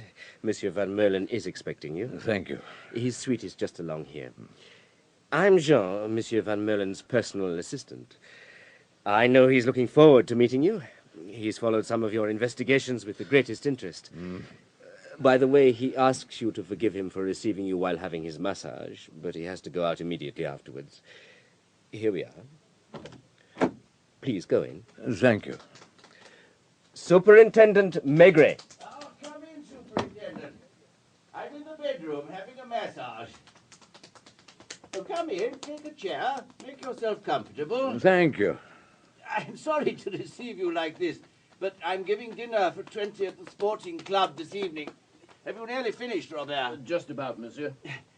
I expected a visit of some sort, but I imagined I would merely get a local inspector.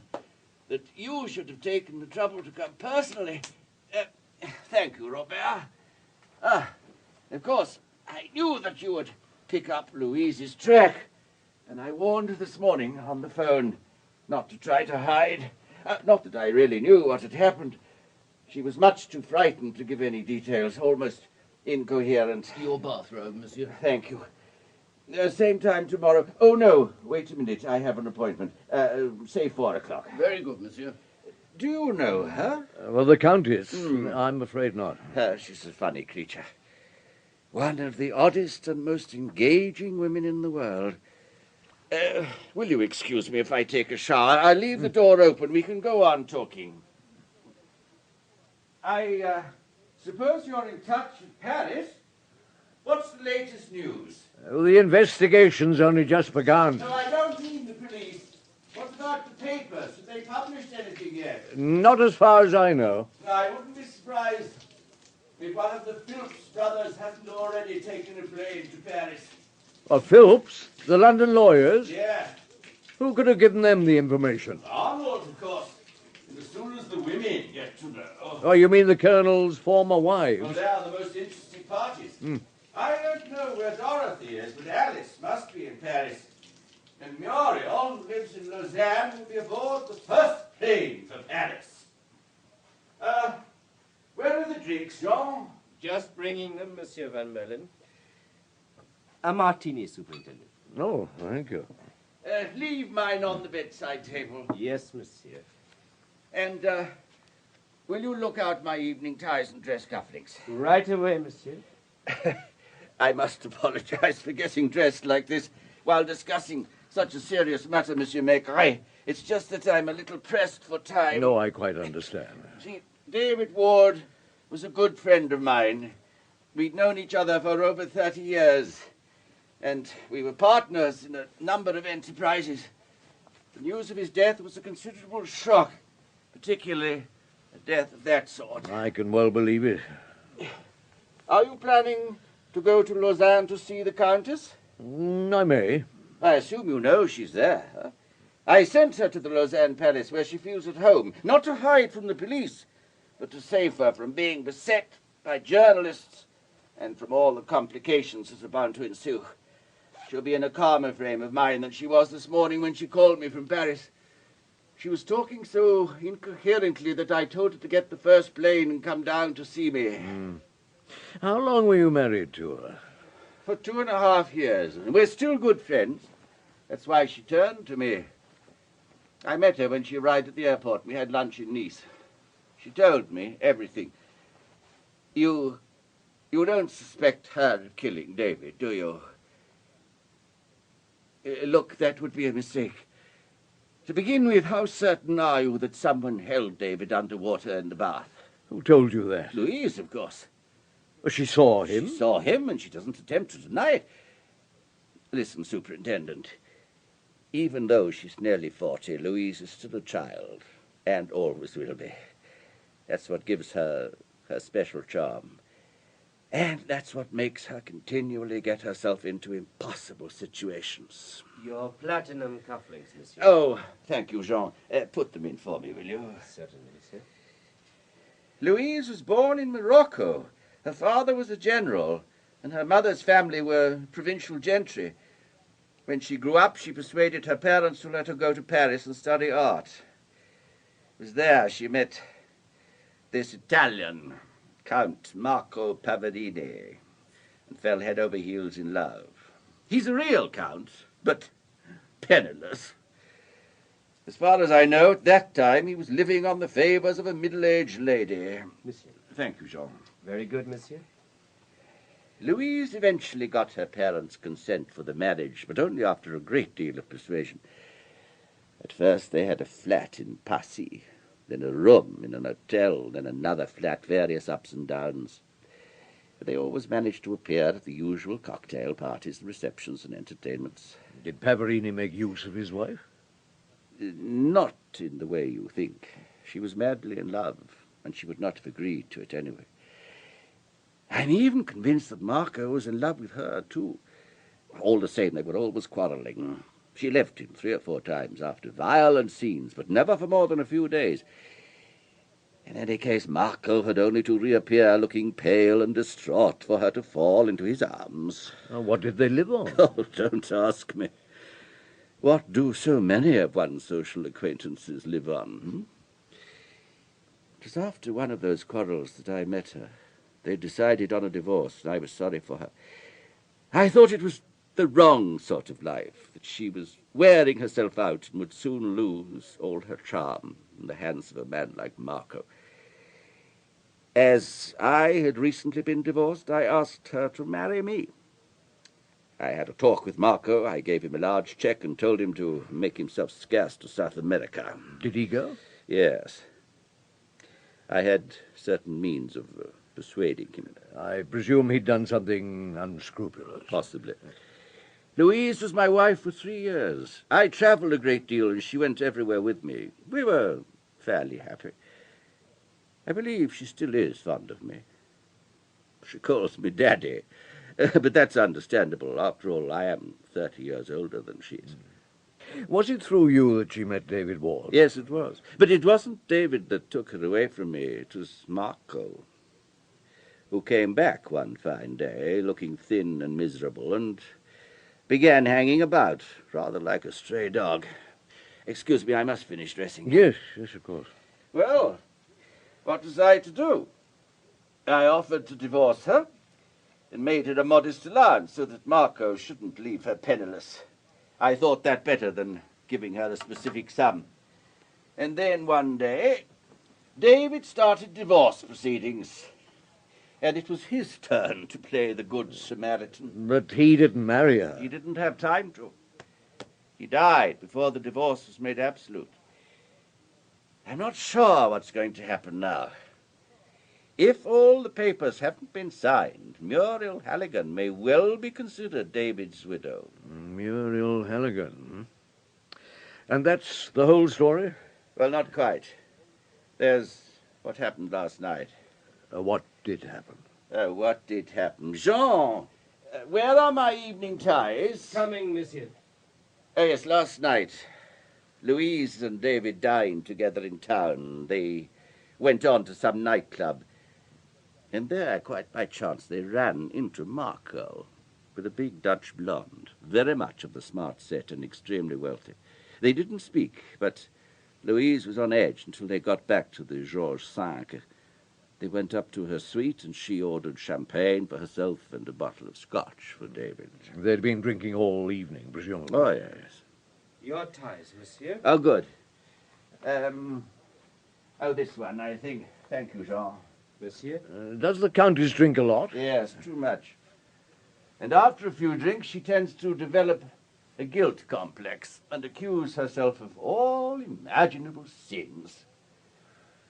According to what she said today, she told David that she was unworthy of him, that she couldn't help running after Marco and begging him to take her back. What did Ward say?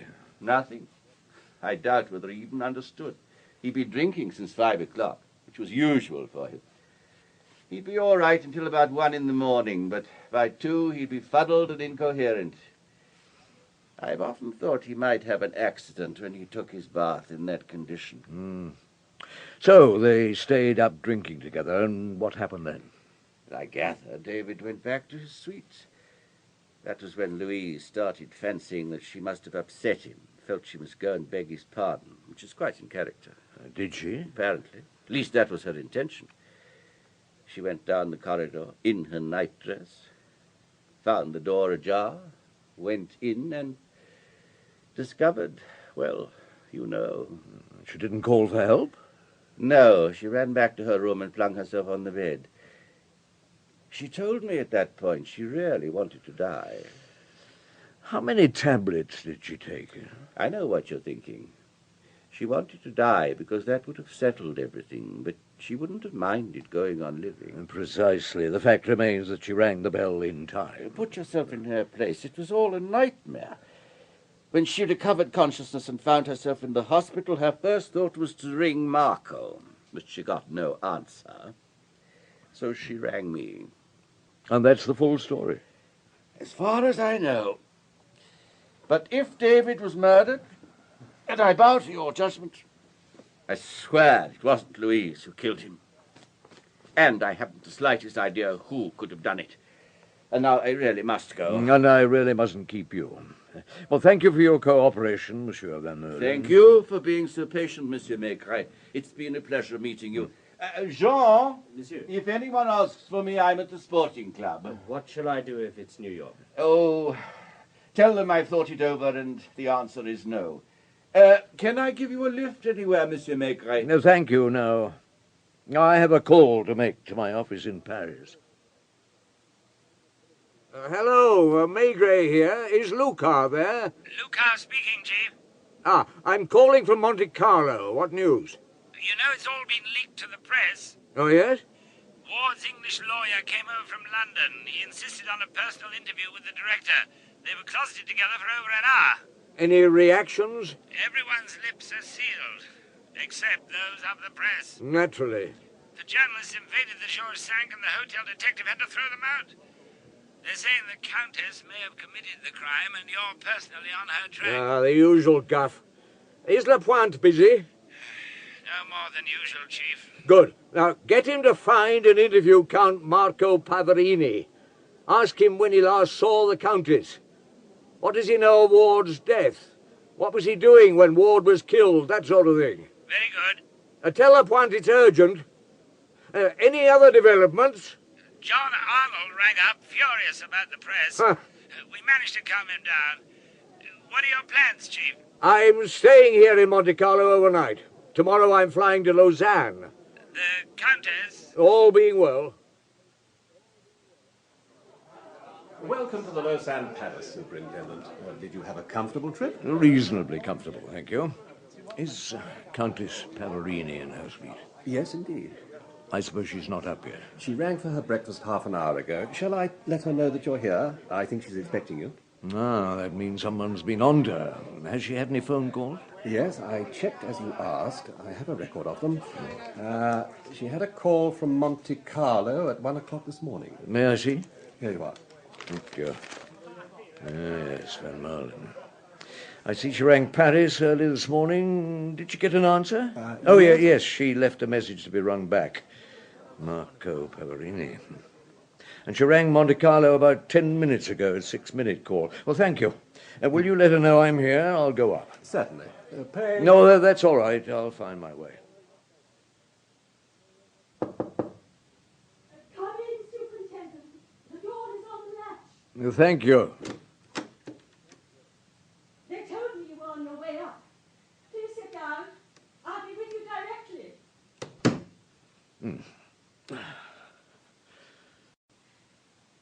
Oh.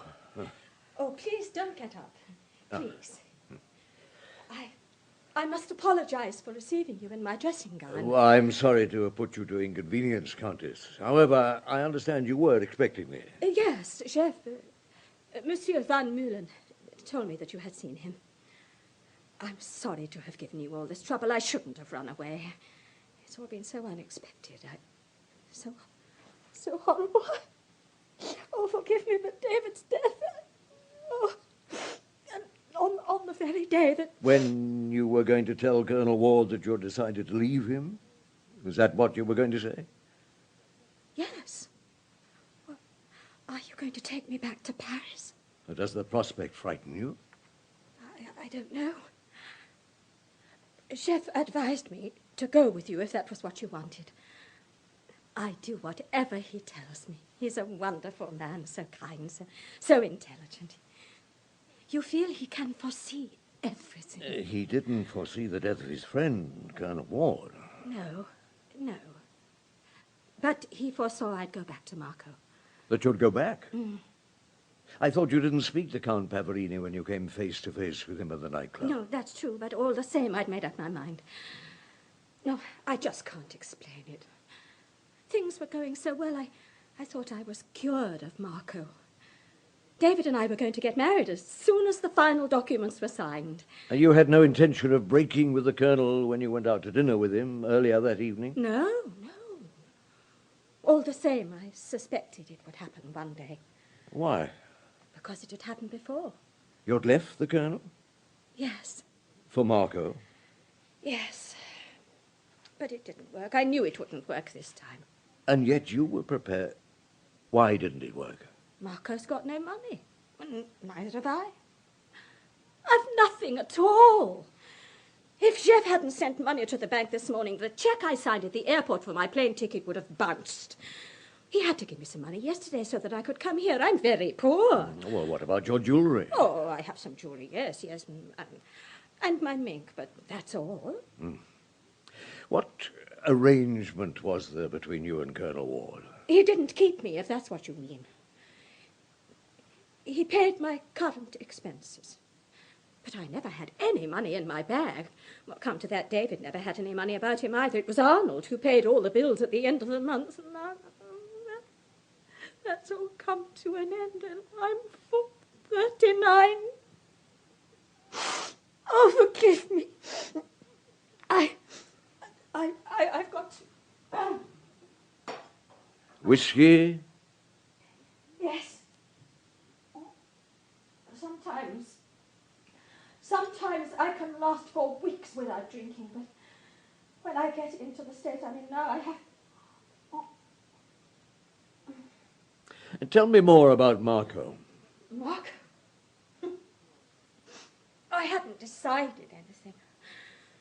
And when I saw him with that woman at the nightclub, it gave me a shock. Did you know her? Anna de Groot, yes. She's divorced. And her ex-husband had business dealings with David.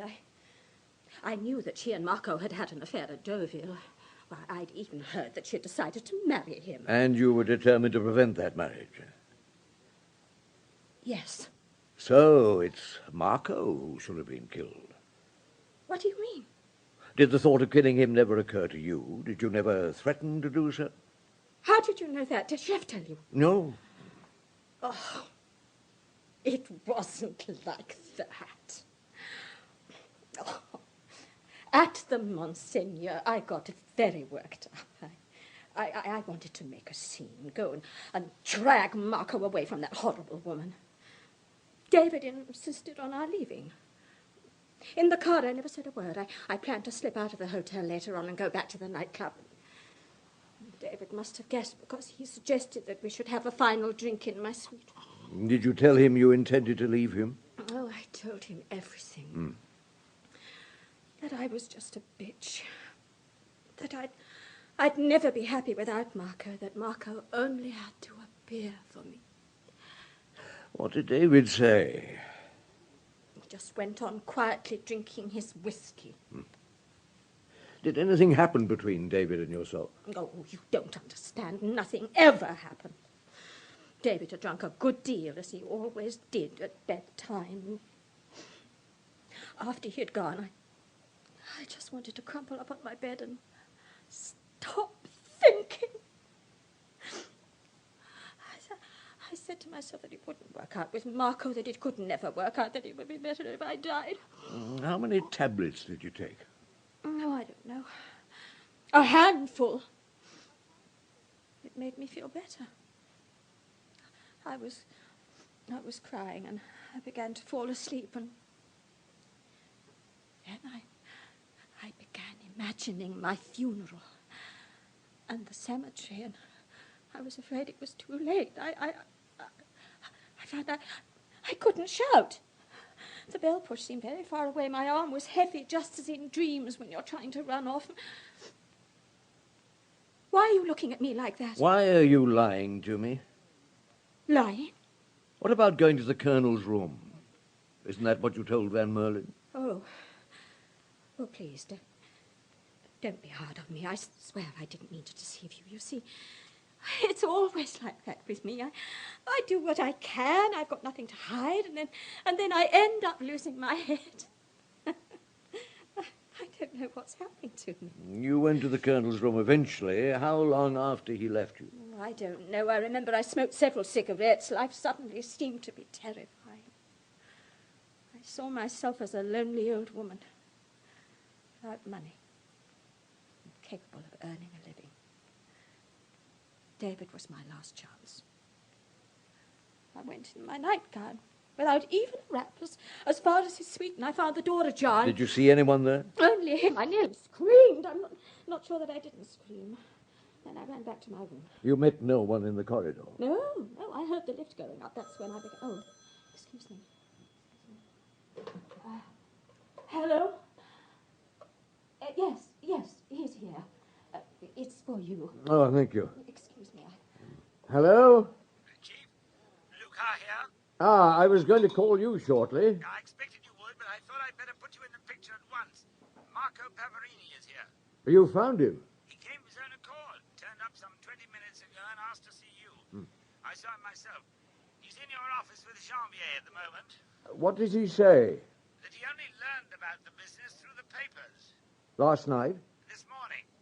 He was out of Paris, staying in the country with some friends who are having a shooting party. Did a Dutch lady go with him? Yes, Anna de Groot. They left in her car. Apparently, he saw his ex-wife with the colonel at the Monseigneur on the night of the murder. They didn't speak, and he went back with the Dutch woman to her place. Where? The Georges V. She's got a suite on the 4th floor. Has she? And what time was this? About 3:30. They went to bed and didn't leave the suite until 10 this morning, when he and his girlfriend drove off to the country in her car. But just before setting out on the shoot, he glanced at the papers, saw the reports, and drove straight back to Paris. I've sent someone out to check up on all this, but they haven't come back yet. And what impression did he make on you? He was perfectly at ease. Quite a nice fellow, in fact. What do you want me to do? Send Lapointe to the Georges V. Let him investigate the comings and goings on the night of the murder and question the night staff. As for your visitor, you can't do anything at this juncture. Let him go. Tell him not to leave Paris, but have someone keep an eye on him. I'll ring you back later. I understand. Goodbye, Chief. Goodbye. Was it him? Who? Marco. You were talking about him, weren't you? Yes. Are you sure you didn't meet him in the corridors of the Georges V the I other knew night? it. He was there with her. Wasn't he just above my head? Oh, yes, I know. She always stayed at the Georges V. I found out where her rooms were. They were in bed together, laughing, making love. Are you not thinking, perhaps, that Marco was elsewhere doing something very different? Oh, what do you mean? Possibly in the bathroom of the Colonel's suite, holding his head underwater. What? Are you mad? How dare you? You monster! Brute! Stop that! Brute! Stop it, I tell you. Stop it at once. Let me go. Let me go.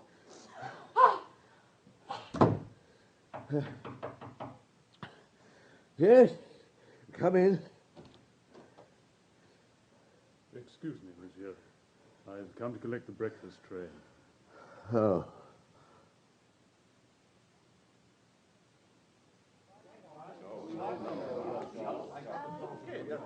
That'll be all right, Superintendent. I've had you booked on the 4 o'clock flight to Paris. Oh, good. You want to give yourself an hour for Geneva Airport. By the way, I gather the Countess is also booked on that flight. Ah, thank you, Monsieur Lady. Well, I shall have over 3 hours to cool my heels, get to know Lausanne rather better. Well, here, I think, is someone who will help you do that. Chief Inspector Montjoie, Lausanne CID. What? A friend of yours, I believe. Oh, Montjoie, my dear fellow. I hardly recognize you. Oh, how long is it? Oh, nearly 10 years, Maigret. Yeah. It's good to see you. I was delighted to hear that you'd honored us with your presence. May I have the pleasure of entertaining you to lunch? Oh, you may indeed. There's nothing I'd like better. Well, there's a quiet little place by the lake, a few minutes' drive away. I've got a car waiting. Well, then let us proceed. Thank you for your good offices, Monsieur Ledoux. My pleasure, Superintendent. Room number.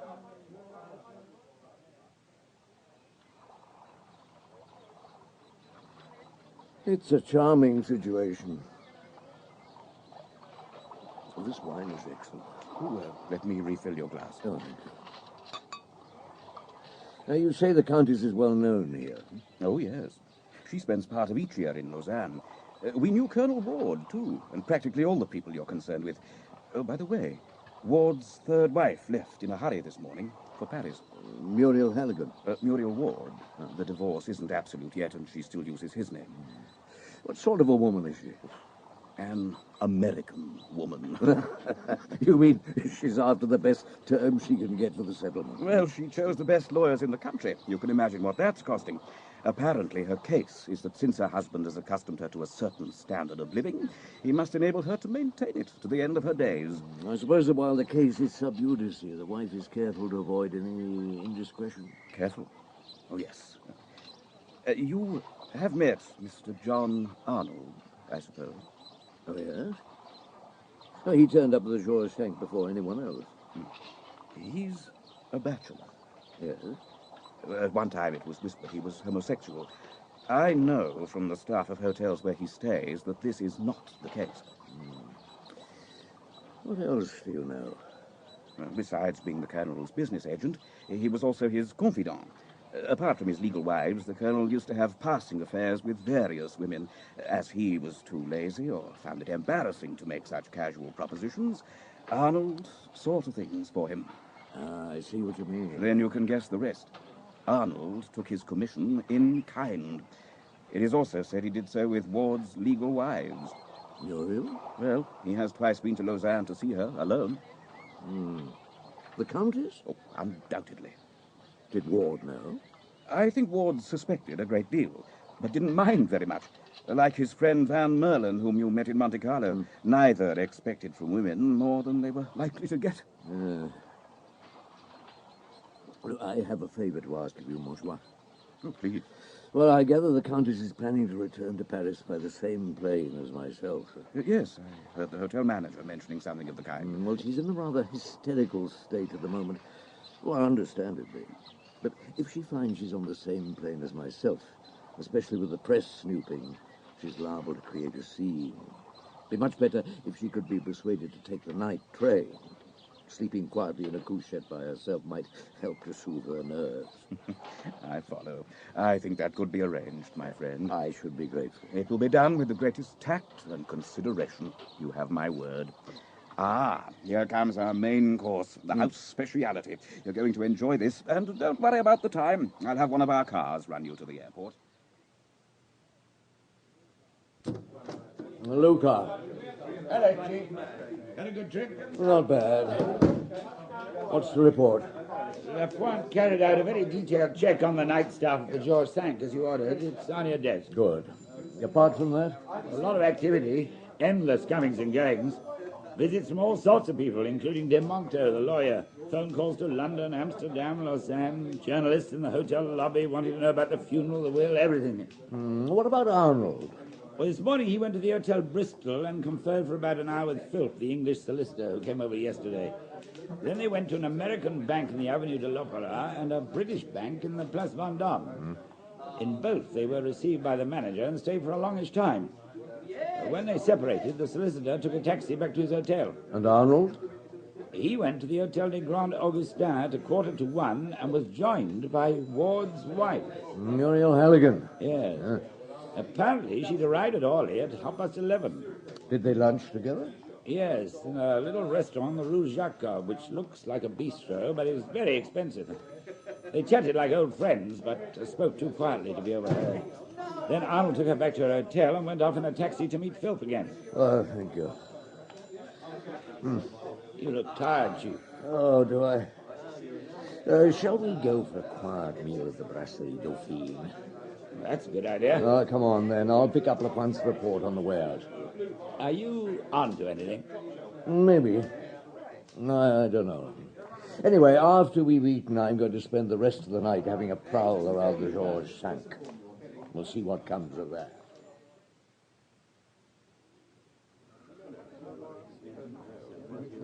Good evening. Good evening, monsieur. What can I do for you? Is Monsieur Gilles in his office? Monsieur Gilles has gone home, monsieur. Ah. Can I help? Well, I'm Superintendent Maigret. Ah, the keys of 332 and 347. I have them here. Thanks. I just want to warn you that I intend to wander about the hotel for a while. I quite understand. The staff have been instructed to let you come and go as you please. Oh, good. Well, don't worry. I'll be as discreet as possible. Thank you, Superintendent. Just let me know if you should want anything. Thank you. I will.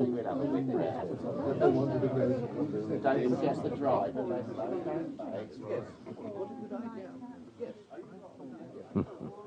In a hotel, a detective is about as welcome as a thief.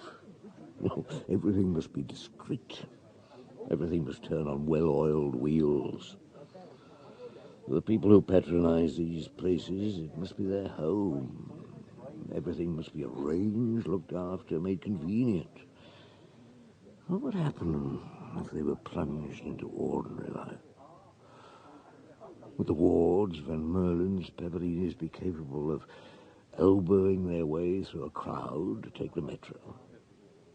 Of consulting a timetable? Of carrying a suitcase? And if this five-star life of theirs was suddenly threatened, how would they react? Can I help you, Superintendent? I'm sorry. Can I direct you anywhere? I'm looking for the bar. Straight ahead, monsieur. Thank you.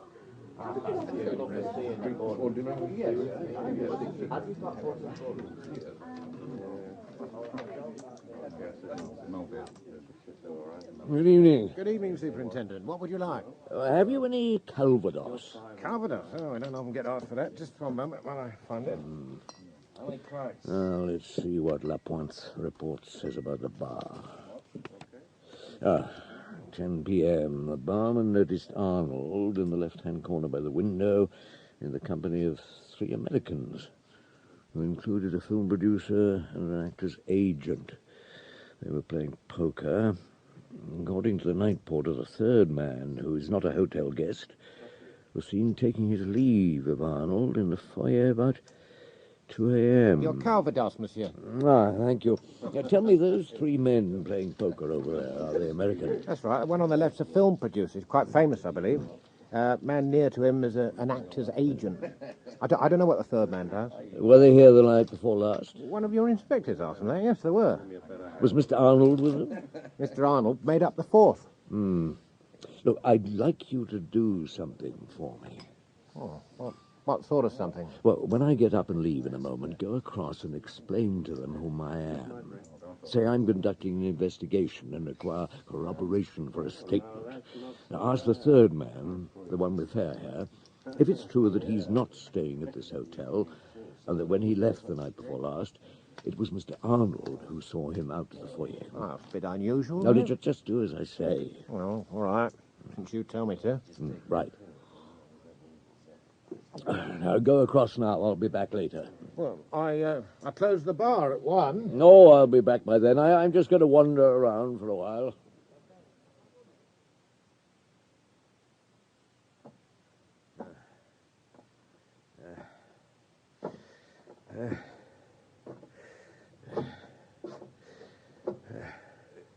Good evening, monsieur. Can I help you? Yes. I've been walking about the hotel and now I'm lost. You can tell me where I am. You're on the 3rd floor, monsieur, in the service area. Oh, the 3rd floor. You're the night waiter? Yes, monsieur. You're Superintendent Maigret, aren't you? You've been warned about me. What's your name? Jules, monsieur. Well, Jules, there's something you can tell me. If I wanted to get out of the hotel as quickly as possible, meeting as few people as possible, which way should I go? Just keep on down these service stairs, monsieur. Yeah? When you get to the bottom, the exit is facing you. Come over here, monsieur. Yeah? If you look down through this window, you can just see the doorway. I see. There's a man in a white jacket coming out. Where's he going? Probably to the bar in the Rue Magellan. It's used a lot by the staff. Yes, there he goes. I see. Does it stay open all night? Oh, yes. It's quite often patronized by hotel guests coming back in the small hours. Some nice girls go there. Yeah, thank you, Jules. By the way, I'm going to look round 332 and 347. I've got the keys. That's all right, monsieur. We've been told about that.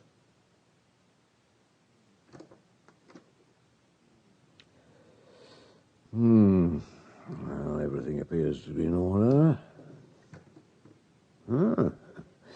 Still some whiskey left. No harm in sampling it.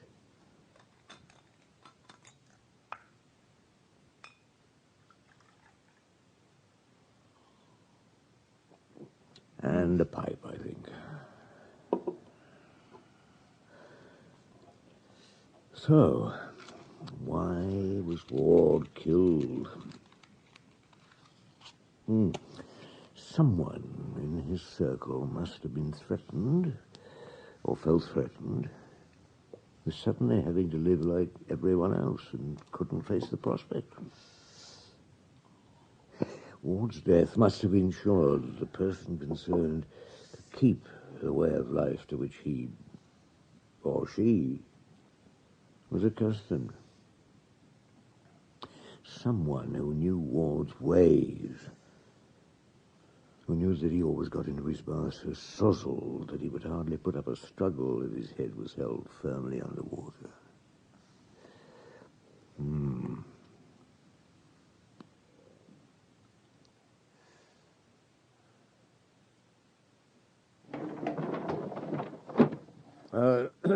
Oh, there you are.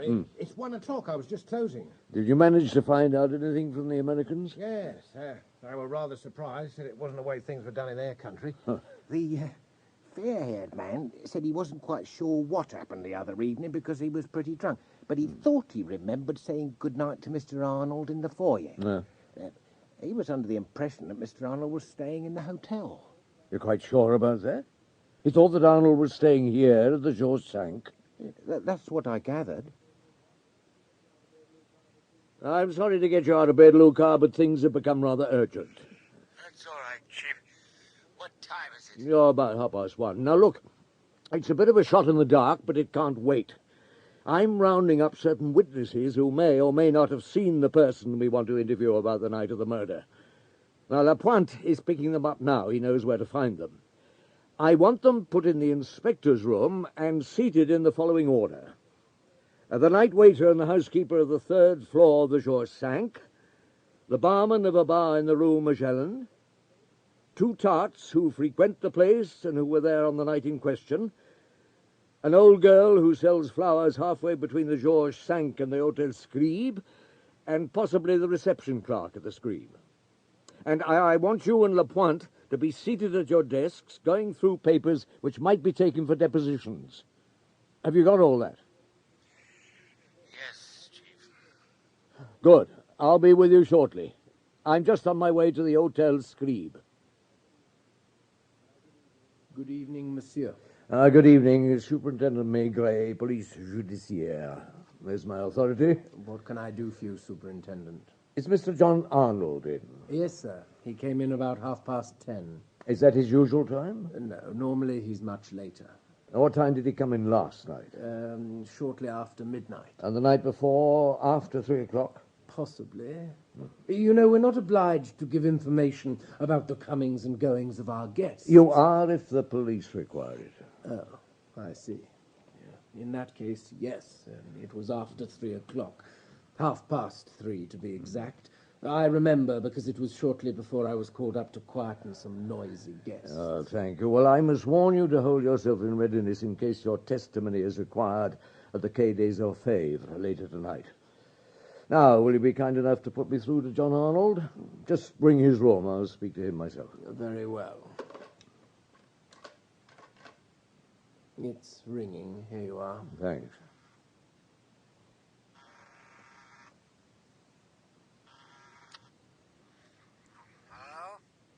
Mr. Arnold? Who is that? Superintendent Maigret. I'm sorry to disturb you, Mr. Arnold, at this hour, but I need your help.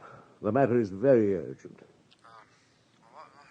What's it about? Where are you? Downstairs in your hotel. I'd like to come up and talk to you. Can't it wait till morning?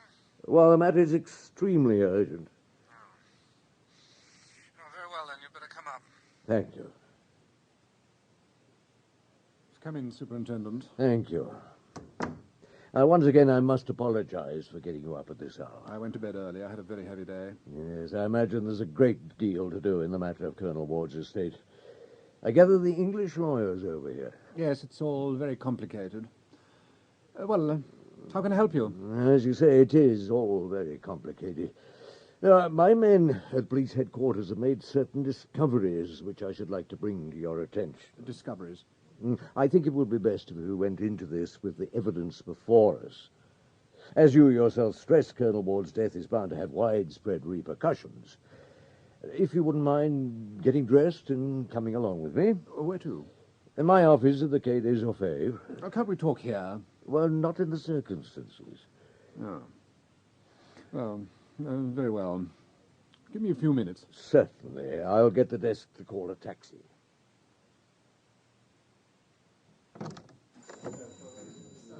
Lapointe here?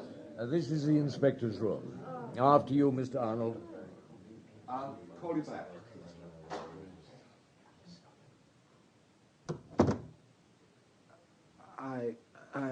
Did you say something, Mr. Arnold?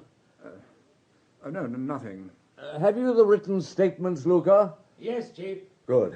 This way, Mr. Arnold. My office is over there. Please go in. Who are all those people out there? Oh, didn't you recognize them? No, why should I? They know you. What do you mean? Well, there's one more to come, the reception clerk from your hotel. He noted your return at 3:30 2 nights ago. What of it? He's the last of a chain of witnesses to your movements the night before last, when you were seen emerging from Colonel Ward's suite just after 3 in the morning, the time the murder was committed. They're seated next door in the order in which they saw you. I'll call them in one by one so that they can describe in their own words. Stop. You wish to tell me something? I... Well, please sit down, Mr. Arnold, if you don't feel well.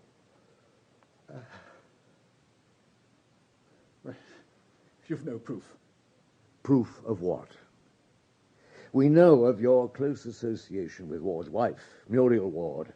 During the 2-year period, her lawyers were haggling with the colonels over the divorce settlement. Now, by the way, when was the divorce going to become absolute? In 3 days' time. She soon realized that even the best terms she could expect to receive as a divorced wife would compare very unfavorably with the extremely large estate she would inherit as his widow. But to achieve this, she needed an accomplice. Oh, this is fantastic. A man who would grasp the opportunity to secure the life to which he, too, had become accustomed. And if the prospective wealthy widow, with whom this man had established intimate relations, offered him marriage, on condition that he disposed of her husband... Oh, this is preposterous. There's not a shred of evidence. Very well, Mr. Arnold. In that case, I have no alternative but to bring Muriel Ward in for questioning. She will sit where you are sitting now, and I shall go on questioning her without let up until I get the answers I seek. Do you want me to do that? Well, Mr. Arnold?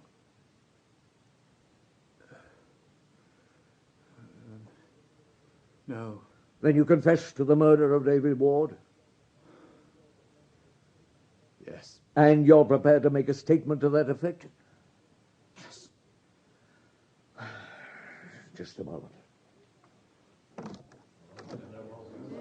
Luca? Superintendent?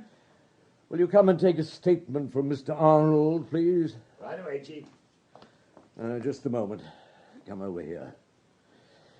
The witnesses can go. We don't need them now. He's confessed. Yes, thank God my bluff worked. He assumed that all those witnesses had seen him on the night of the murder, and that by piecing their evidence together, I would have an open and shut case.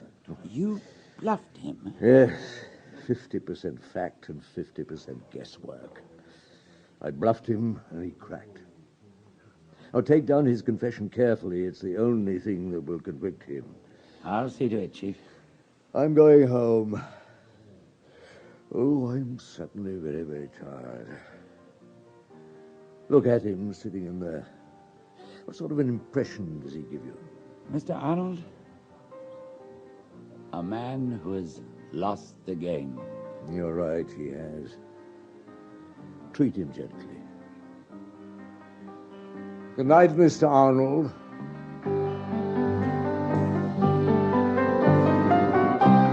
Maurice Denham played Superintendent Maigret in Maigret and the Millionaires by Georges Simenon, translated by Gene Stewart and dramatized for radio by Malcolm Stewart. Lucas was played by Brian Haynes, Lapointe, John Rye, Mr. Arnold, Andrew Sachs, the Countess, Jane Wenham, Van Merlin, David March, Jules, Michael Bilton, the maid, Moya Leslie, the nurse, Carol Boyd, director, William Edel, the manager of the Georges V, Geoffrey Collins, the hotel doctor, Timothy Bateson, the prosecutor, Arnold Diamond, the magistrate, Clive Panto, Dr. Powell, Michael Tudor Barnes, Inspector Benoit, Ian Oliver, Jean, Sean Barrett, the masseur, Mark Straker, and the manager of the Lausanne Palace, Bernard Brown. The play was directed by Glyn Dearman.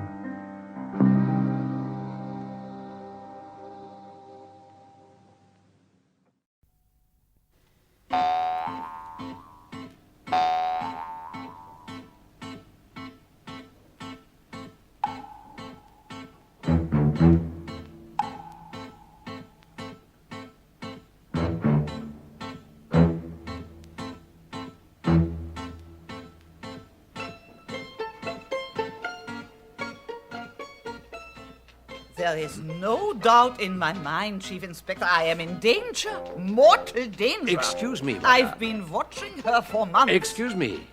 You're suggesting that your daughter is slowly poisoning you? I don't merely suggest. I'm sure of it. But a short while ago, you stated it was your son-in-law who was trying to poison you. It's the truth.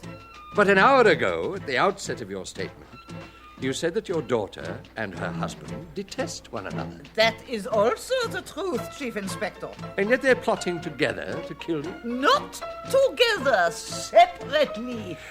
And your niece, Rita? She's at it too. So there are 3 people trying to poison you? Not trying to poison me. They are poisoning me. I am not crazy. I have a certificate to prove it. My husband was a state councillor, a very important man.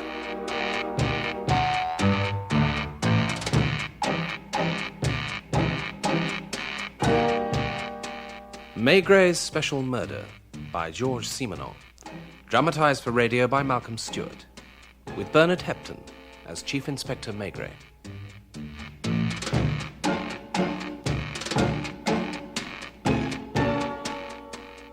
Of course, she's crazy. Did you manage to get rid of her? Eventually, sir. Diplomatically, I hope. You know, in her day, she was one of the most beautiful women in Europe. So she kept telling me. Fortunately, I was interrupted by an urgent phone call. Anything important? It was very peculiar. Oh, not another lunatic. That's what I thought at first. You get him about now. It's to do with the phases of the moon. What was it about? Well, it was rather incoherent. The man was obviously very frightened, on the run from someone. Well, could you get any sense out of him? Eventually, after he'd rung off and then rung back. He said a number of men had been following him since the previous afternoon. They'd been shadowing him in relays, apparently. Did he give any reason? He never got to it. He kept breaking off, moving from one call box to another. Oh, have you got someone on the job? Janvier. He's been out following up the various places where the calls are coming from. They were all little cafes in side streets. Hello? Is Inspector Maygray there? Yes, he's here. It's for you. No, thank you. Hello? Is that you, Maygray? It's him. Oh? Yes, hello? We were interrupted just now. He came in. He could hear what we were saying through the door of the call box. I'm frightened. Now, wait a minute. Who are you? What's your name? My name wouldn't mean anything. You don't know me. But you asked for me personally. It's my wife. She's met you. What's her name? Neen. Neen? Look, I can't explain it to take too long. They're looking for a chance to kill me. He may be here at any minute. Where are you? The Tabac des Vosges at the corner of the Place des Vosges. I wanted to come and see you, but he was at my heels. He wouldn't hesitate to shoot. Now, look, stay there till I send someone. Hello? Hello? He's here. He's just come in. Look, just have him arrested and I'll explain everything. Hello? Hello? You've lost him? Yes, damn it. I think I'll chase this one from my own office. Right. Excuse me, sir. Hello? The Tabac des Vosges? Am I speaking to the proprietor? Tell me, is the customer who was using your phone still there? Ah, he's just left. Well, did another customer come in while he was phoning? He left as well. Without waiting for his drink? Well, thank you. It's the police. No, there's no trouble. Nothing to worry about. Goodbye. Ah, Janvier. Anything to report? I couldn't catch up with him, but I got plenty of descriptions. Yeah? He sounds a queer customer. A little fellow in a fawn raincoat, grey hat, waving his arms about. Where was that? The Cave de Beaujolais. Ah. He burst in there, demanded an envelope, and then rushed across to the call box, shouting, "Serve me a drink. Anything you like." The landlord could see him through the call box window, gesticulating excitedly.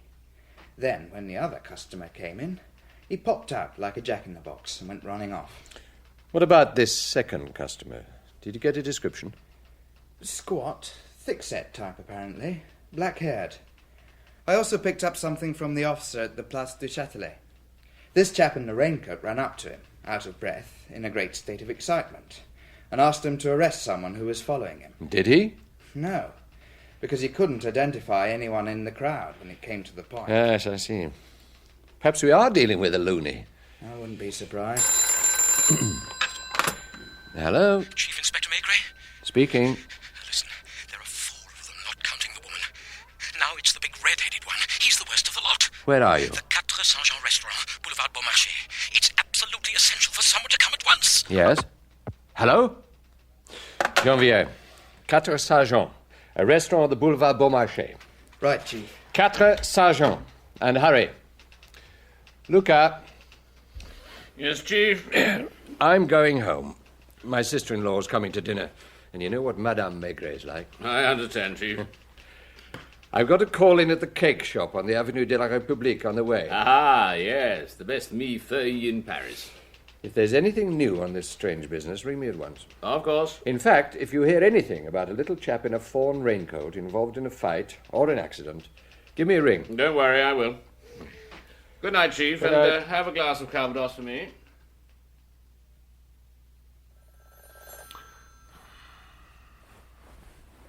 Oh, no. That's all right, dear. Hello? Luca here, Chief.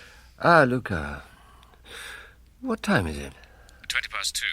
Oh, I'm sorry to break into your sleep. I may be disturbing you for nothing, but the emergency office has just rung through that a man has been found dead in the Place de la Concorde. A man in a fawn raincoat. Ah. Whereabouts in the place? Near the Quai des Tuileries. It's really a matter for the first arrondissement, but I've asked their chaps to leave everything as it is. Right. Send me a car. Tell them I'll be there in 10 minutes. Very good, Chief. Dear. Well, do you suppose it'll be a long business? Oh, I can't tell. Couldn't you send a sergeant? No, I'm afraid not. It's too important. And the car is on its way.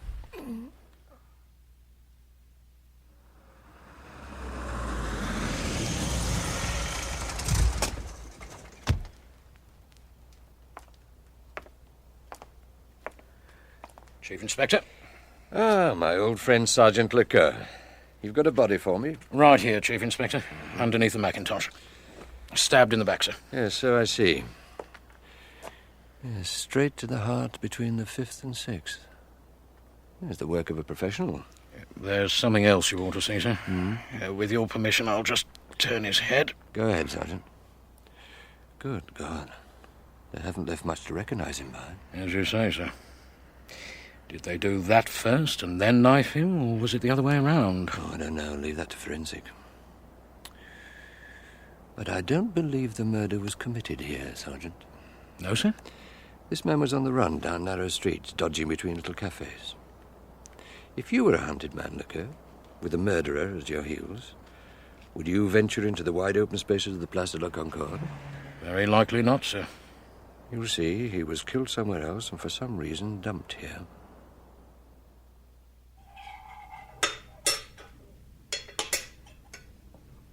Is this an important case, Maigret? I don't know yet. It's just that you don't usually wait up all night for my report. There's something special about this one. What time do you estimate the murder? Between 8 and 10 last night. But not in the Place de la Concorde? Most unlikely. Doesn't something strike you as odd? Mm-hmm. Usually when people take the risk of transporting a murdered body, it's to hide it or delay discovery. Yeah, I see what you're getting at. In this case, the murderers seem to want the body discovered. Well, they certainly took care that it wouldn't be easily recognized. Those blows on the face were made with a heavy implement. Before death? After. Half an hour, perhaps. And I'll stake my oath that this was no unpremeditated knifing. It was executed quite deliberately. Looks to me as if the victim had been held motionless or fastened up in some way and literally operated on. Cold-blooded and brutal.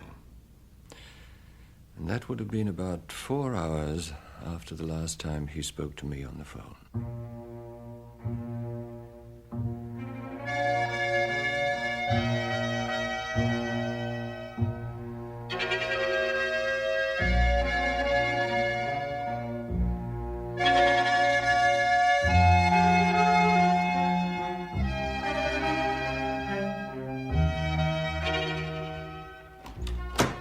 Morning, Luca. Yeah. Sit down. Hello, Chief. Anything to report? Sergeant Lecoeur of the 1st Arrondissement rang about an hour ago. Apparently, a motorist had seen 2 men in the Place de la Concorde removing something from a car which might have been a body. He reported the matter to the first policeman he saw, but this was a good deal later, as he'd been celebrating with some friends and forgotten all about it. Any details about the car? Yes. A yellow Citroën with a Paris registration number, the last two figures 3 and 8. I've been ringing round, but no luck so far. Anything from records on the body? Nothing. No reports, no fingerprints. So he's never been in trouble? No. Tell me, Luca, do you like brandade de morue? Ah, my favourite fish dish. Does your wife often make it for you? Ooh, it's too much bother. So you only have it when you eat out? That's right. Though it's not often on the menu. According to Dr. Pohl, this man had some brandade in the contents of his stomach. Did he now? Get Torrance and 2 or 3 more to help you. Ring up all the restaurants, beginning with the ones in the district where you were working yesterday, and ask if any of them had brandade on their evening menu. There's just a chance our man might have eaten at one of them, and someone may remember him. Right, Chief. If you want me, I shall be upstairs in the technical branch with Janvier. Now, take the knife and put the tip through the rent in the raincoat as before. Good. Now, don't move while I look underneath at the jacket. There. Now, you see, the rents in the 2 garments don't coincide. There's a good 4 inches between the tear in the jacket and the one in the coat. What does that mean to you? That he wasn't wearing his raincoat when he was killed. That's right. Yet the tear in the coat suggests that he was. It was made afterwards to give that impression. The murder was committed indoors, but whoever did it wanted to make us think it had happened in the open. Why should they want to do that? For the same reason that they took the risky course of dumping the corpse in the Place de la Concorde. To mislead us. Instead of concealing the body, they wanted to spread false clues. But why? I dare say the Chief of Police will ask me the same question. Well, Maigret, so they got your man after all, didn't they? Your dead man. Yes. Yes, I must confess I was inclined to think you were dealing with a lunatic or a practical joker. I don't know why, but I believed him from the very first.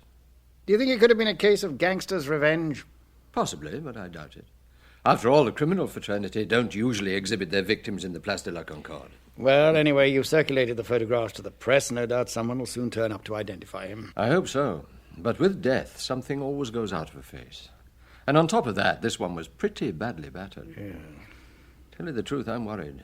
Too many things about this case don't hang together. Huh? If they wanted the body discovered, why render him unrecognizable? And why 4 hours of silence between his last phone call and the murder? Oh, well, do what you can. Oh, by the way, the Director of Prosecutions has put Judge Comelio in charge of the preliminary investigation. You ought to see him. Oh, must I? Yes, I know you can't stand him, neither can I. But he is rather prickly about the formalities. Yes, I suppose I'll have to see the old baboon. Ah, Maigret. I'm delighted to see you at last. I've rung your office 5 times, unfortunately. You couldn't get me. I'm afraid I've been busy, Judge. I'm glad to hear it. Please sit down. Thank you. Maigret, do you consider it normal that after 3 days this man has not yet been identified? He must have a wife or friends, neighbours, people who've grown used to seeing him go down the street at certain times each day. Now, tell me, Judge, have you ever had a dried pea pushed up your nose? What? It was a game I used to play as a child. With a pea up your nostril, you can go past people you see every day and they won't know you. Now, try it one day, Judge. You'd be surprised. But, of course, this man's face had been badly knocked about. All the same, we've made some progress. Such as? We know he drinks sous citron, an unusual aperitif with a low alcohol content. So what? Even more interesting, he had splay feet.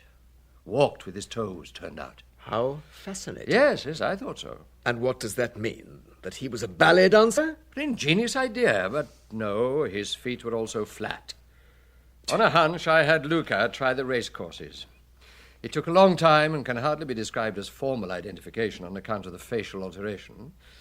Quite a few people thought they recognized him when they saw the photograph. Apparently, he was quite irregular. So where does all this get us? The evidence we've assembled points to his being in the drinks business. The drinks business? A professional term covering barmen, waiters, bottle washers, proprietors. So he was a waiter? I don't think so. Why not? Because although the white shirt he was wearing was an old one, it was worn almost threadbare at the collar. It showed no traces of wear at the cuffs. Now, the proprietor of a bar, especially a small one, has to keep dipping his hands into water, and therefore always has his sleeves rolled up. And on this, you presume your man was the proprietor of a small bar? I see. Have you any other developments? There was this Yellow car, I believe. That was seen at the Quai Henri IV on Wednesday at 8:10. The car was standing outside the house because it had broken down, and 2 men were bending over the bonnet. The point is that it was 8:10, and according to the post-mortem, the crime was committed between 8 and 10 o'clock. So what line are you pursuing now? I'm waiting. For what? For something to turn up. That's the only thing to do, isn't it? We've reached a deadlock.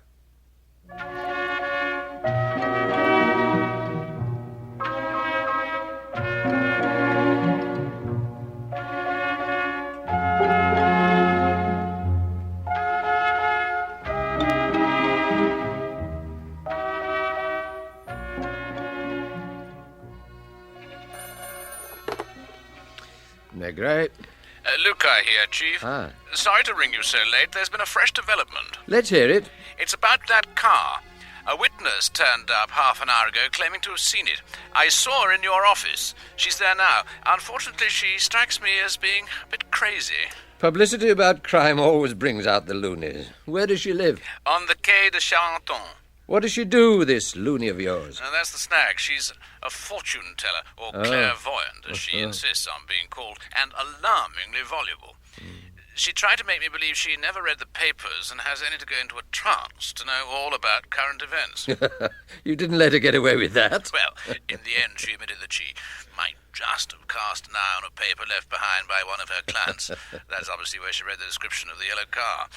She claims she saw it on Wednesday night, less than 100 yards from where she lives at about 9 p.m. Did she see the occupants? She saw 2 men go into a house. Can she identify it? It's a small cafe at the corner of the Embankment and some street or other. It's called Au Petit Albert. Has she any idea how long the car stopped outside? About half an hour, apparently. She happened to be looking out of the window when the men came out and drove away. Were they carrying a bundle or anything with them? You know what I mean. No, she's certain they weren't carrying anything. That's what bothers me. There's also the time factor. What were they doing with a corpse from 9 p.m. to 1 a.m.? Hang on to her. I'll be straight over. Take a photograph. That'll make her happy. It was bound to happen, Chief Inspector. Look what's written on the front of the cafe. Au Petit Albert? I don't quite follow, madame. Petit Albert! Albertus Parvus. What? Surely you know it's a book of magic dating from the 14th century. I'm afraid I don't. These things don't happen by chance. Either he's an initiate, or else he's committed a sacrilege. But if his name really is Albert, and he really is a little man... Oh, he's a little man, all right. I've often seen him and his wife. Big, dark girl, rather a slut. Wouldn't like to eat anything she cooked, and she always reeks of garlic. How long have the shutters been closed? I don't know. The day after I saw the car, I stayed in bed with flu. When I got up again, the cafe was closed, and I thought, good riddance. Was it noisy? Oh, no. Hardly anybody went there. The men working the crane down on the quay used to go there for their dinner, and the cellarmen from the wine merchants. Some bargees used to drop in for a drink. And there's nothing else you can think of which struck you particularly? Not at the moment. Now, about my picture appearing in the papers, I don't want them saying I do fortune-telling with cards. That would be like describing you as a mere policeman. That wouldn't worry me. Well, it would me. It would damage my reputation. It's not locked up, Chief. And everything looks intact. Strange. Cafe's been standing empty for 4 days, perhaps with the door unlocked. Is there anything in the till? A few hundred francs. They weren't interested in cash, evidently. The sawdust here appears to have been carefully swept. To cover traces of blood? Yeah, possibly. Come on, let's have a look upstairs.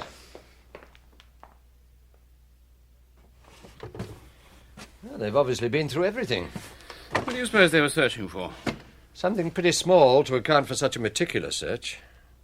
Oh, what's that under the bed? A harmonica. Perhaps our little Albert was a musician. I presume this is his photograph beside the bed. Yes, it corresponds to the various descriptions Janvier picked up. A round, cheerful face with a quiff on his forehead. Bit of a clown. It's him, all right. And look at that jacket on the back of the chair. Ah, yeah. Matches the trousers on the corpse. So, between 4 o'clock and 8 o'clock on the night of the murder, Albert came home and changed into something comfortable and ate a meal, as I suspected. So, he must have felt safe during that time. Yes, mistakenly as it turned out. Because this is where they tracked him down and did him in. Poor little Albert. Well, one thing's certain. Neen isn't here.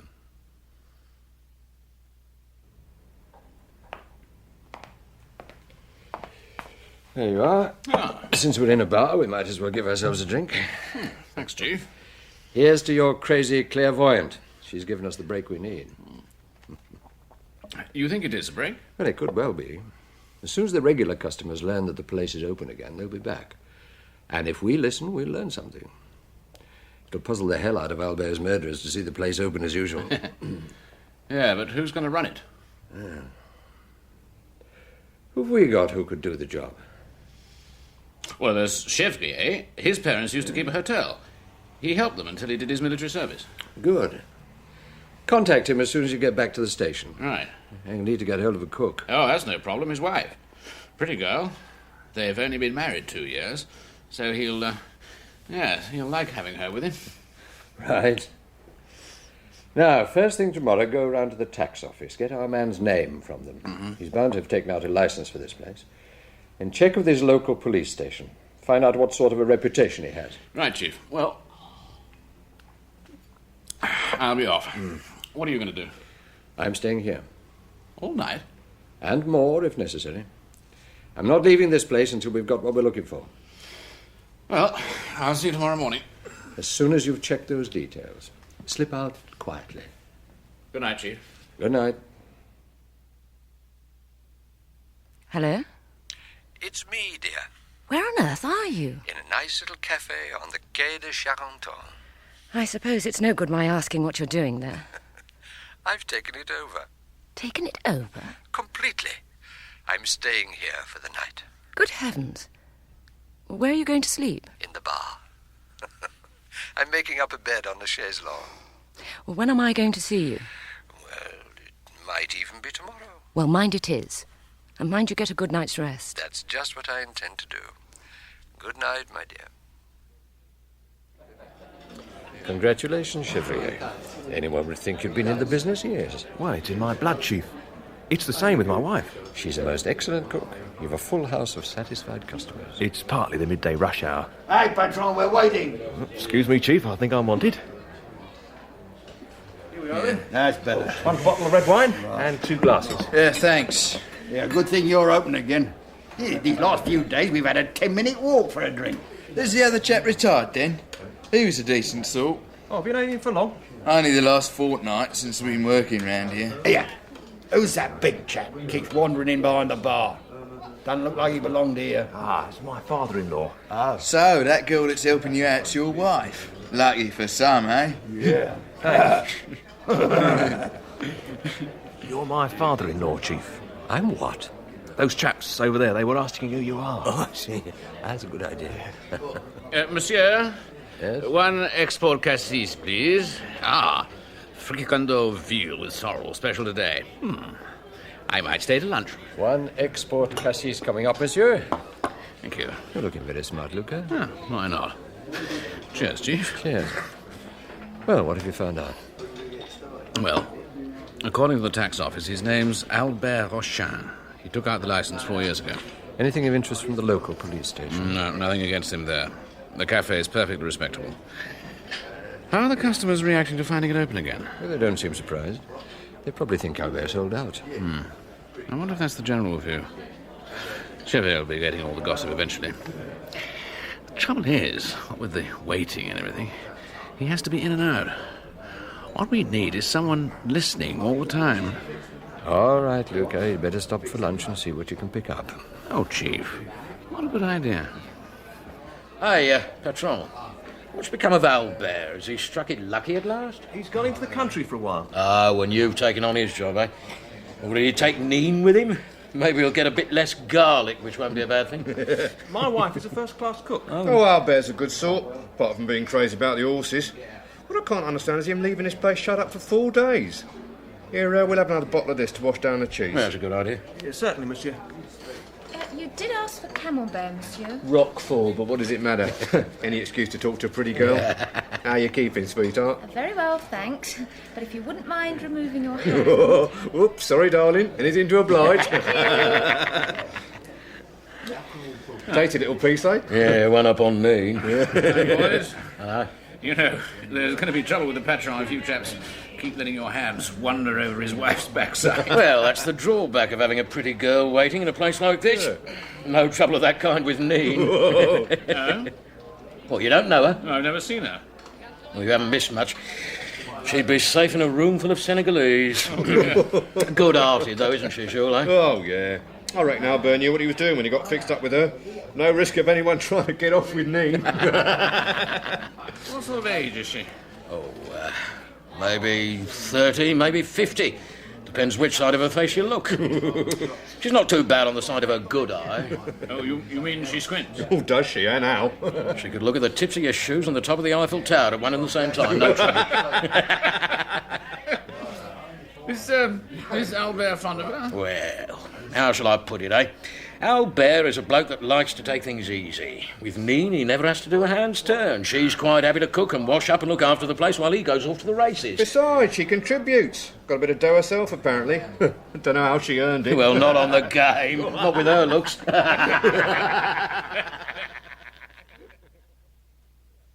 You going to join me, Chief? Yes. We appear to be the only ones left. I gather Albert's Neen is nice, but definitely not naughty. From Toulouse, apparently. I wonder what's become of her. Luca, don't look too obviously. Can you see what I see at the window? Yes. Red hair. Scruffy looking. Bit dim-witted. I think he's coming in.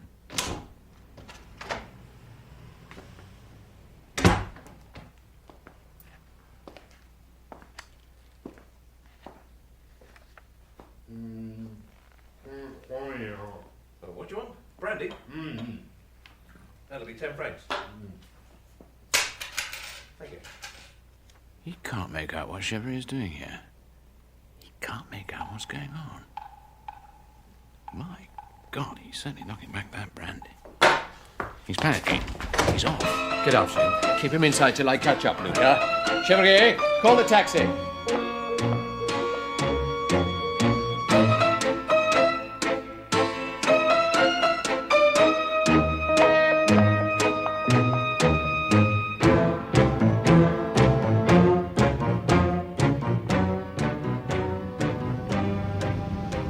Driver, watch out for a big man who's chasing a red-haired, scruffy fella. All right, Governor. They won't be moving all that fast now we've come into more crowded streets. Is that him, Governor? The big man on the other side? Keep it off the pavement. Yeah, that's him. Can you see the red-haired fella? There he is. Yeah. Do you want me to catch him up? No, keep behind him, some way back. But don't lose sight of him.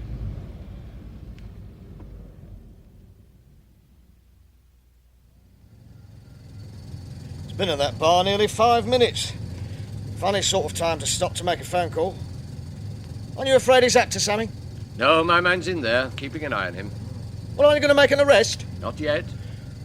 Well, here he comes, followed by your man. Here we go again. I don't think it'll be for much longer. I think he's close to home now. Poor beggar. I almost feel sorry for him. You sure he's a villain? He's a suspect.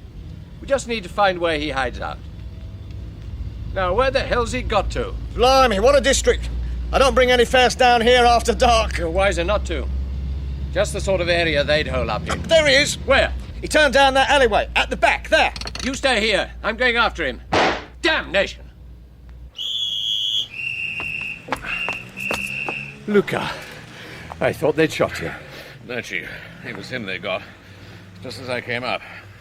I didn't get a sight of who pulled the trigger. One of his own gang. It seems they'd stop at nothing to cover their tracks.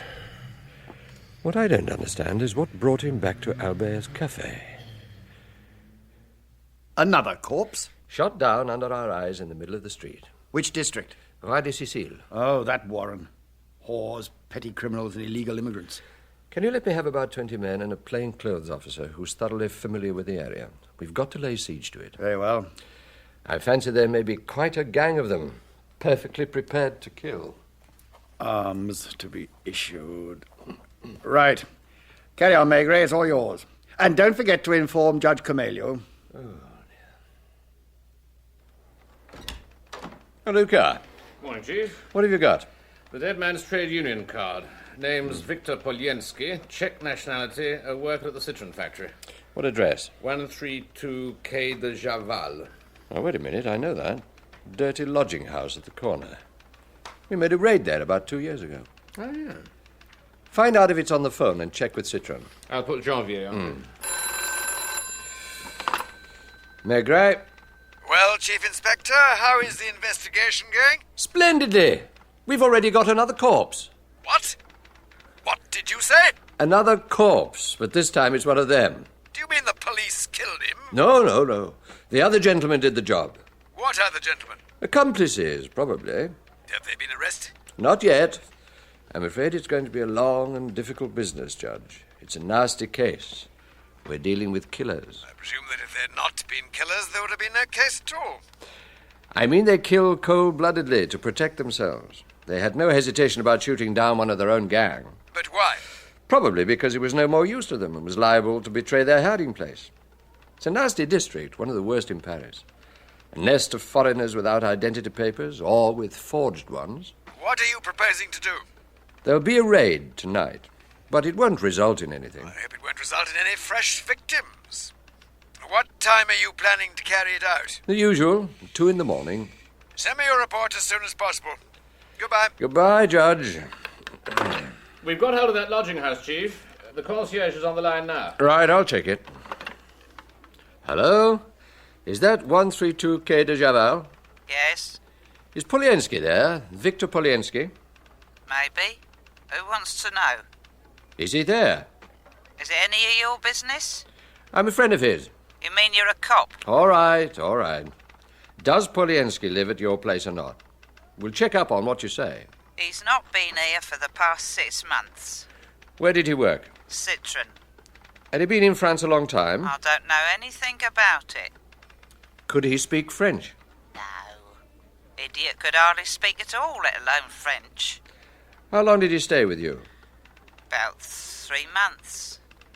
Had he any friends? Did he have any visitors? No. Were his papers in order? Your hotel section didn't complain? Now, one more question.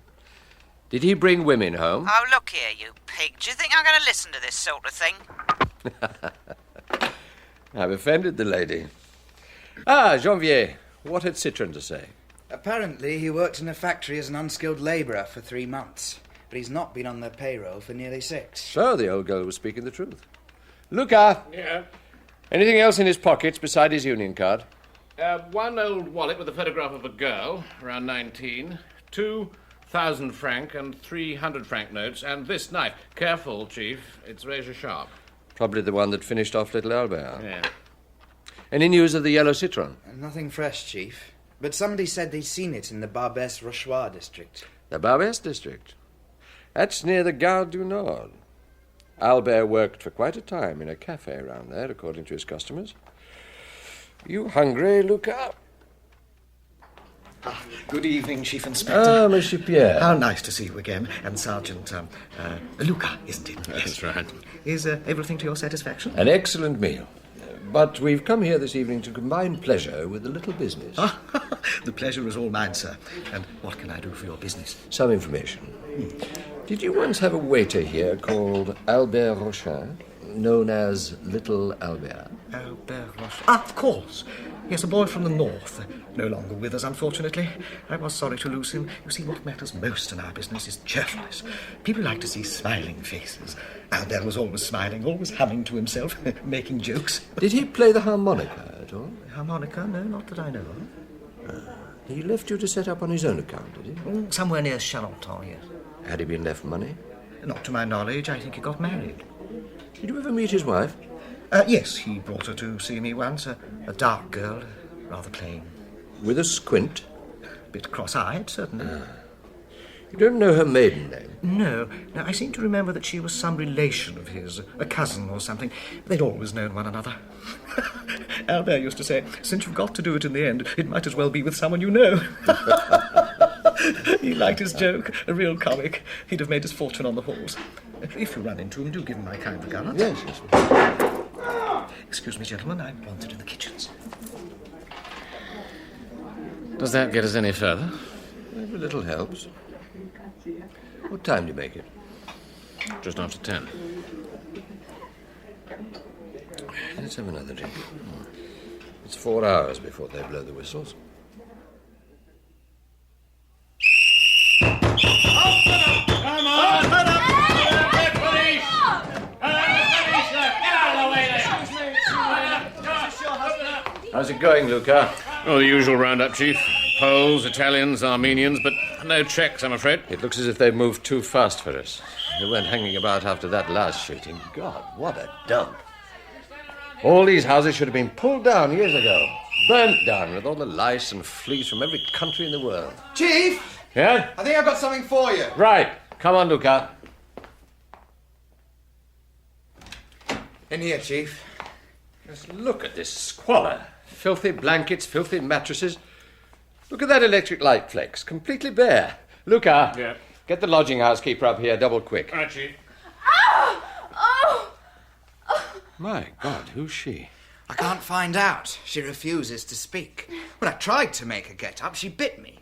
Look at my hand. She's drawn blood. A wild animal. A very beautiful wild animal. Not much more than 20. Can you speak French? French. Can you understand? Good God, she's in labour. Go down to the desk, ring for the ambulance, double quick. Right. In here, you. Here's the lodging house keeper, Chief. Who's this woman? They call her Maria. Maria what? I don't know. I don't think she's got another name. She hasn't got another name. What have you written in your records? The people who live here. Were they down in your book? How many of them are there? I don't know. You don't know? Do you know anything? Does this woman speak French? Perhaps. You realise she's in labour. When did this begin? I don't know. It's nothing to do with me. Well, where are the others? They must have gone. When? They made off as soon as that man was shot in the street, didn't they? Now, look at this photograph. You know this man, don't you? Now, come on, admit it. So what? What was his name? Victor. Did he live in this room? In the other room.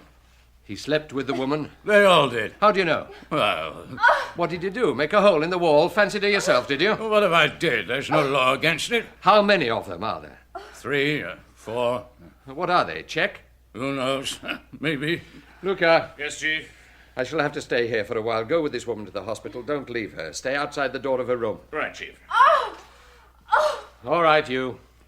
Take me to some other room. I've not finished asking questions.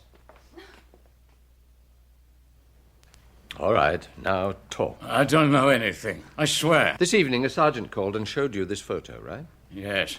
You said you didn't know the man. I said he wasn't a lodger. Now, what do you mean? He's not registered here, nor is the woman. Both rooms are in another fellow's name. Since when? Well, about 5 months ago. Now, what's his name? Serge Maddock. Tell me about him. Is he a Czech? That's what's on his papers. They all speak the same godforsaken language. How old? About 30.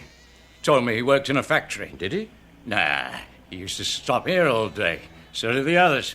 Except there was always one hanging about outside on the street. On watch, I suppose. What did they do with themselves? Nothing. Play cards, eat, drink, sleep. Sometimes they sang. Sang? Yeah, Victor played the harmonica. Mad keen he was. Even used to play it walking along the street. I see. How many of them were there? 4 men and Maria. Sometimes they quarrel over her. They're all crazy about her. Even Carl. Now, wait a minute. I want to get these names straight. First, the woman, Maria. Then Carl. Serge Maddock. The rooms were booked in his name. And Victor Poliensky, the one who's dead. Who else? There's the kid, Piet. He was more in love with her than any of them. How old? 16, 17, curly hair, baby face. None of them worked, and yet they spent a good deal of money, judging by all the empty champagne bottles. This district they did. Well, from time to time they had to tighten their belts. Did anyone come to see them? Well? Somebody came. 2 or 3 times. Well-dressed bloke. Very elegant. A Frenchman? I doubt it. He spoke their lingo. How long before you rumbled what they were up to? What do you mean? Now, don't give me that. What do people live on who go into hiding in a dump like this and don't attempt to find a job? That's none of my business. Yes, it is. Someone threatened to bump you off if you poked your nose in, didn't they? Now, who was it? Carl. The dark, thick-set one. When? The first time they came back after staying away all night. How many times did they do that? 4 or 5. And when did you realize they were killers? Now, come on. I caught the woman washing a shirt in the basin. Saw there was blood on it. And they all left yesterday, immediately after the shooting, huh? What happened exactly? A phone call came through around 4 o'clock. Carl took it. Immediately rushed upstairs, shouting, cursing. Then Maddock came down and went out. I'm pretty sure he had a gun. So it was Maddock who shot his old pal Poliensky? That's what it looks like. They didn't try and take the woman with them? Nah, I guessed there was going to be trouble, so I told her to get out. She just lay there calmly, not bothering to answer. She understands far more French than she lets on. Then suddenly her pains took her, and I realized what was up. All right. Now, I've one more question to ask you. Now, think carefully. Did you note the dates of the nights when the gang was away? Why should I? I warned you to think carefully. Tomorrow morning I shall send for you, and I shall want those dates, the exact dates, or I shall have you locked up. Supposing I did remember, would you give me protection? You're afraid of them, aren't you? Well, who wouldn't be? All right. I'll post 2 men, one at the back and one at the front. Chief, you'll be delighted to know that Maria has just given birth to a bouncing 9-pound boy. Mother and child both doing well. Excellent. This gentleman is Monsieur Franz Lehl, from the Czech Embassy. How do you do? How do you do? Well, let's go in then. May we come in? You may, but you're not to tar her. When I give the sign, please leave at once, quietly. We shall stay only as long as is necessary. Please enter, monsieur. This is the young woman, and that's her baby. Will you please tell her who I am and ask her name? I would suspect that she speaks Slovak rather than Czech. Please go ahead. Tolea Inspektor Maigret od Pařížské policie. Můžete mu říct, jak se jmenujete? Niech jde do pekla. Ave s ním. Ja všetkých nenávadím. That was Slovak? Yes. I think I got the gist of it, but if you wouldn't mind. She told us both to go to hell and said she hated the lot of us. I see. Well, at least we know where we stand. I shall now proceed to question her, and when I've finished, hand you this typed sheet, which you can put to her in her own language. But from what I've learned, I suspect she knows far more French than she pretends. Now, Maria. On the night of October the 12th, an old farmer and his wife were brutally hacked to death with an axe on their farm at Saint-Aubin in Picardy. On the night of December the 8th and 9th, an entire family was murdered in the same way at Saint-Gilles-les-Vedreuves, also in Picardy. While previously, on November the 21st, an old couple and their servant, a poor half-wit, had been attacked on their lonely farmstead. What can you say about that? How long are you going on with this? I believe the doctor only gave you permission for a few minutes' visit. Now, don't worry. She's strong enough. Just look at her. Until December the 8th, nothing was known about the murderers because they had left no survivors. But on December the 8th, a 9-year-old girl managed to slip out of her bed and hide in a corner. The child saw things and heard things. She saw a dark-haired young woman, a beautiful, wild-looking creature, burning her mother's feet with a candle flame, while one of the men split the old grandfather's head open and another poured out drinks for his mates. The farmer's wife screamed and prayed and writhed in agony, while this woman smiled as she inflicted an even more excruciating torture, burning her breasts with cigarette ends. Please, you're surely not suggesting this young girl was responsible. Monsieur, would you please ask her if she understood that? I'd like to point out that your time's up, monsieur. Now, what are the people I've just been speaking about? Was their time up too? She's got to feed her baby. Well, let her feed it. I assure you she's got no more modesty than she has morals. Really? I will continue. The little girl who escaped the slaughter was confronted this morning with a photograph of this woman transmitted by radio. She hadn't been given any warning. She was merely shown the picture, but her reaction was so violent that she had a fit of hysterics. Well, monsieur, ask this woman what she has to say to that. Does she realize that this evidence incriminates her? Ask her that. Rozumete, Supravierzekl, Polizeni, Inspector? I asked her if she understood, but she's obviously not going to talk.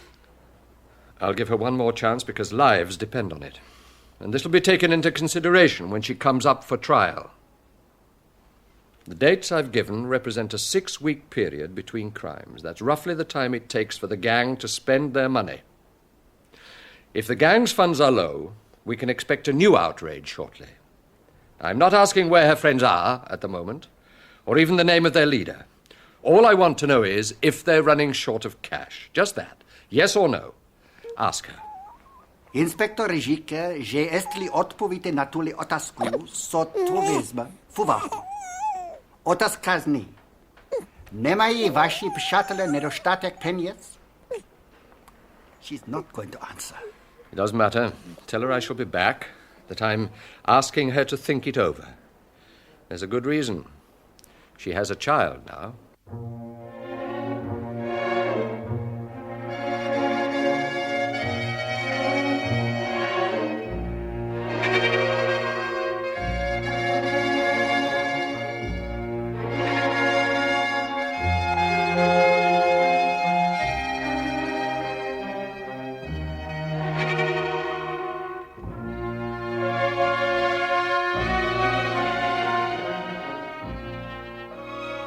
Well, gentlemen, as I expect you realize, the reason I've called this meeting is that the paths of investigation of two apparently unrelated crimes appear to have crossed. For 5 months now, the officers of the Sûreté Nationale have been engaged in tracking down the so-called Picardy gang, who have been responsible for a series of murders in an area of that department under the supervision of Superintendent Colombani. This gang appears to have been tracked down in the course of investigation into an altogether different crime, the recent murder of a cafe proprietor, Albert Rochin. I gather that yesterday you attempted to interrogate the woman member of the so-called Picardy gang. Without success, I'm afraid, Judge. Meanwhile, since yesterday, we've got 3 wild beasts loose in Paris. Serge Madoc, Karl Benesch, and young Pietro, who, for all his tender years, is as much a desperado as the others. And, of course, on top of these, the probable leader of the whole gang, the man who used to visit them and whose identity has so far evaded us. I assume that you have taken all necessary steps. Oh, yes. The railway stations have been warned, main roads and frontiers notified. It's all routine. But indispensable. And it's all been done, especially a watch on lodging houses, because these men have got to sleep somewhere. A newspaper editor has made a complaint to me about your refusal to give any information to reporters. That's quite correct. I see no point in alarming the inhabitants of Paris by letting them know that there are killers at large in the street. I'm not criticizing anyone, just trying to form an opinion. I would like to become quite clear how the case of the Picardy killers became linked with that of Albert Rochin. May I? Please, Superintendent. Before the death of little Albert, or rather before the discovery of his body in the Place de la Concorde, the gang, which by now was responsible for 4 massacres, enjoyed complete security. Nobody was familiar with the description of its members, except a child who had seen a woman torturing her mother, because all the men's faces were concealed by black scarves. No one, in fact, would have dreamed of looking for the Picardy killers in a slum dwelling in the Paris ghetto. Isn't that so, Maigret? Absolutely, Colombani. Then why the connection? Did you find these scarves in that sleazy hotel, Maigret? What is it called? The Hotel du Lion d'Or. No, we didn't. The connection through Albert was much less direct. Remember that when he rang me up, he said that there were several men on his heels and that they were working in relays. He wanted to come and see me. That means he had something to tell me, and his pursuers knew this. You mean something that would incriminate them? Almost certainly. Otherwise, why should they have stabbed him in his own cafe? And have you clearly established that this is what happened? I believe so. Under Albert's bed, I found a harmonica. It turns out that it belonged to Victor Poliensky. His fingerprints were on it. The thing that drew half-witted Victor back to the scene of the crime without the knowledge of his accomplices, and the cause of his death, was his beloved, lost harmonica. One question arises. Why did anyone take the trouble to transport the body to the Place de la Concorde? Maigret? The people who put his body there, the men in the yellow car, were not his murderers. Then who were they? I don't know, but we shall soon find out. How? We know that about 5 in the afternoon, Albert made a phone call, which was not to us. He was asking his friends to help, Possibly. In any case, he made a rendezvous with somebody. And that somebody failed to turn up in time. How do you know?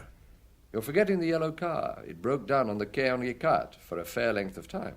So that the men travelling in it arrived too late? Exactly. And you are hoping to make contact with these men? Precisely. What about Albert's wife? Why wasn't she killed at the same time as her husband? Perhaps she wasn't in the cafe.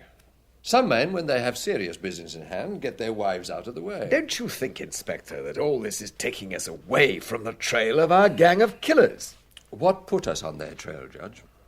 Body in the Place de la Concorde, obviously. Now, why shouldn't it bring us back to it again? Why was there a body in the first place? You mean that Albert Rachat was killed because he knew too much? It seems very likely. And I'm trying to find out how he knew. Now, when I've discovered that, I shall also know what he knew. Perhaps the train. To what train are you referring, Colabani? We've had a slight pointer since the last Piccadilly crime, Judge. Please look at map number 5, which is attached to the dossier. The crime of January the 19th was committed at a farm belonging to a Madame Rival and her daughter, who were both killed. This farm, Les Nonnettes, stands about 5 kilometres from the village of Goderville, which has a railway station at which the slow trains stop. Now, on January the 19th, at 2017 hours, a man got off the train with a return ticket between Paris and Goderville. Have you got his description? Only a vague one. Apparently youngish, well-dressed. He went through the village along the main road and was not seen again. However, at a few minutes past 6 next morning, he took the train back to Paris from another small station, Mouchet, 21 kilometres further south.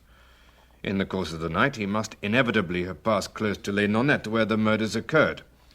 When we received this information, we made inquiries at the Gare du Nord, because all tickets handed in on arrival are kept for a certain length of time. And it wasn't found? It hadn't been handed in. In other words, this passenger must either have got out of the wrong side of the train at the Gare du Nord, or else mingled with the crowd and disappeared at some suburban station, which is easy to do. So you think that this passenger is the head of the gang, the man that you want? We do. And the reason for Albert Rachat's death is bound up with this missing ticket.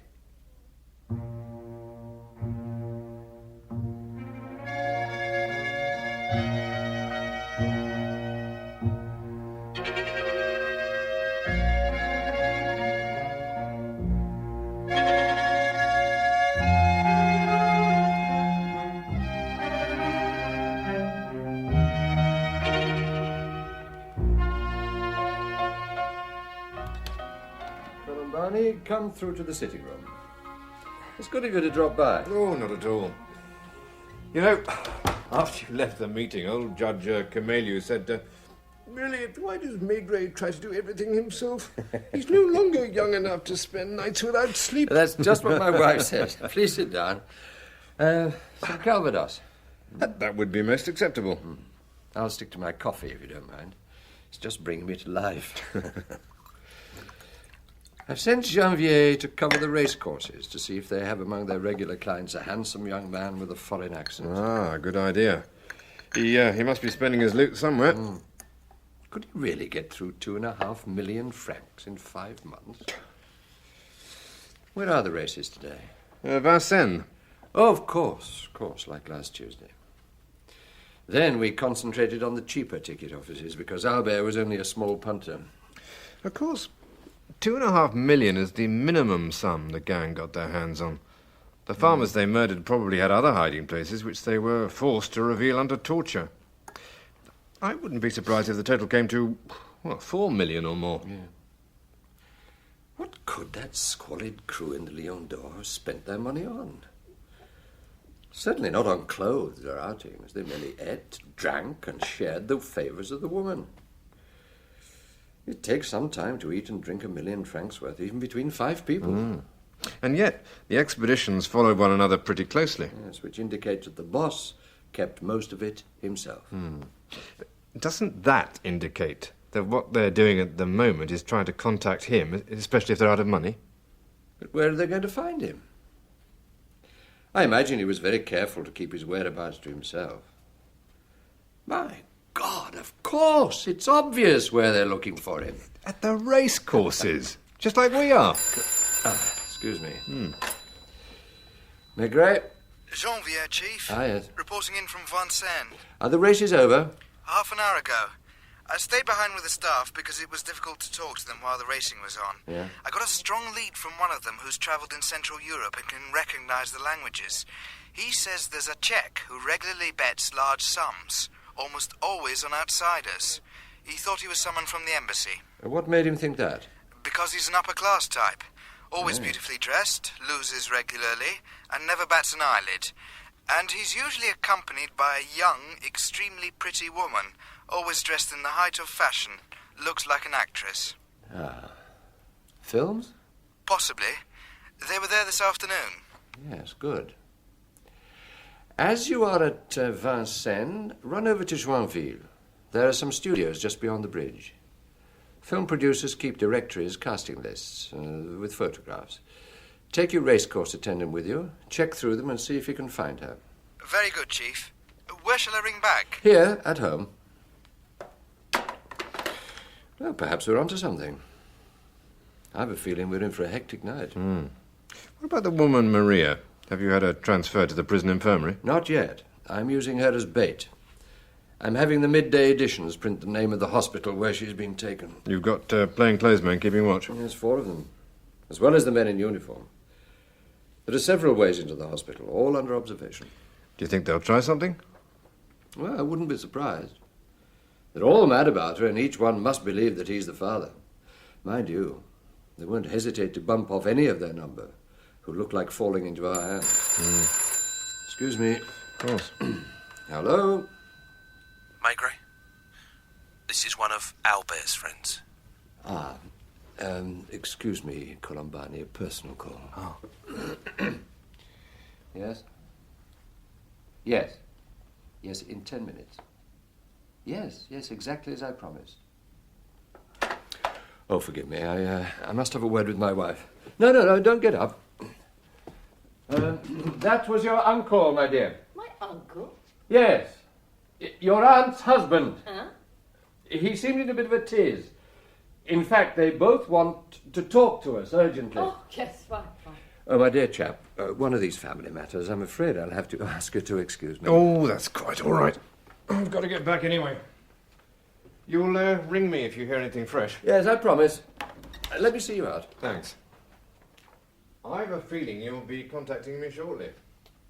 In fact, it might save time if I made my way to your office. As you wish. I'll be in touch. Right.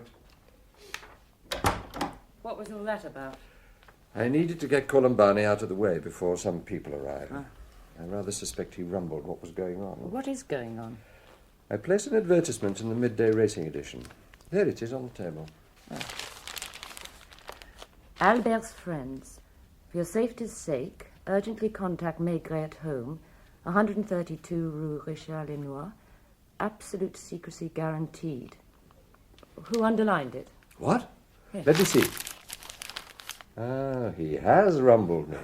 No wonder he winked when I let him out. Never mind. He'll understand that certain things have to be done sub rosa. You can't contact people on the fringe of the underworld openly.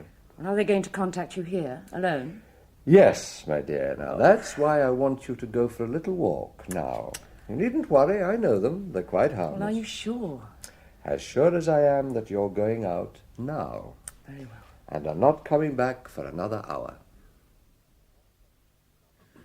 Well, my friends, make yourselves at home. There's no one here apart from me. You have my word. You want to see for yourselves?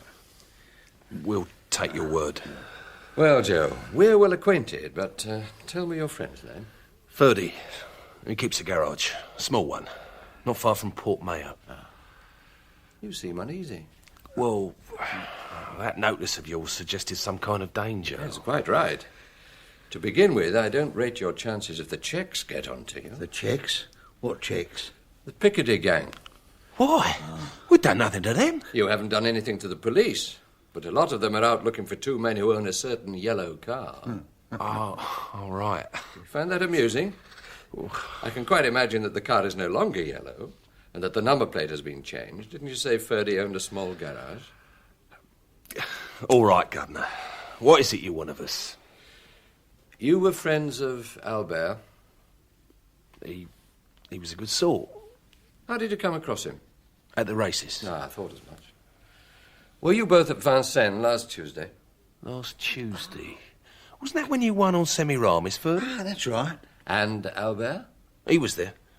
We saw him in the distance. He was in the paddock. We were in the enclosure.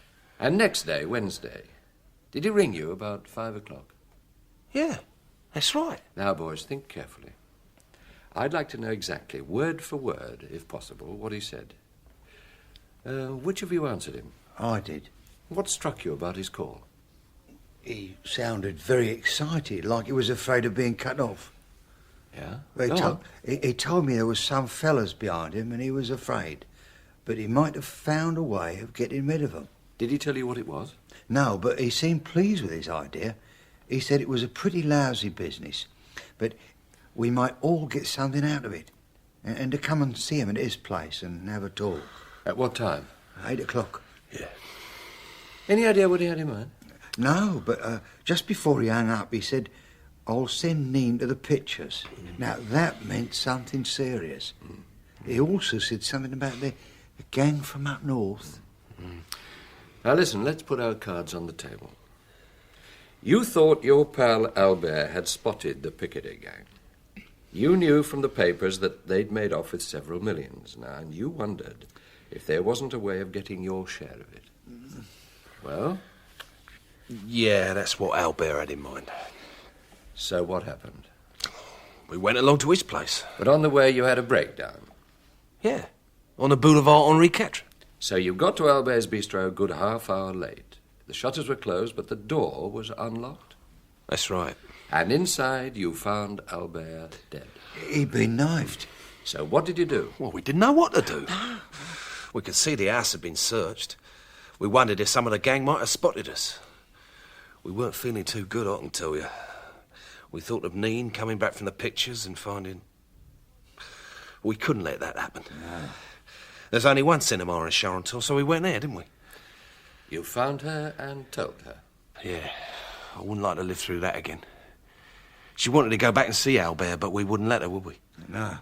You took her away? And where is she? And in at Corbeil, on the banks of the Seine.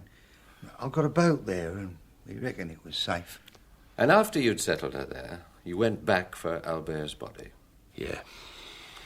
What was the idea of disfiguring it? Well, I can't really explain. I was pretty worked up. If the body was recognised as Albert's, the cops would have been on to Neen, and she'd not have been able to keep her mouth shut. And dumping the body? Well, we thought it'd look as if he'd got knifed in the street for his money or something. Now, there's one more question. Since all this happened, you haven't received anything, have you? Like what? Well, an envelope containing something. No. No. You think Albert had something on him that he could use against the Czechs? Something he may have posted? Maybe. Now, what about a glass of Calvados, boys? Oh, yeah, please. Oh, sure, thanks. There won't be any trouble for anyone, will there? No, there's nothing to worry about, I promise. I merely ask you not to say anything to Neen. Well, she won't have any bother, will she? Well, there's no reason why she should. She really loved Albert. Cheers. Lucas, my boy, a job for you. Yes, Chief. Get hold of all available detectives and divide the post offices of Paris between you. Question the clerks in charge of Poste Restante. There must be a letter somewhere which has been waiting for several days in the name of Albert Rochin. Aha. Okay, Chief. And Lucas, Yeah.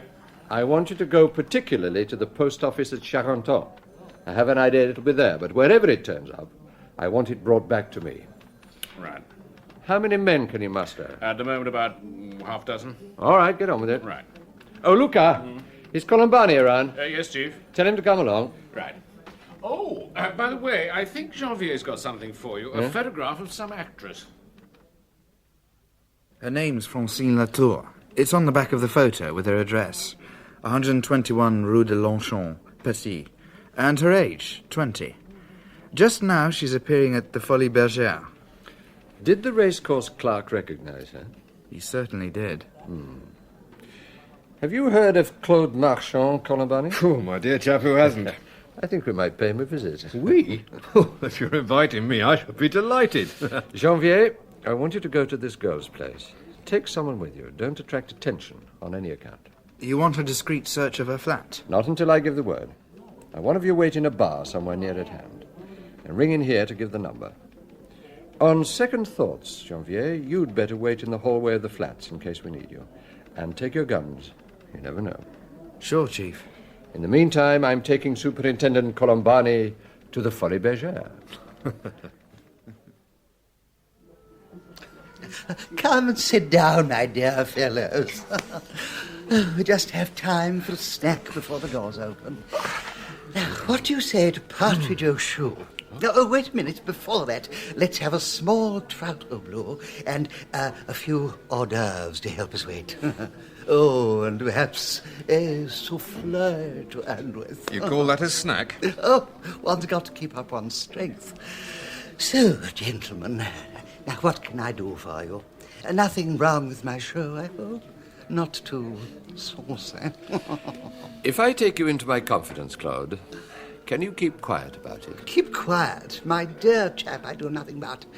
If I told all the things I knew, Paris would collapse. Now, what can you tell me about Francine Latour? Oh, Francine. Well, she appears in a couple of turns with Drian the comic. Oh, she's just a kid starting to climb, but already she's dressed by couturiers, and, well, I'm told she's begun wearing diamonds. Last week, she turned up in a mink coat. Oh, make her own deductions. She's got lovers? A gentleman friend, like everyone else. Do you know him? I should think I do. Such a good-looking boy. Attractive, generous. Even if he has been done twice for passing worthless checks. A foreigner, isn't he? Who isn't? Everyone calls him Monsieur Jean, but his real name is Bronsky. He's a Czech. Also a worthless one. Oh, yes. Oh, a real con man. Women adore him. What we're concerned with is far more serious than that. Oh, don't tell me. I'd rather read about it in tomorrow's papers. It might be awkward if he asked me to have a drink with him this evening. Have you seen him lately?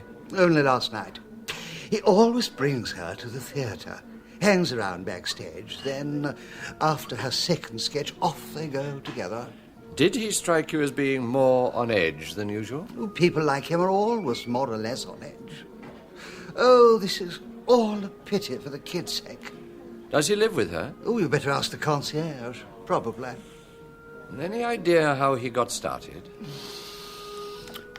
All I know is that he once ran an agency for extras.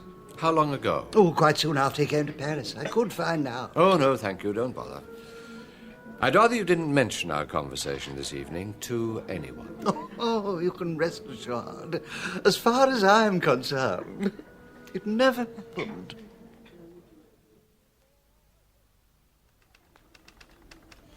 Well, he gave us a damn good meal, I must say. It'll see us through the night. I trust he will hold his tongue. Oh, you needn't worry. For him, discretion and business go hand in hand. Chief? What's happened? One of the gang, Carbonesh, is dead. Dead? Shot down right in front of me. I was standing in the darkness 50 yards or so from the hospital. There'd been noises to my right as if someone was hesitating to move forward. Then I heard running footsteps and a shot. I thought it was me being shot at. I could just make out a figure running off. I pulled my gun and fired. I got him in the leg. He was just a lad. So, Pietro got Carl and you got Pietro. Well, they took him straight to the hospital. They're going to operate. Is it serious? Well, I don't think so. A flesh wound, that's all. Thank you, Sergeant. OK, Chief.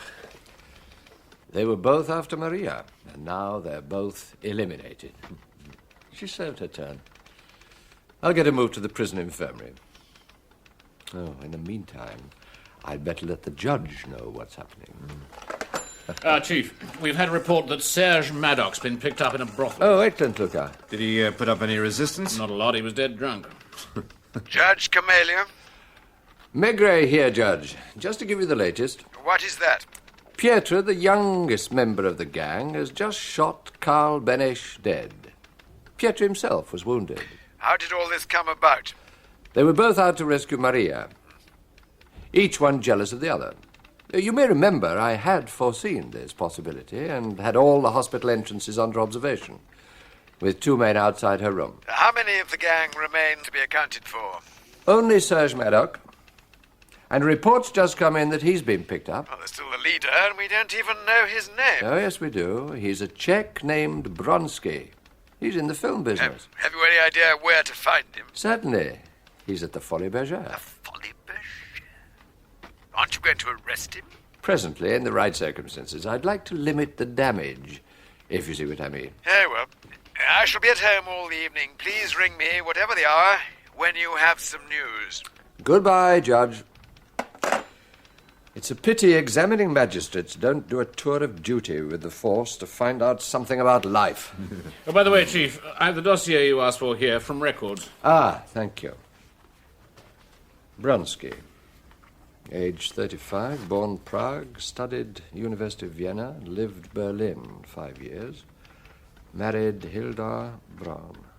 Came to France alone, age 28, papers in order, described as film producer. 2 years ago received 18 months sentence for issuing fraudulent checks. And that's all. The tip of the iceberg. Exactly. A wild beast dressed as a gentleman. Maigret? Marchand here. I've just had drinks with our friend and his lady. Yes? They're popping into Chez Florenz on the way home. The Montmartre nightclub? Yes, champagne obligatory. She probably wants to show off her jewellery. You'll have plenty of time to get to her place. Thank you, Claude. Not at all. Don't spoil his looks. Bronsky and his girl are on their way back to her place via a nightclub. Let's go. I'm taking my gun. Have you got yours? I always carry it. We'll take a taxi. It's less obvious.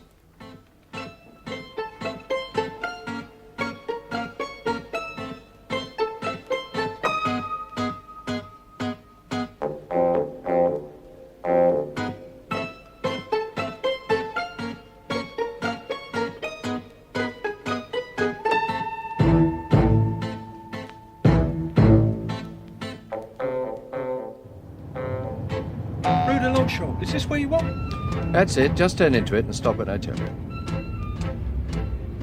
All right, slow down. Stop here.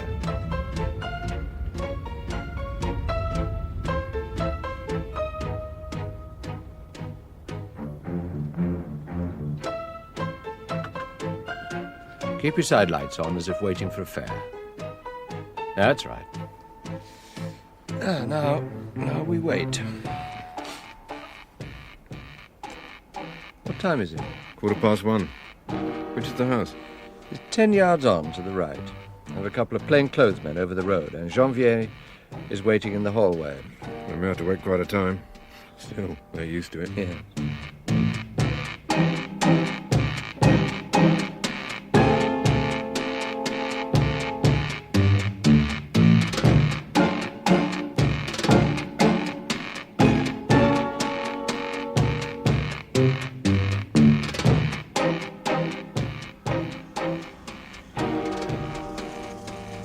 What's this, then? There's a man getting out. He's paying off the cab. It's Bronsky and the girl. Let's go.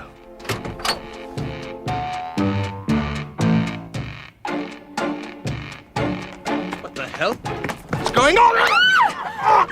Hang on to him. Don't let him get his gun. Get the handcuffs on. Well, Shut your face or I'll shut it for you. Let him spit out his venom. That's all he can do now. Oh, my God, police! All right, mademoiselle, calm down. We are the police.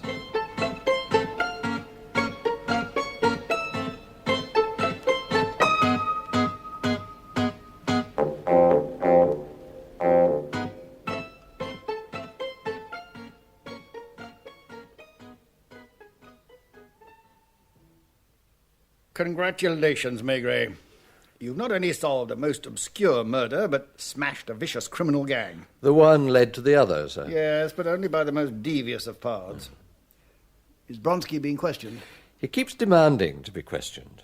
but we're letting him stew for a bit. Good. His girlfriend's with him. She insisted on coming. She thought the police had made a terrible mistake. Oh, has anyone disillusioned her? I gave her his charge sheet to read. She was starting to look quite ill. Yeah, I'm sure.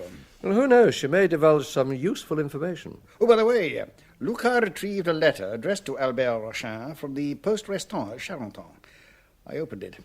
It contained a rail ticket. A return Paris-Goderville? Yes, that was all. You've sent for those two station masters? Yes.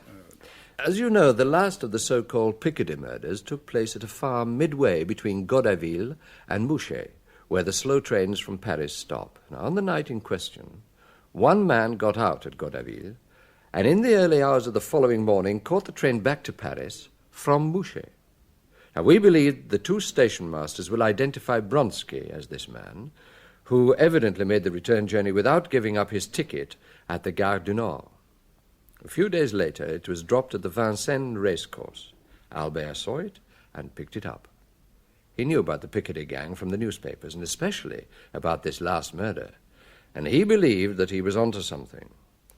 Unfortunately, Bronsky realized what had happened. Now, from that moment, Albert was a hunted man whose only hope was to hide this vital piece of evidence and use it as a bargaining counter, not only for his own safety, but also to get a piece of the gang's profits. So he posted it to himself at the Poste Restante at Charenton. Yes, he thought it ensured his safety, but it turned out to be his death warrant. He didn't realize that he wasn't dealing with ordinary crooks who might be prepared to negotiate, but with wild beasts who only wanted blood. Well, the only blood to flow now will be theirs. And Maria? After all, she's a mother now. Leniency? With that evidence against her? Oh, I'd be very surprised. Anyway, that's not our business. And your business, my friend, is to get some sleep. Well, there's still the judge. Leave him to me. Your report can go in later.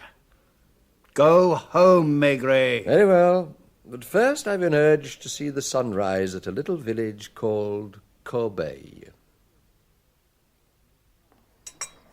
Good morning, madame. May I introduce myself? I'm Chief Inspector Maigret. Oh, Monsieur Maigret. And you are, I believe, Nine Rochin? Yes, I am. Monsieur... Now, please, madame, there's nothing to worry about. Will you do me the honor of letting me have breakfast with you? Of course. Allow me to pour you some coffee. Thank you. So, I believe we have met before. We didn't meet, but we were staying at the same hotel. I was with my mother. All the guests were talking about you. And this was where? Saint-Valery-en-Cour. Near Dieppe? That's right. Now, let me see. That must be... 20 years ago. Of course. I was on my honeymoon.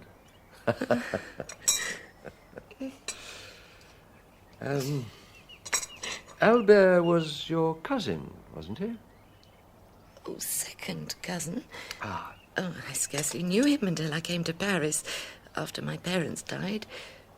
But I'd heard a lot about him.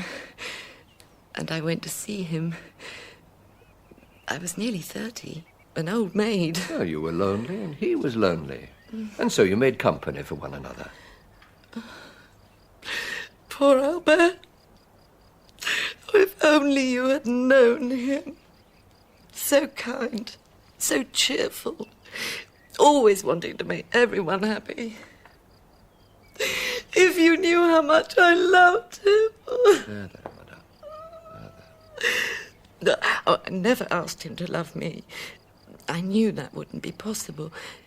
But he made me believe he loved me in return. We were happy together. I don't know what happened that day at the races. We'd just been celebrating our wedding anniversary. He came back from laying one of his bets, looking worried. And from then on, he seemed to be on the lookout for somebody. He insisted on going home by taxi.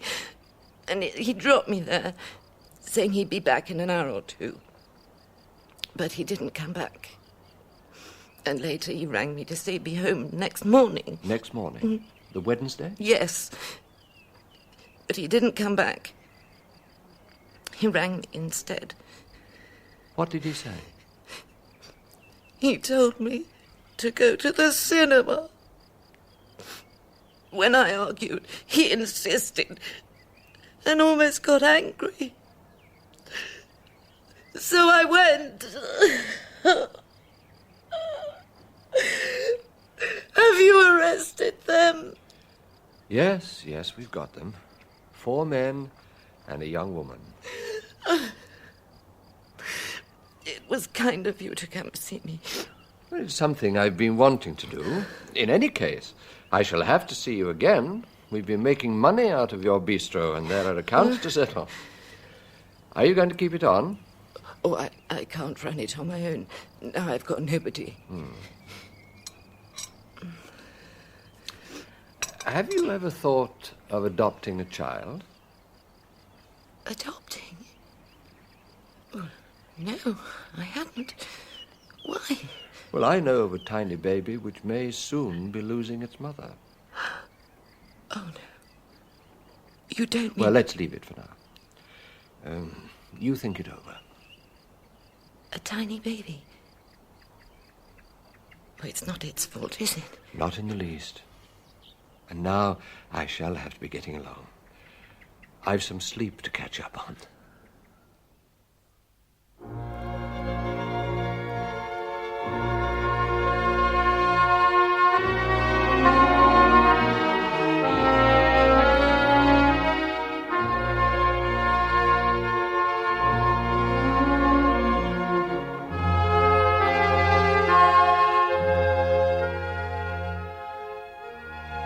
Not asleep yet, dear? Not yet. Just thinking about poor little Albert. You know, if he hadn't had that racegoer's habit of scanning the ground for winning slips thrown away by mistake. And if it had been a winning slip and not a railway ticket. And if the name Godaville had not suggested the recent murders.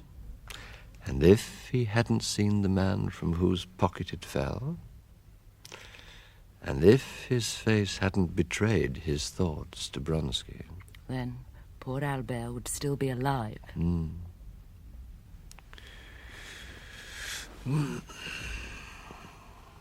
you remember where we spent our honeymoon? What a typical man's question. Of course I do. Would you like another holiday there? I'd like a holiday anywhere. We've not been away together for years. Well, then perhaps we shall. Perhaps. There's just one thing. If anyone rings from the office, wake me at once. Nonsense. You're going straight to sleep. I'm going to take the phone off the hook and answer the door to nobody. Do you hear? Nobody.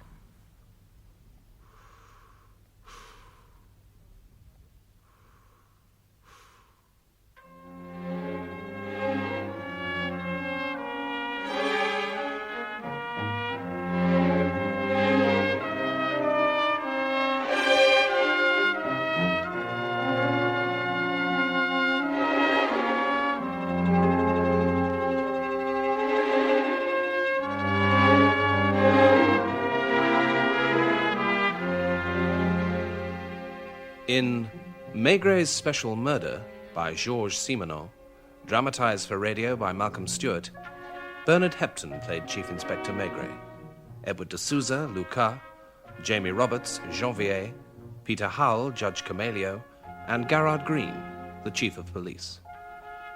Caroline John played Madame Maigret, Adrian Egan, Albert, Richard Durden, Columbani, Trevor Nichols, Joe, Ronald Herdman, Ferdy and Marchand, John Church, the lodging housekeeper, Anne Jameson, the madwoman and the concierge, Gordon Reed, the cafe proprietor, Eric Stovall, Dr. Pole and Chevrier, Elaine Claxton, Irma and Maria, and Avril Clark, the clairvoyant and Neen.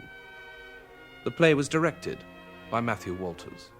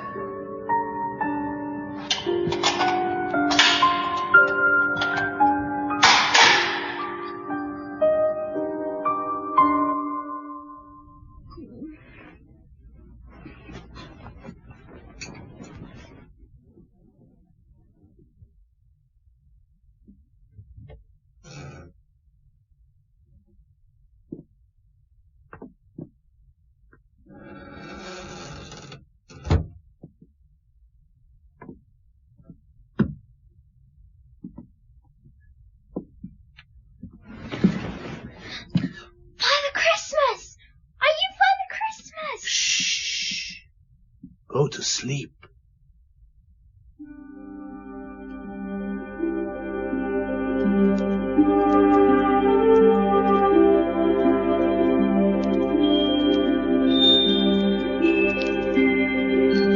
Douce nuit, blanche nuit.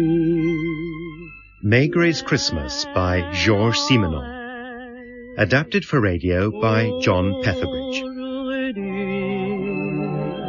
Maigrey's Christmas. Pendant que les clochers joyeux carillonnent à la voûte des cieux. Sous les toits des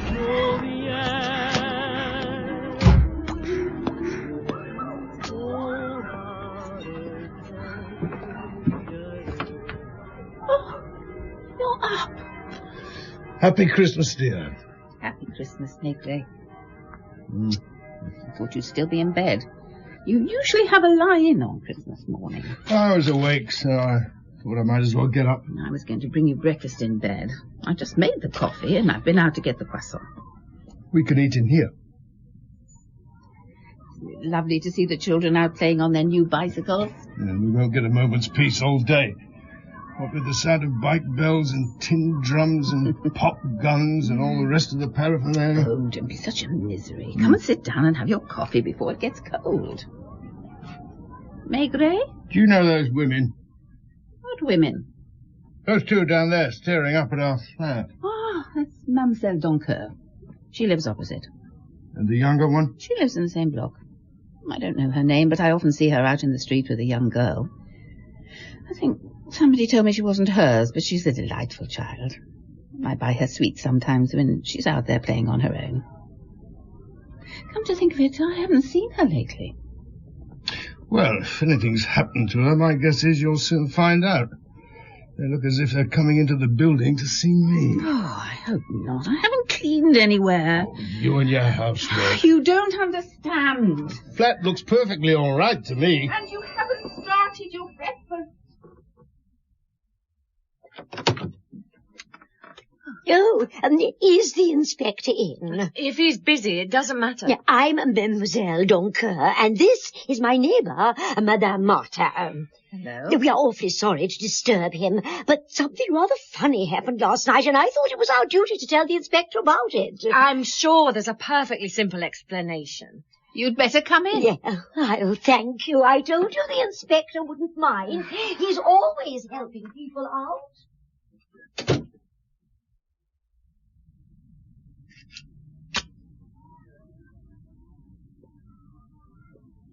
It's very good of you to see us like this. Oh, you've already said that twice. So, tell me if I've got this right. You two are neighbours. We live across the corridor from each other. And you, Madame Martin, live with your husband Jean and his niece Colette. Yes. Oh, her mother was killed in an automobile accident 2 years ago, and it sent her father, Jean's brother, Paul, a bit funny. You see, he blames himself for the accident. Well, it was his fault. He was drunk at the time. And since then, Colette has lived with us. So you, Mademoiselle Doncoeur, had just come back from Mass this morning. Yes, it must have been about 7:30. You might have seen the light in my window. Yes, go on. I wanted to give Colette a few little presents, nothing very expensive.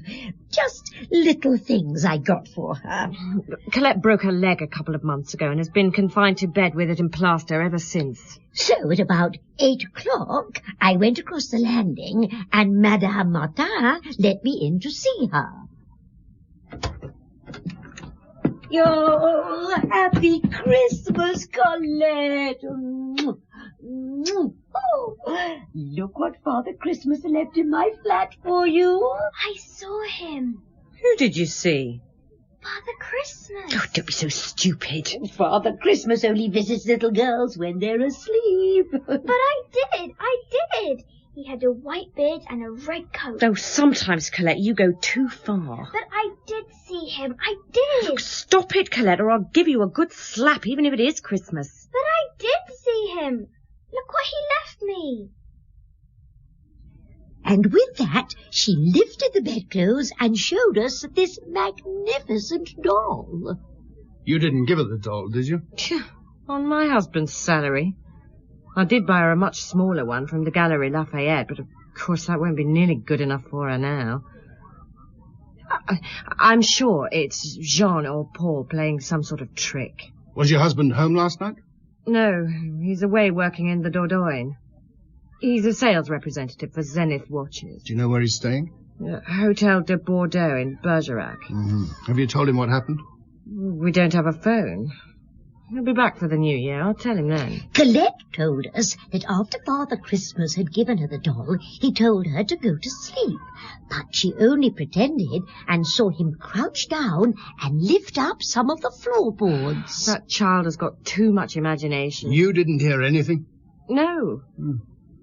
Oh, Colette's room has 2 doors, one of which opens directly onto the landing. Apparently her room used to be let out separately. And that door was locked? Well, of course it was. What do you take me for? Well, I'm sorry, but really, she may not be my child, but I do my best to look after her. Was there any sign of the lock being forced? Well, I don't know. I'm not a famous police inspector, am I? Was there a hole in the floor? Oh, no, not a hole exactly. But it did look to me as if someone had prized up some of the floorboards and then put them back down. Tell me, Madame Martin, do you have any idea what might have been under there? No, Inspector. No idea at all? No, Inspector. Have you and your husband been living in the flat for long? Oh, since we got married 5 years ago. And do you know who lived there before you? Jean lived there on his own. Did you go out last night? No, Inspector. Any visitors? Inspector! Were there? I don't receive visitors when my husband is away. No, of course not. And this morning you found nothing missing? Nothing at all. Who's looking after Colette now? She's playing with her new doll. Well, I can't stay in all the time. I have to go out sometimes, if only to do the shopping. If I know Madame is out, I'll pop my head round the door and check that Colette is all right. Mm-hmm. Does her father, Paul, see her often? When it suits him and he's not too drunk. Do you know where he lives? Well, we've seen him in the Bastille area, begging, but I don't know where he lives, if anywhere. Mightn't he have dressed up as Father Christmas and visited Colette? It's the only explanation. But Mademoiselle here insisted that we should come and see you. Why would he have bothered to lift the floorboards? Probably looking for a bottle. Quite frankly, knowing Paul as I do, I'm not that worried. Are you expecting him today? Oh, I never expect him. If he's been drinking, he won't show his face. At least I'll say this for him. He always tries to make himself sober when he sees Colette. Do you mind if I come across and have a little chat with Colette? Oh, I've told you everything. Yes, all the same, I'd like to have a word with her. I can't stop you, can I? I'll be across later this morning after I've had some breakfast and a shave. We'll see you later, Inspector. Thank you so much for seeing us. Inspector. Are you leaving? Oh, Madame Maigret. No. Operator, Police headquarters, Sûreté. you're through. Sûreté. That you, Lucas? Yes, Chief. You busy? Just the usual Christmas Day stuff. Good. I'd like you to do something for me. Yes, Chief. I want you to find out where a certain Paul Martin, alcoholic of no fixed abode, spent last night. Apparently, he often hangs out in the Bastille district, so start with the local police stations and flop houses. Got it. And find out what his brother, Jean, did last night, and whether he received any phone calls or telegrams. He's staying at the Hotel Bordeaux in Bergerac. Something happened. A little girl claims to have seen Father Christmas.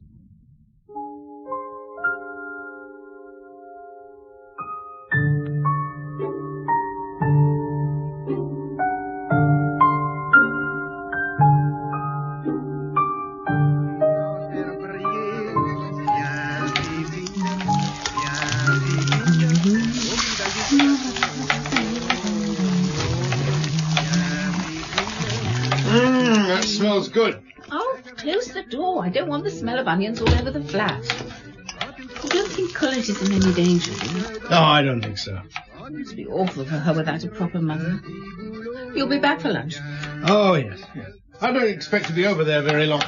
Can I ask you something? Yeah, of course you can. What is it? Are you happy? What a question. But are you? What's brought this on all of a sudden? Oh, just thinking of children like Colette, who don't have proper parents, when there's so many of us who long for the chance to. Doesn't matter. It's just me being silly. You'd better go and speak to Colette. Quand tu me frôles, ça me fait drôle, jusque dans le dos. Quand tu vires, ça me chavire, le petit boulot. Viens, pépine, viens pas jeter dans la peau.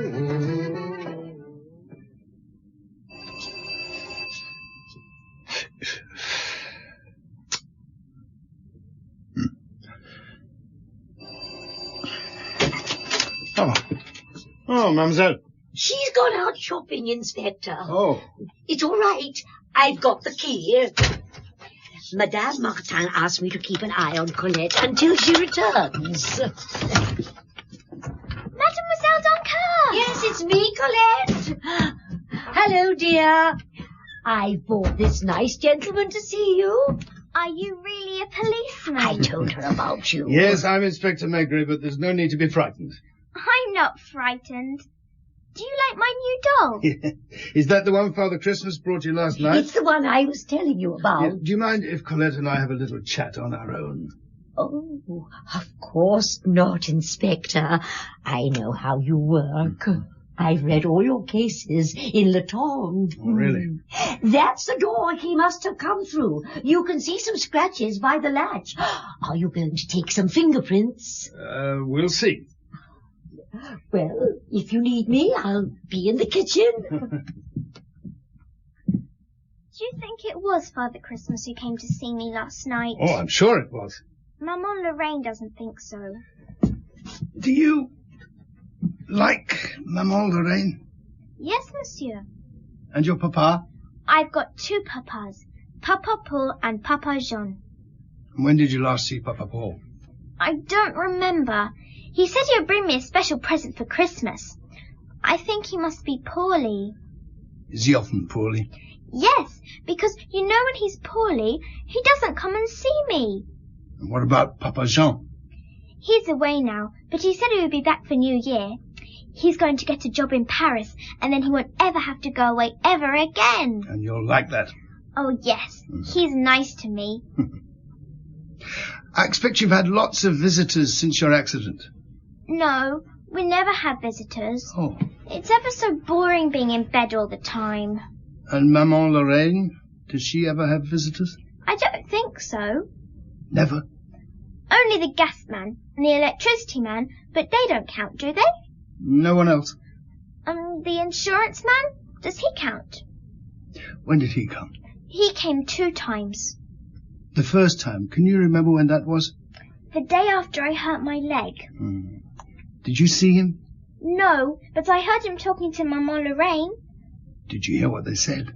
No, I could only hear their voices. That's all right. What about the second time? Do you remember when that was? A few days ago. He started shouting and I got frightened. And Maman Lorraine came into my room and said it was all right and I must go to sleep. Yeah. Do you think I'll be able to keep my new doll? Oh, I should think so. Maman Lorraine gave me a new doll, but it's not nearly as good. She said she's going to take it back to the shop because she says I don't need 2 dolls. Is this where Father Christmas made a hole in the floor? I think so.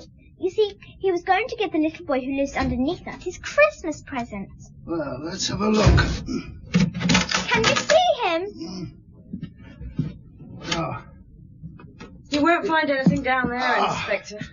Madame Martin. She been good? She's been most helpful.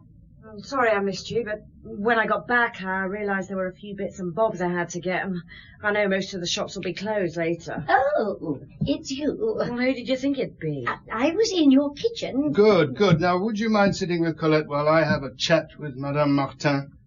Anything to help you, Inspector.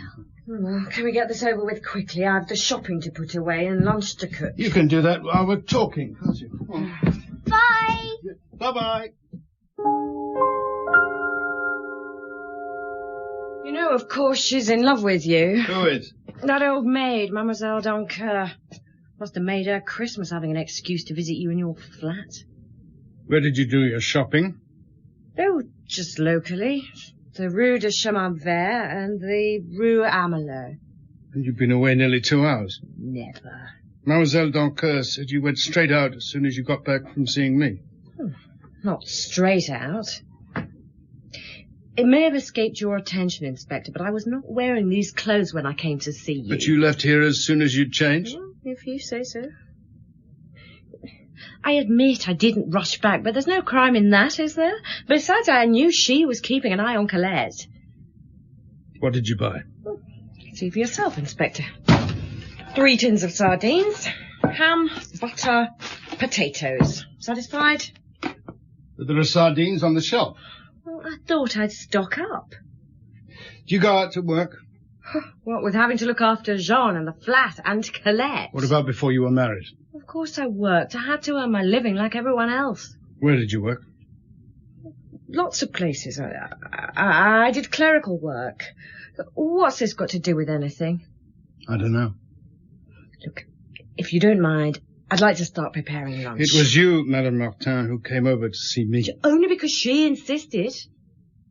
You don't like Mademoiselle Doncoeur? I don't like people who can't mind their own business. And she doesn't?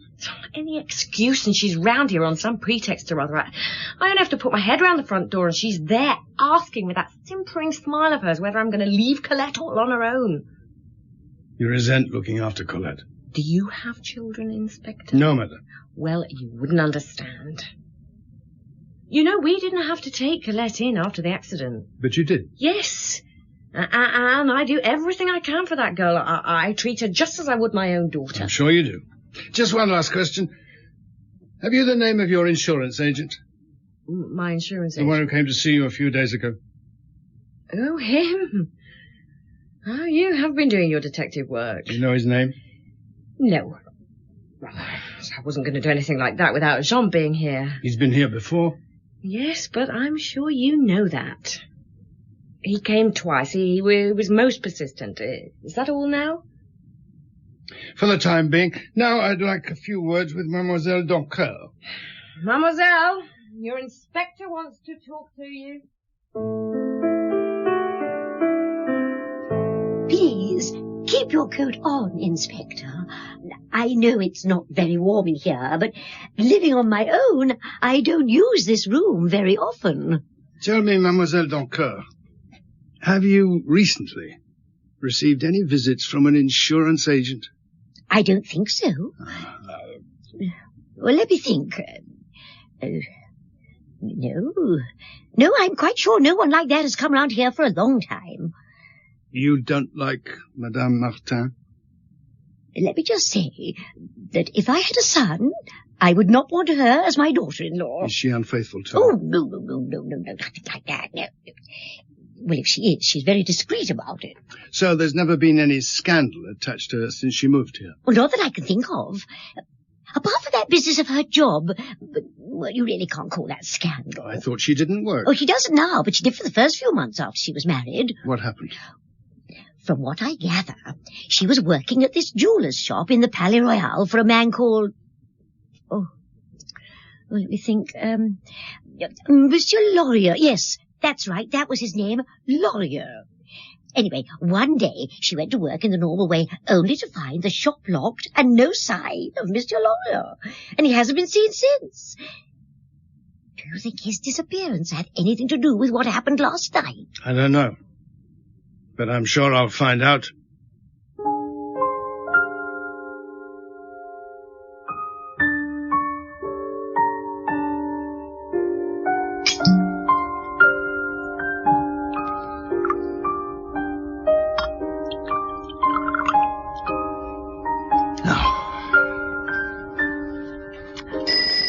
Oh, no, we've only just finished lunch. I'll do it. Maigret? It's me, Chief. Ah, right, Lucas. What have you got for me? We had a bit of luck with Paul Martin. Yes. Right. Last night, after Christmas dinner at the Salvation Army barge at Pont Neuf, he went to a nightclub in the Latin Quarter, where he worked as doorman for a few hours.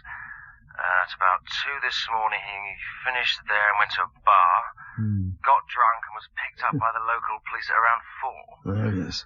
He'd only just been released when I contacted them. Apparently, he still had a few francs left in his pocket, so the likelihood is that he's probably back on the drink. Yeah. His usual bar is Chez Bernard in the Place de la Bastille. Not far from you, sir. Yeah, good. What about his brother, Jean? Did you find out if he received any calls last night? Yes. Apparently, he did receive a call at his hotel late last night. But by the time he reached the phone, the caller had rung off. The receptionist reckons that someone was checking up on whether he was actually at the hotel. Anything else? He's coming back to Paris.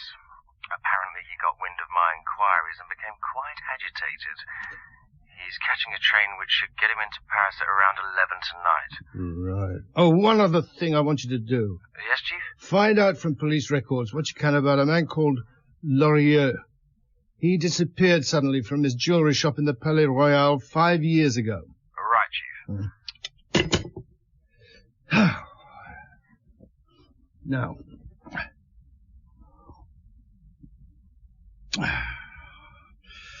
Your sister never fails with her plum brandy. It must be awful for a girl of that age to have to spend Christmas Day in bed. Still thinking about her? Well, it must be. Any idea how much longer she's going to have her leg in plaster? No, I don't know. I didn't ask. Why? Well, if she's been laid up in bed for 2 months, I don't imagine it'll be much longer before she's up and about on crutches. And free to leave her room? Yes. Why? Well, it means that anybody wanting to give the room a thorough search would only have to wait till then. Perhaps there was some reason they couldn't wait. Yes, exactly. Jean Martin would have been back from his rounds in a couple of days. Any idea of what they were looking for? I don't know. But if they didn't find whatever it was last night, then my guess is that it won't be long before they try again. Right. Where are you going? To see Paul Martin. This afternoon? You said we could go and see the new Jean Gabin at the Grand Rex. I'm sorry. On Christmas Day? I'm sorry. I know you've got your job. It's just that I was so looking forward to it. Well, perhaps we can go tomorrow when this business is all cleared up. That's what you always say? Well, make sure you wrap up warm. Yeah. Looks like it's going to snow.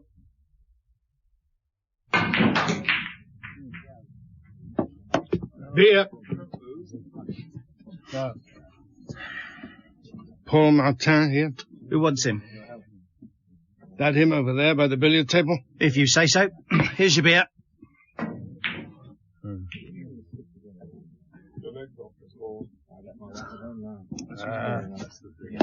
You Paul Martin? Oh, is that your beer? You want one? Beer for my friend over here, please. Another beer. I know you. You're Inspector Maigret. You live opposite my brother. Right. Something's happened to Colette. No.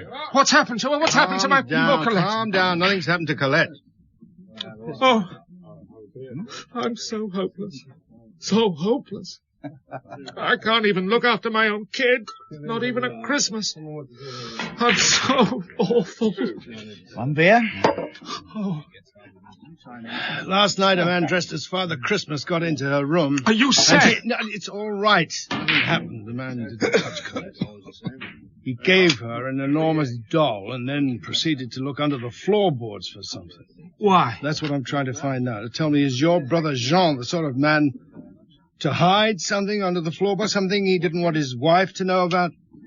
Jean doesn't have any secrets from Lorraine. He wouldn't dare. You don't like her very much, do you? My poor wife said it was very convenient that Lorraine married a man who was away so much. Oh, perhaps I shouldn't have left Colette with her. Colette's all right. I was going to see her today. My own kid on Christmas Day, and I'm drunk. Well, sure. I should have drowned with my wife in the accident, and then everybody would have been happy. happy. You know that's not true. Oh, you can say that. But you don't know what it's like being on the streets at Christmas.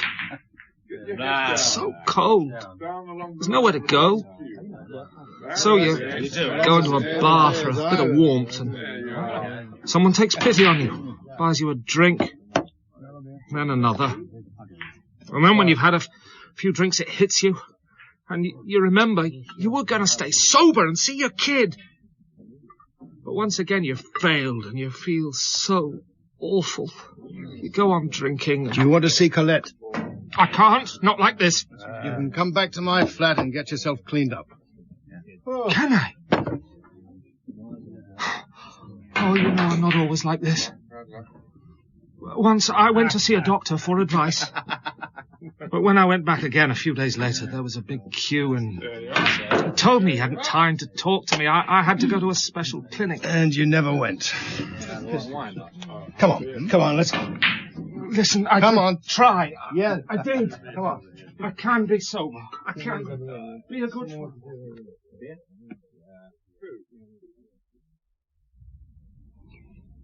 Do you think Colette will be all right with him?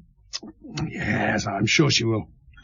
What I don't understand is why, with a lovely young daughter like Colette, he allows himself to get into such a state. I told you about the accident. Oh, yes, I know. It must have been awful for him, but even so, I simply can't imagine any circumstances which would stop me looking after my child if we had one. We're in here. Do I look all right? You look fine. I put your razor back on the shelf. Is that plum brandy? My sister made it. She lives in Alsace. I like plum brandy. Louise has just made you some coffee. I'll pour you a cup. Black? Yes, of course. There we are. Thank you. Ah. Look, will you give this to Colette? What is it? A gold thimble. Oh, she loves things like this. Oh, you can't see her empty-handed on Christmas Day. You've been so kind to me. I don't know what to say. Oh, no, you don't have to say anything. Just finish your coffee and go and see her.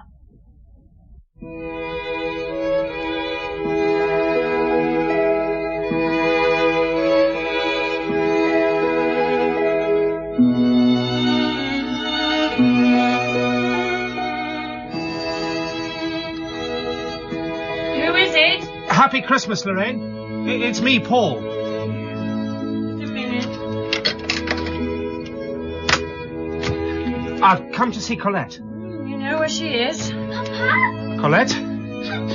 Oh, Colette. Happy Christmas.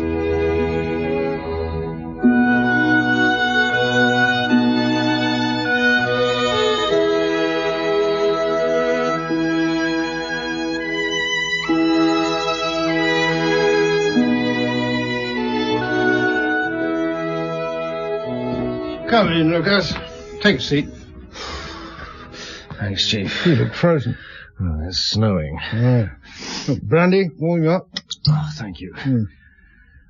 I dug out the report on Laurier's disappearance. And? Well, it's all very odd. He just seems to have vanished off the face of the earth. He left his house to go to work as normal one morning, and that was the last anyone ever saw of him. Anything else in the report? Well, yes, there is. Apparently, Monsieur Laurier wasn't the respectable businessman his neighbours in the Rue Mazarine thought he was. His shop had a thriving sideline in selling obscene photographs and prints, though nothing was ever proved. But that may have been because the investigation was rather perfunctory. There were well-known public figures amongst his customers. And Madame Martin? She was questioned after his disappearance, but she claimed to be as mystified as everyone else. However, her old landlord from before she was married recognized Laurier from a photograph and said he used to stay the night there with her sometimes.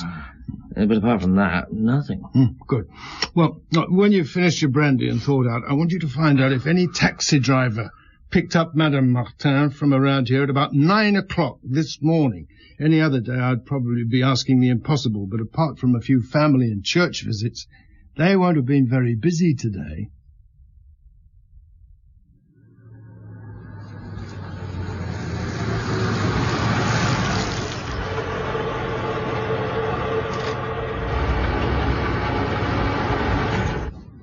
Sorry, mate, I'm off duty. Police? You're Maygray's boy, aren't you? I've seen your picture in the paper with the inspector.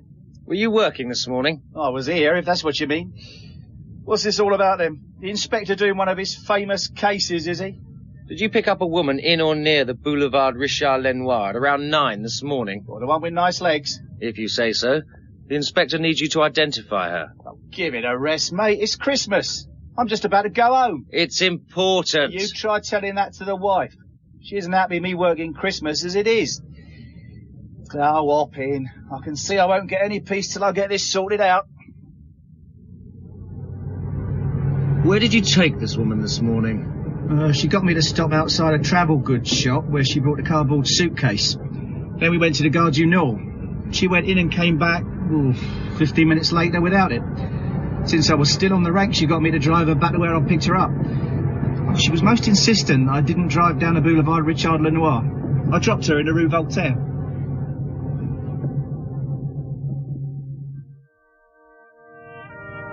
You want the 3rd floor, Madame Martin. What do I say? Anything you like. Just get a good look so you can confirm that she's the woman you picked up this morning. Well, I recognise those legs anywhere. Then I can go home? Yes, you can go home then. All right, then.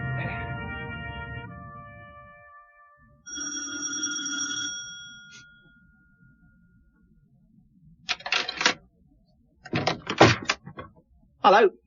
Who are you? And what do you want? I'm the director of the Folies Bergère. Oh, don't be so stupid. I'm not in the mood for jokes. Miss Danget sent me. Oh, can I help? No, you can't. Oh, yeah. I think you've got her on the wrong night. That's show business for you.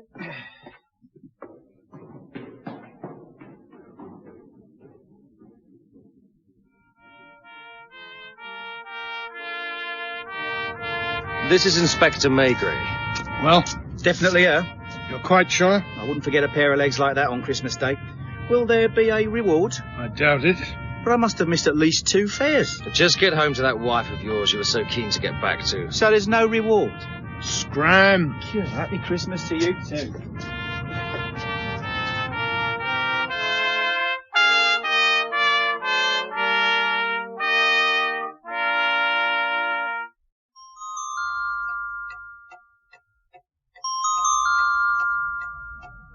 Your husband will be here in an hour. So you keep saying. Perhaps you'll be more talkative in his presence. I've told you everything I know. So, despite the taxi driver recognizing you, you're still denying that you went to the Gare du Nord this morning? Look, do we have to keep on going over all this? Until you tell me the truth. You can't seriously expect me to believe that it took you 2 hours to buy 3 tins of sardines you didn't need, a bit of ham and some potatoes? Oh, I'm very careful about what I buy. God knows I have to be with what Jean earns and that girl to keep. How do you explain the cab driver recognizing you? Oh, there are thousands of women in Paris who look like me. Look, I've told you everything I know. Your men have searched the flat and found nothing, so if you don't mind, I'd like you to go now so I can get ready for my husband. Sit down, woman. You're not going anywhere till I get a few straight answers. Now, tell me what was in the suitcase. What suitcase? I don't know what you're talking about. The one you bought this morning. Let me tell you what I think happened. Don't have any choice, do I? Let's start with your so-called insurance man. Strange, isn't it, that no one else in the building received any visits from him? Lucas checked. Well, they don't like me. Your visitor, we'll call him the insurance man, came to collect something that you had. You told him that whatever it was hidden under the floorboards in Colette's room, and you explained that you couldn't get it until she was better. A few days ago he returned. You told him that Colette was still laid up. He became angry, probably accused you of lying. Colette heard you argue and became upset. Fearing discovery, your insurance man agreed to leave, but he no longer trusted you. And discovering that your husband would be away over Christmas, he hit on the idea of visiting Colette's room dressed as Father Christmas. You should be in films. Of course, whatever it was you had never was under Colette's floorboards. And this morning, hearing about Father Christmas's nocturnal visit, you panicked. Fearing another, perhaps violent visit from your insurance man, you took whatever it was out with you. You bought a cheap suitcase, transferred your booty into it, and then deposited the suitcase in left luggage at the Gare du Nord. You think you're so clever, don't you? I'm right, aren't I? Well, I'd have a left luggage receipt, wouldn't I? Not if you posted it to yourself. Oh, you hate me, don't you? I understand you. You've no idea. I tell you what shocks me most. Not what you may or may not have done, but your coolness. For the last couple of hours we've been together in this room, and you've not flinched at a single question. Even the imminent arrival of your husband doesn't appear to bother you. Oh, I've done nothing wrong. You were Monsieur Laurier's mistress, weren't you? I worked for him. But he used to visit you at night before you were married, didn't he? Well, what of it? You won't tell Jean, will you? He's your husband. It was before we married. Look, Jean doesn't know. He's a good man. I don't want to hurt him. What is it, Lucas? He's outside. Torrance spotted him watching this flat. Who's outside? Father Christmas. Surely you knew he'd be back.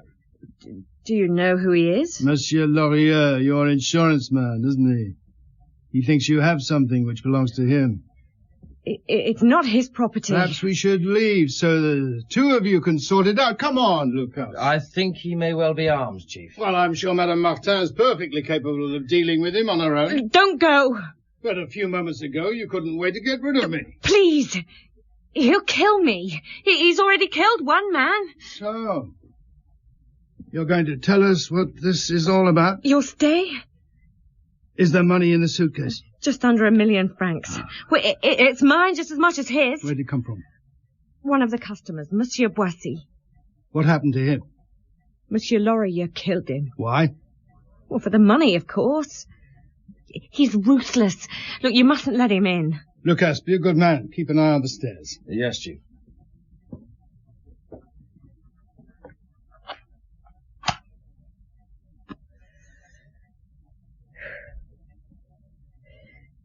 Julien Boissy fancied me, and I kidded him that if he had enough money, I'd go away with him. Weren't you married to Jean? Well, only for a couple of months. Look, I hate being poor. I thought it would be different after I married Jean, but it wasn't. So the idea was to kill Boissy and go off with Laurier? Julien Boissy was a dirty old man. Like all men, like yourself most likely. One afternoon he turned up at the shop with the money. I was at lunch. When I got back, Laurier was cramming Boissy's body into a trunk. He had strangled him. I didn't know Laurier was going to kill him. I thought... Well, I don't know what I thought, but I didn't think he would kill him. Did you blackmail Laurier? No! He would have killed me. So why did he disappear? Well, I persuaded him that he had been seen disposing of the body. So he gave me the money to look after and fled to Belgium. He expected to return when the fuss had died down and take me off to South America with him. And that was 5 years ago. I wrote to him post-restant. Told him I was being watched and followed by the police, and that Monsieur Boissy's body had been found. Of course, it was a lie. You police aren't that clever. So why did he come back 2 months ago? Oh, he was broke. The idiot could have come back any time he wanted to. No one was interested, not even his wife. So you kept the money safe all these years without your husband or anyone else suspecting that you were rich? Oh, it was a comfort knowing the money was there. Will you get me out of here? What about your husband? Oh, to hell with that idiot. And Colette? Oh, she's not my child. He can look after her. Lucas? Yes, Chief? Take her down to the station. Oh. Then we can charge her and Laurier with the murder of Julien Boissy. You've arrested Laurier? On his way here. Oh, you tricked me. You made me think Take her away, Lucas. Oh, you... Don't touch me! Come on! What's going on? Colette, is she all right? Oh, what are you looking at, you interfering old bitch? It's all your fault! If it hadn't been for your stupid infatuation with the inspector, no one would be any the wiser! Come on, let's go. Oh, you bitch! No! Oh, you!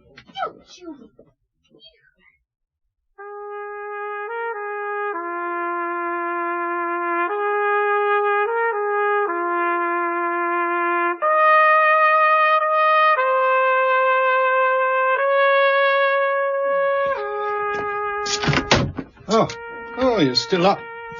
What's happened to her? Who? Colette. I saw Lucas lead that woman away. Oh, she's asleep. Paul is still with her. What's going to happen to her? I don't know. Can I come in? Well, she could come and stay with us. I look after her. Until something more permanent is sorted out. Well, we'll see about it in the morning. But for the time being.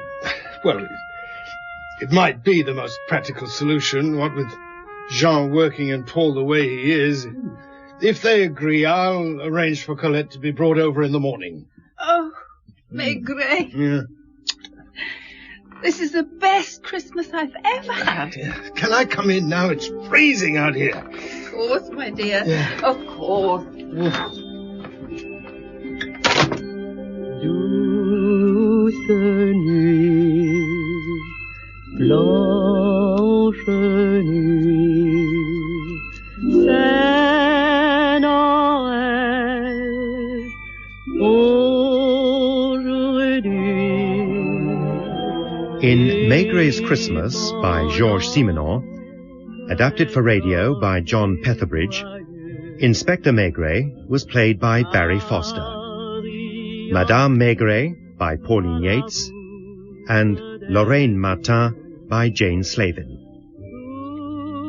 Sergeant Lucas was Joseph Bennett, Mademoiselle Doncoeur, Maria Charles, Colette, Kira Jansen, Paul Martin, Christopher Wright, and the cabbie Malcolm Ward. Maigret's Christmas was an independent production by Unique Broadcasting for BBC Radio 4. Directed by Andy Jordan.